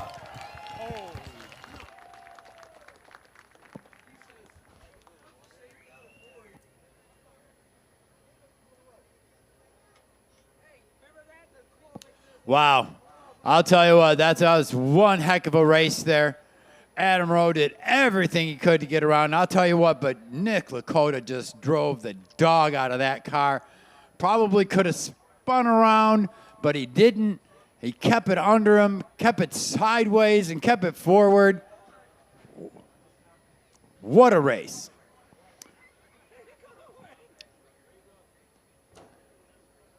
If you didn't see all that, I'll tell you what, check out our YouTube channel, Birch Run Speedway, and you can re-watch that race, them final laps, and just see just how much contact between them two drivers and what both of them did to hold on to it to bring it home first and second. But what a great job. Wheelmen, both drivers, getting it done here tonight in our street stock division.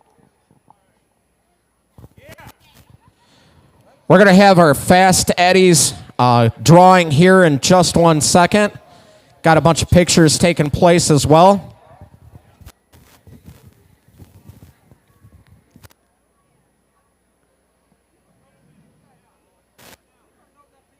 The Mason Burgess Title Agency trucks will be up next for their 20-lap feature.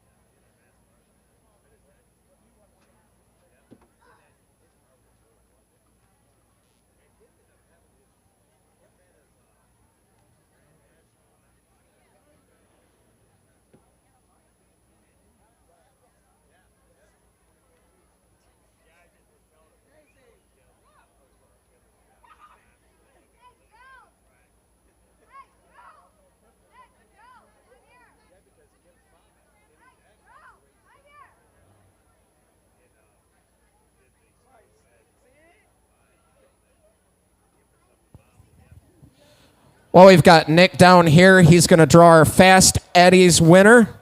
Again, thank you to the fine folks at Fast Eddies. Pink ticket. Oh, my goodness, Dana. 688 029. 688 029. If you have that pink ticket, you can pick it up at the Dixie store here in just 1 second.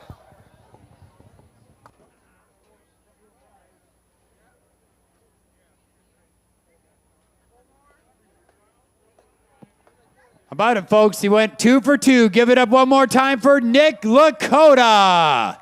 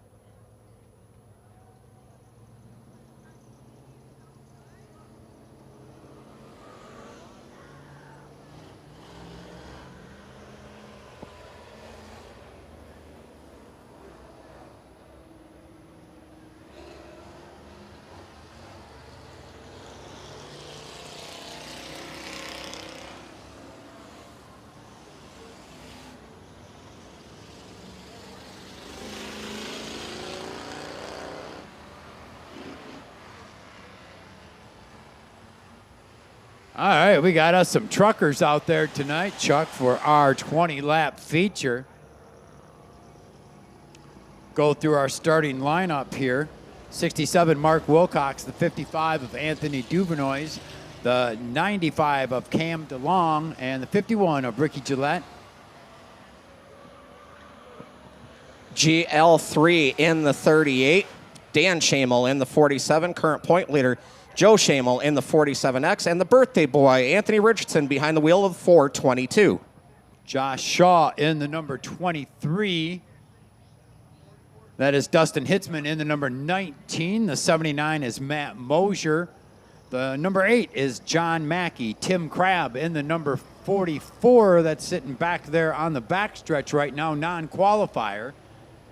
The 58 is Jeremy Neff and GLJ, right, in the 21? GLJ in that 21 at the back of the field. These guys switching trucks and numbers and duct tape, man. Just anything to confuse the announcers. And it doesn't take much. I was just going to say that. You read my mind.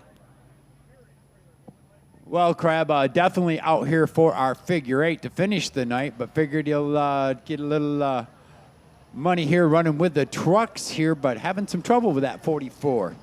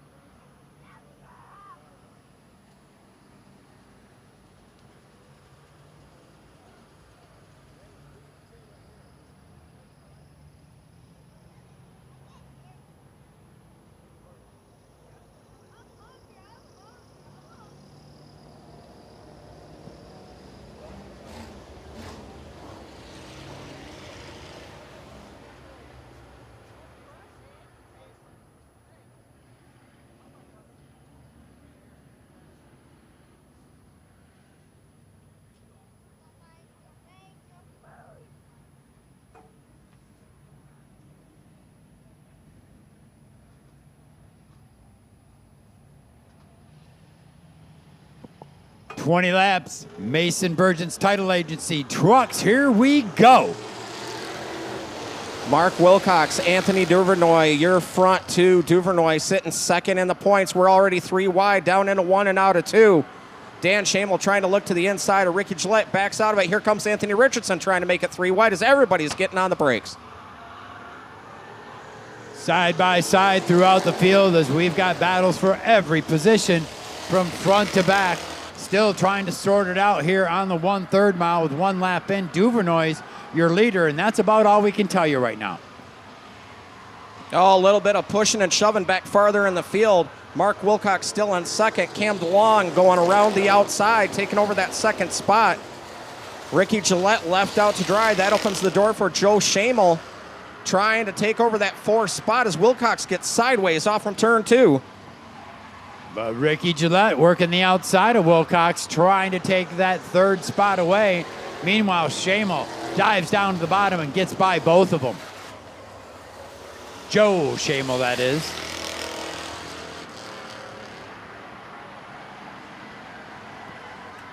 Duvernois maintaining that lead. He's got company trying to keep that 55 pinned down to the bottom side. Cam DeLong looking to the inside, has to get on the binders.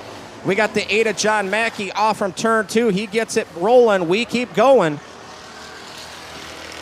But he's pulled out right in front of our leaders, though. This could make it interesting as Mackey about to go a lap down right in front of Duvernois. And they're stacking up behind him as Duvernois has to make a move to the outside to get around him. DeLong's right there behind Duvernois. Shamel and birthday boy Anthony Richardson has moved into this battle also, running 4th. Oh, look out. 3 wide almost on the front stretch. Joe Shamel to the inside of John Mackey. Cam DeLong right on the back bumper gives Duvernois a little bit of a shot coming out of turn 2.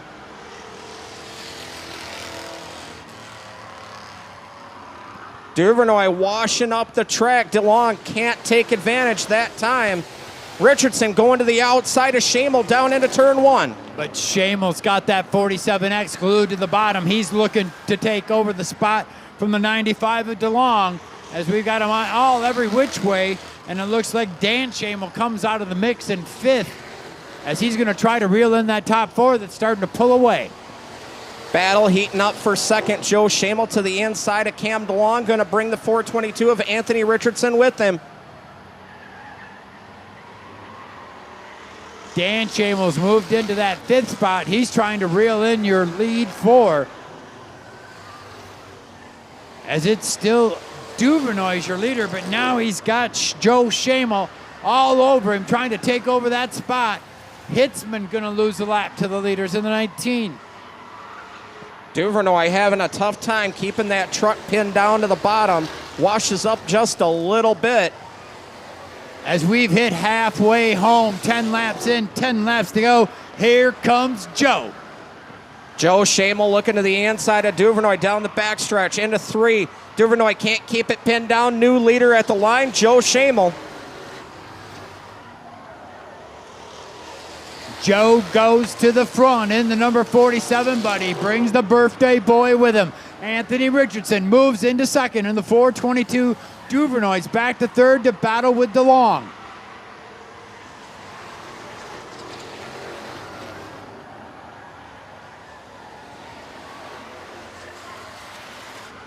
Joe Shamel trying to open up a little gap between him and Richardson now that he's got some clean air up front. Richardson doing all he can to try to keep up with Joe Shamel. Meanwhile, Duvernoy's, DeLong, and Dan Shamel are battling for that 3rd spot. DeLong looking for a way around Duvernoy. Duvernoy still washing up the track. Can't keep that 55 pin down. DeLong looking to the inside, down into turn 3. Right to the sail panel of the 55. 55 gets sideways. They're side by side, entering turn 1. Battling for every inch on the track there, and DeLong takes over that inside preferred line away from Duvernoy's.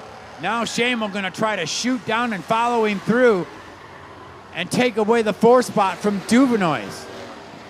Your leader, Joe Shamel, trying to make his way around the 79 of Matt Mosher. 5 laps to go. Anthony Richardson right on the tailgate of the 47X. As they battle for the lead, it's about 10 car lengths back to DeLong. And then Dan Shamel, who's just got around Duvernoy, is trying to reel in DeLong to take away that 3rd spot, as Richardson all over Shamel for the lead. Trying to get a big win on his birthday. Going to receive a little bit of a warning from flagman Jeff West. A little bit too much contact into the 47X. Backs out down into 1, loses a little ground out of turn 2.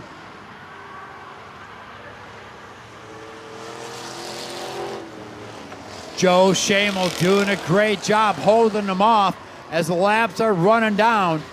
He runs 1st, Richardson 2nd, DeLong in 3rd. Dan Shamel 4th. Duvernoy is now trying to hold off Ricky Gillette for that 5th spot as the white flag flies. 1 lap to go.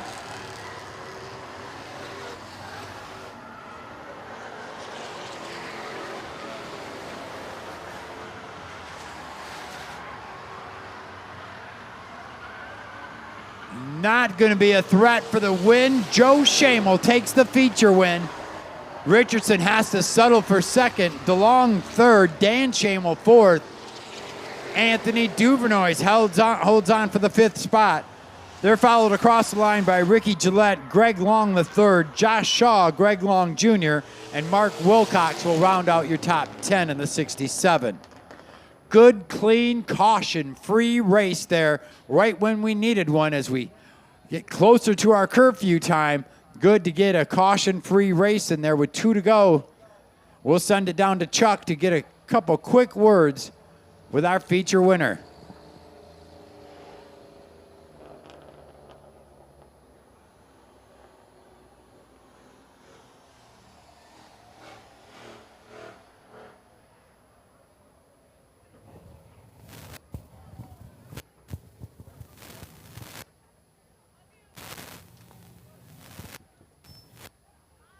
Well, it was your leader coming in and that lead out.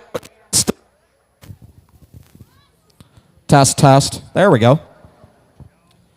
Had the points lead coming in, going to extend it. Championship race coming up on September 29th. One happy camper climbing out of the 47X. Give it up for Joe Shamel. Joe, quick word with you, man. You made some pretty impressive moves coming up through the field. Yeah, it was pretty tough out there tonight, but you know what? Tonight's been really good for us. The truck's been hooked up great. We've had great competition, you know, and everything just went perfectly smooth for us. I couldn't ask for a better night. Well, who all makes it possible for you in this truck? I want to start off with my sponsor, John and Kerry Doring. They're tremendous helpers with our racing team, and big shout out to those Auto City Used Cars and Barnes. And I want to thank my beautiful wife, Jimmy, and my dad. Woo! This is awesome. He's got more. I just want to thank all my whole family, and you need to get them right out here. We need to celebrate. All right, one more time for your feature winner, Joe Shamel, everybody. Big Ed, what we got coming up next? We still have our 20-lap feature for our Sport Compacts, our front-wheel drive division. That'll be coming up, and we'll follow it up with our last race of the night, our 10-lap figure 8 feature.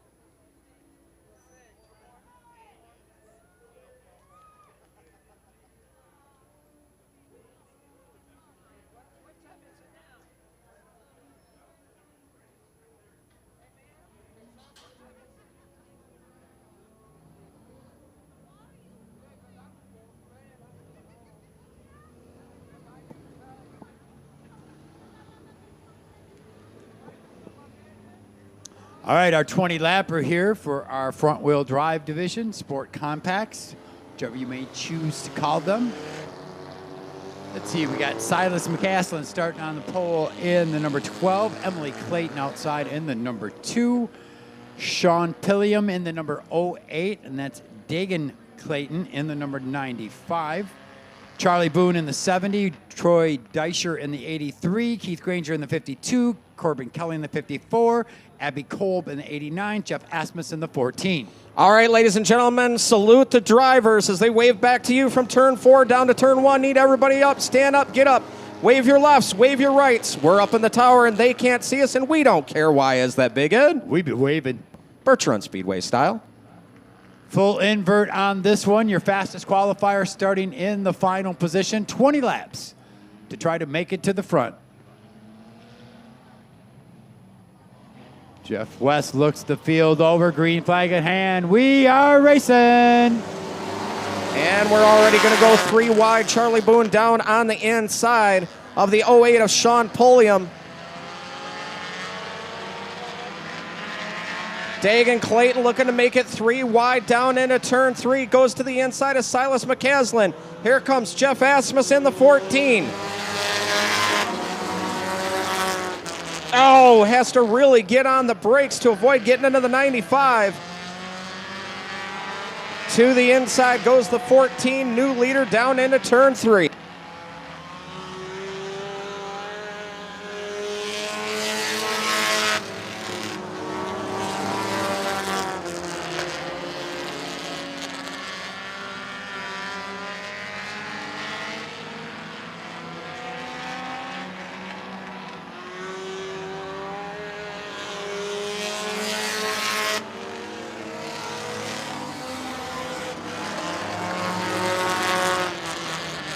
Dagan Clayton in second. Troy Deisher trying to close the gap in that second spot. Going from third to second, trying to keep that 83 under him. Good battle farther back. Keith Granger gets around McCaslin. Oh, McCaslin almost turned off from the 2 of Emily Clayton. Abby Colbin, the 89. Corbin Kelly, the 54 right there.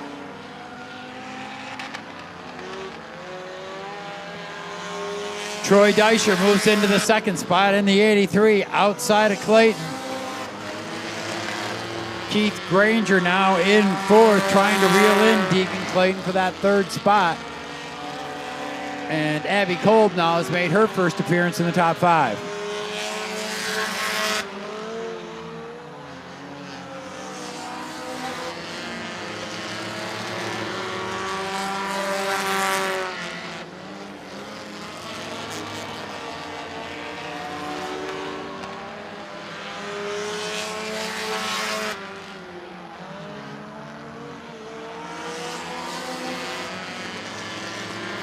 Asmus with nearly a 5-second advantage at the line the last time by. Troy Deisher in second. Keith Granger up to third. Dagan Clayton trying to hold off Abby Kolb now for that 4th spot as Kolb looks to the outside coming out of turn 4.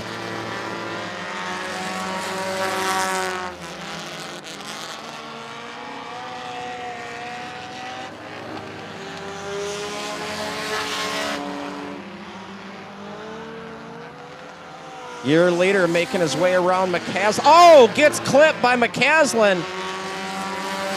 Bumper flapping in the breeze on the 14 now. Doesn't seem to slow him down at all, though, as we've reached the halfway point. 10 laps in, 10 laps to go.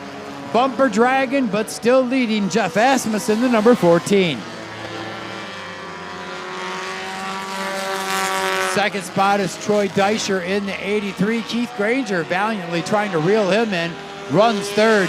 Abby Kolb has moved into fourth, and Corbin Kelly makes his first appearance in the top 5. Starting to work on Abby Kolb for that 4th spot.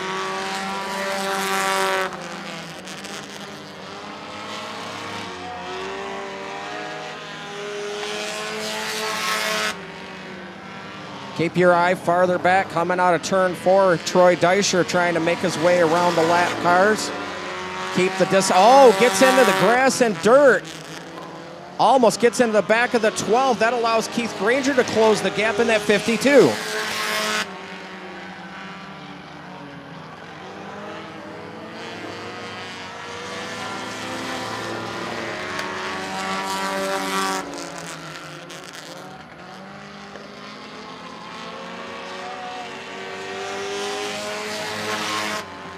Well, Asmus is out for a Friday night cruise. The actions for second, and then the actions for fourth. Granger's caught Deisher in the number 83, and they battle for that spot. Corbin Kelly trying to find a way around Abby Kolb in the 89. This time by, we've got 5 laps to go. 15 in, 5 to go.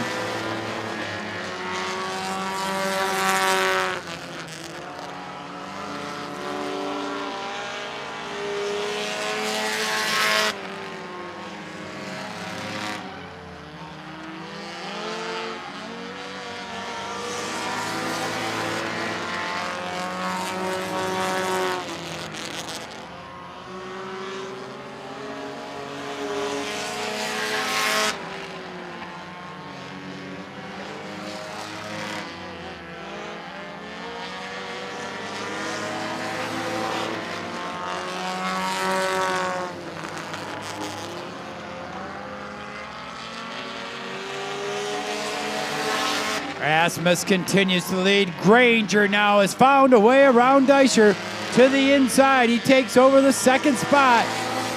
Deisher back to third. Kolb still holds down fourth with Corbin Kelly knocking on the door. White flag out, 1 lap to go.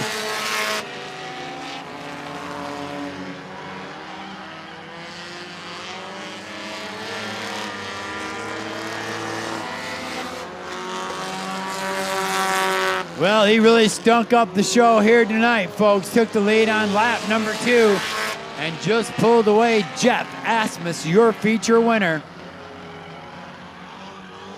Second spot's going to go to Keith Granger in the number 52. Deisher third in the 83. Abby Kolb fourth, and Corbin Kelly rounds out your top 5. Well, it's become an old hat for this driver. He certainly has found his way around the Birch Run Speedway 3rd mile with another feature win here tonight. Making Swartz Creek, Michigan proud. I'll send it down to Chuck to get a quick couple words with our winner.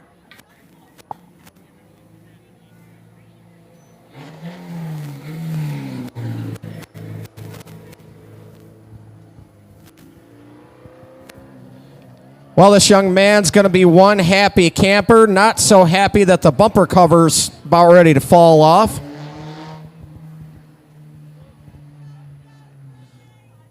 Picked up a B feature win with the National Compact Touring Series on the 4/10 mile.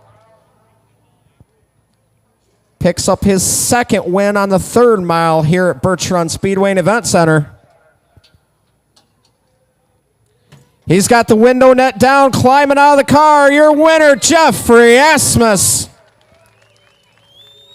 Jeff, you made a heck of a move at the start of that race to go from like 10th to the lead. Walk us through your thought process on that real quick. Well, I was coming in turn 1 and 2 here, and everybody just decided to shoot them a bit.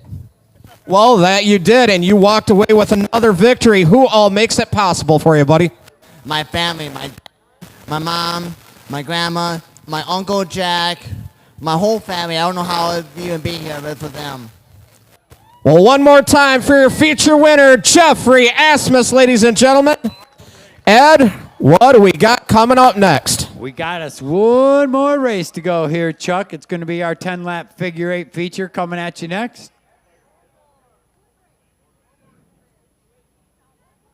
Will be our final event of the evening. Do want to remind everybody, Gas Alley will be open after the races are over.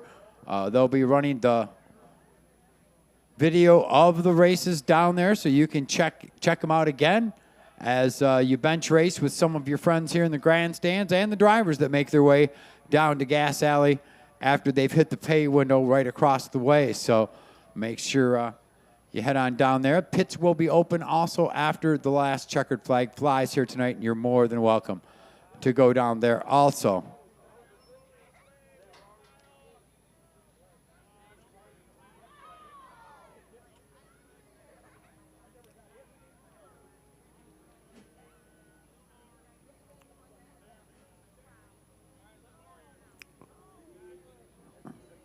Well, making the city Swartz Creek proud down there. Jeff Asmus in the number 14. Another feature win here tonight. Down there with his family.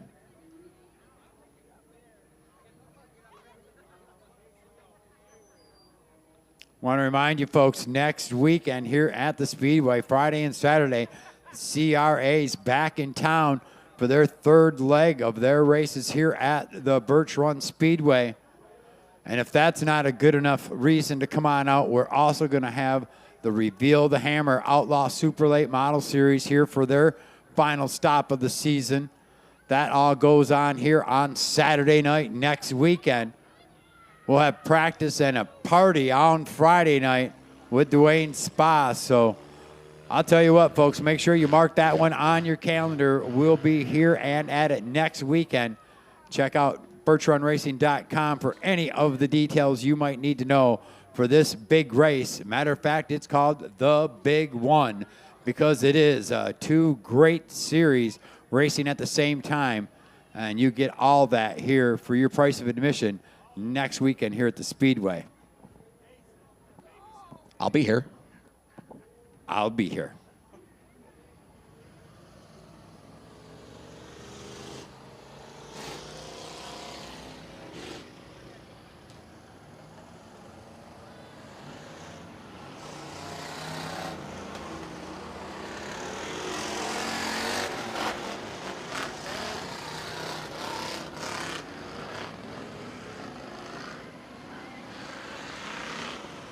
Want to wish a happy birthday to Emma Taylor, 14 years old.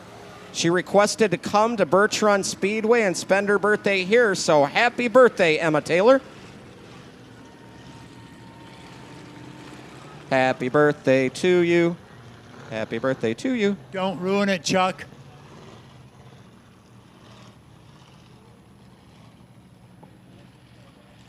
Okay, let's see. We got Tim Crabb out there pacing the field in the 44. Dustin Hitzman in the 19. Birthday boy Anthony Richardson in the 422.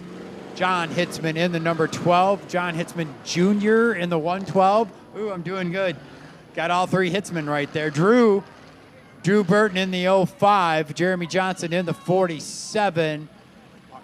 Mark Wilcox in the 67. Then we got GLJ in the, no, that's GL3 in the 38. 95 of Cam DeLong and the 21 of GLJ. Man, them dang longs. It's a Greg Long in 21 and a Greg Long in 38. We come up on the short end of the stick when it comes to keeping track of the longs and their trucks. They trade them back and forth. They put duct tape numbers on the side of them. They do it just to mess with us, Chuck.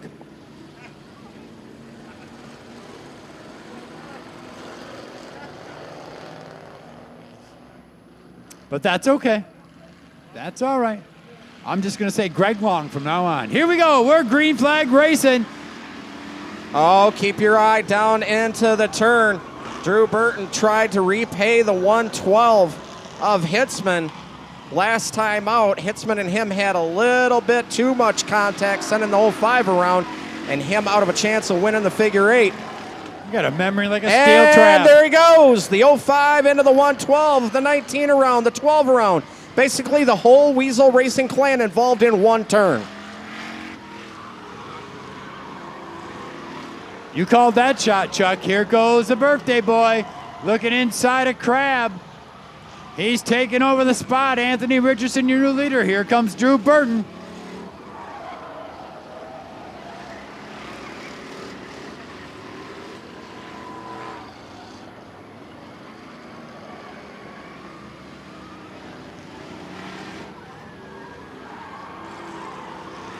Richardson with the advantage. Keep your eye on the intersection. Cam DeLong gets on the brakes. Drew Burton into second, gets around Tim Crabb.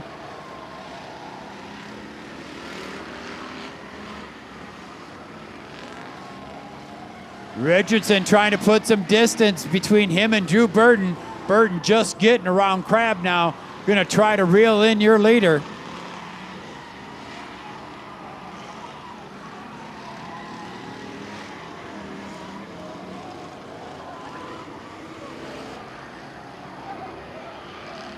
Oh, GLJ off course, spins it in the intersection in front of your leader. Look out! Oh, look out!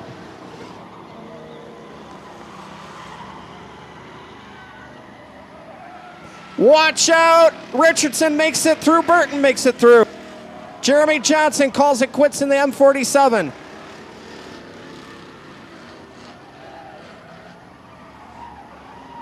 This time by halfway home, 5 laps in, 5 laps to go. Richardson, your leader. Drew Burton trying to reel him in. Tim Crabb runs third. Fourth is Greg Long Jr. Fifth is Wilcox.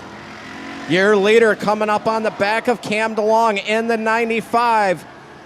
Is that going to slow him down and allow the 05 to get back to his back bumper? 422 Richardson gives DeLong a shot. Here comes Burton closing that gap on the 422. 422 caught up behind the 67 and the 38.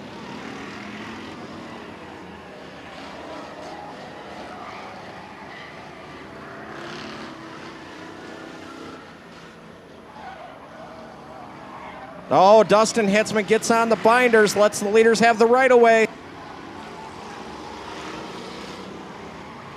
Drew Burton trying to negotiate traffic also to try to keep up with Richardson.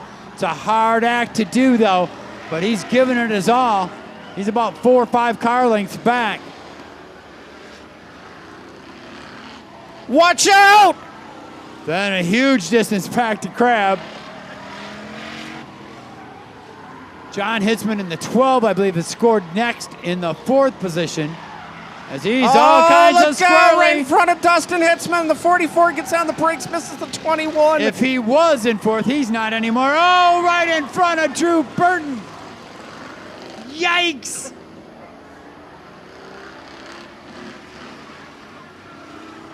Richardson taps the brakes, stays away from the 44T. The 12 gets out of the way. White flag out, 1 lap to go. All this action, we didn't even realize there's only 1 lap to go. Birthday boy on it through the intersection. Look out, oh, Crabb almost making a hit there with Hitzman. Well, this was wild and woolly all the way, but the birthday boy is gonna light that candle. Anthony Richardson, your winner. 2nd place will go to Drew Burton in the 05.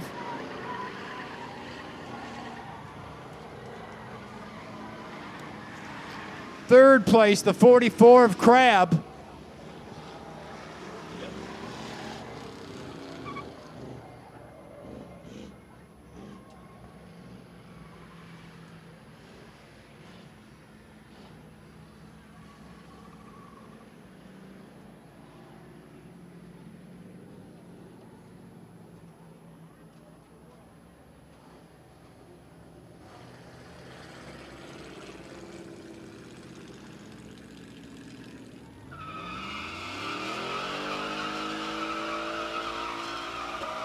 Well, we just laid that concrete down, a little bit of a burnout pad. One happy camper in Victory Lane celebrating a birthday today.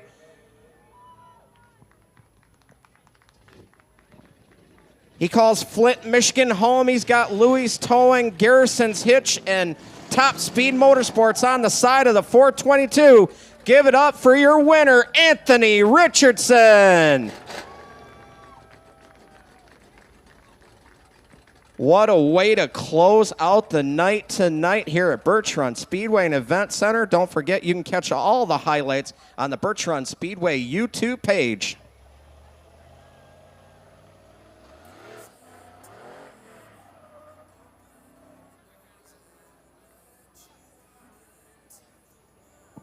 Well, folks, that was our show tonight. Hope you enjoyed yourself. Man, we had some great racing, some close racing, and very exciting racing. We took it right to curfew, no doubt about it.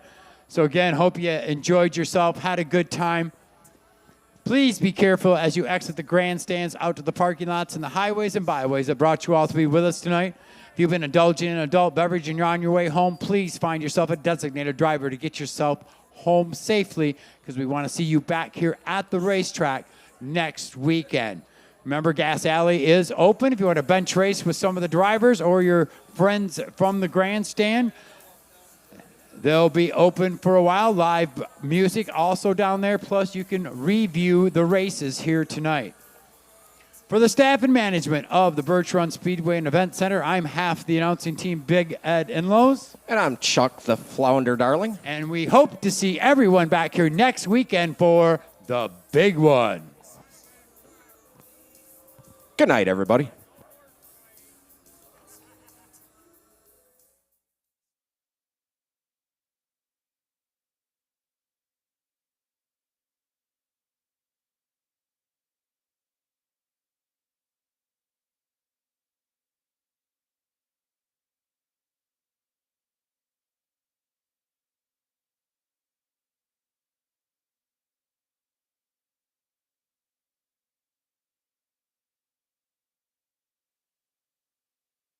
Birch Run Speedway and Event Center is your one-stop destination for action, fun, and excitement. We're NASCAR home track sanctioned Speedway, raining Jag CRA, Wayne Sprints, modifieds, four-wheel drive, pure stock, limited late models, trucks, dwarf cars, and more. The high-speed bank track draws talent nationwide. The clean, impressive amenities, including the longest bar in the state of Michigan, live concerts, and the eve of destruction are fun and entertaining for the entire family. Birch Run Speedway and Event Center, Dixie Highway, just north of Birch Run. Online at birchrunracing.com.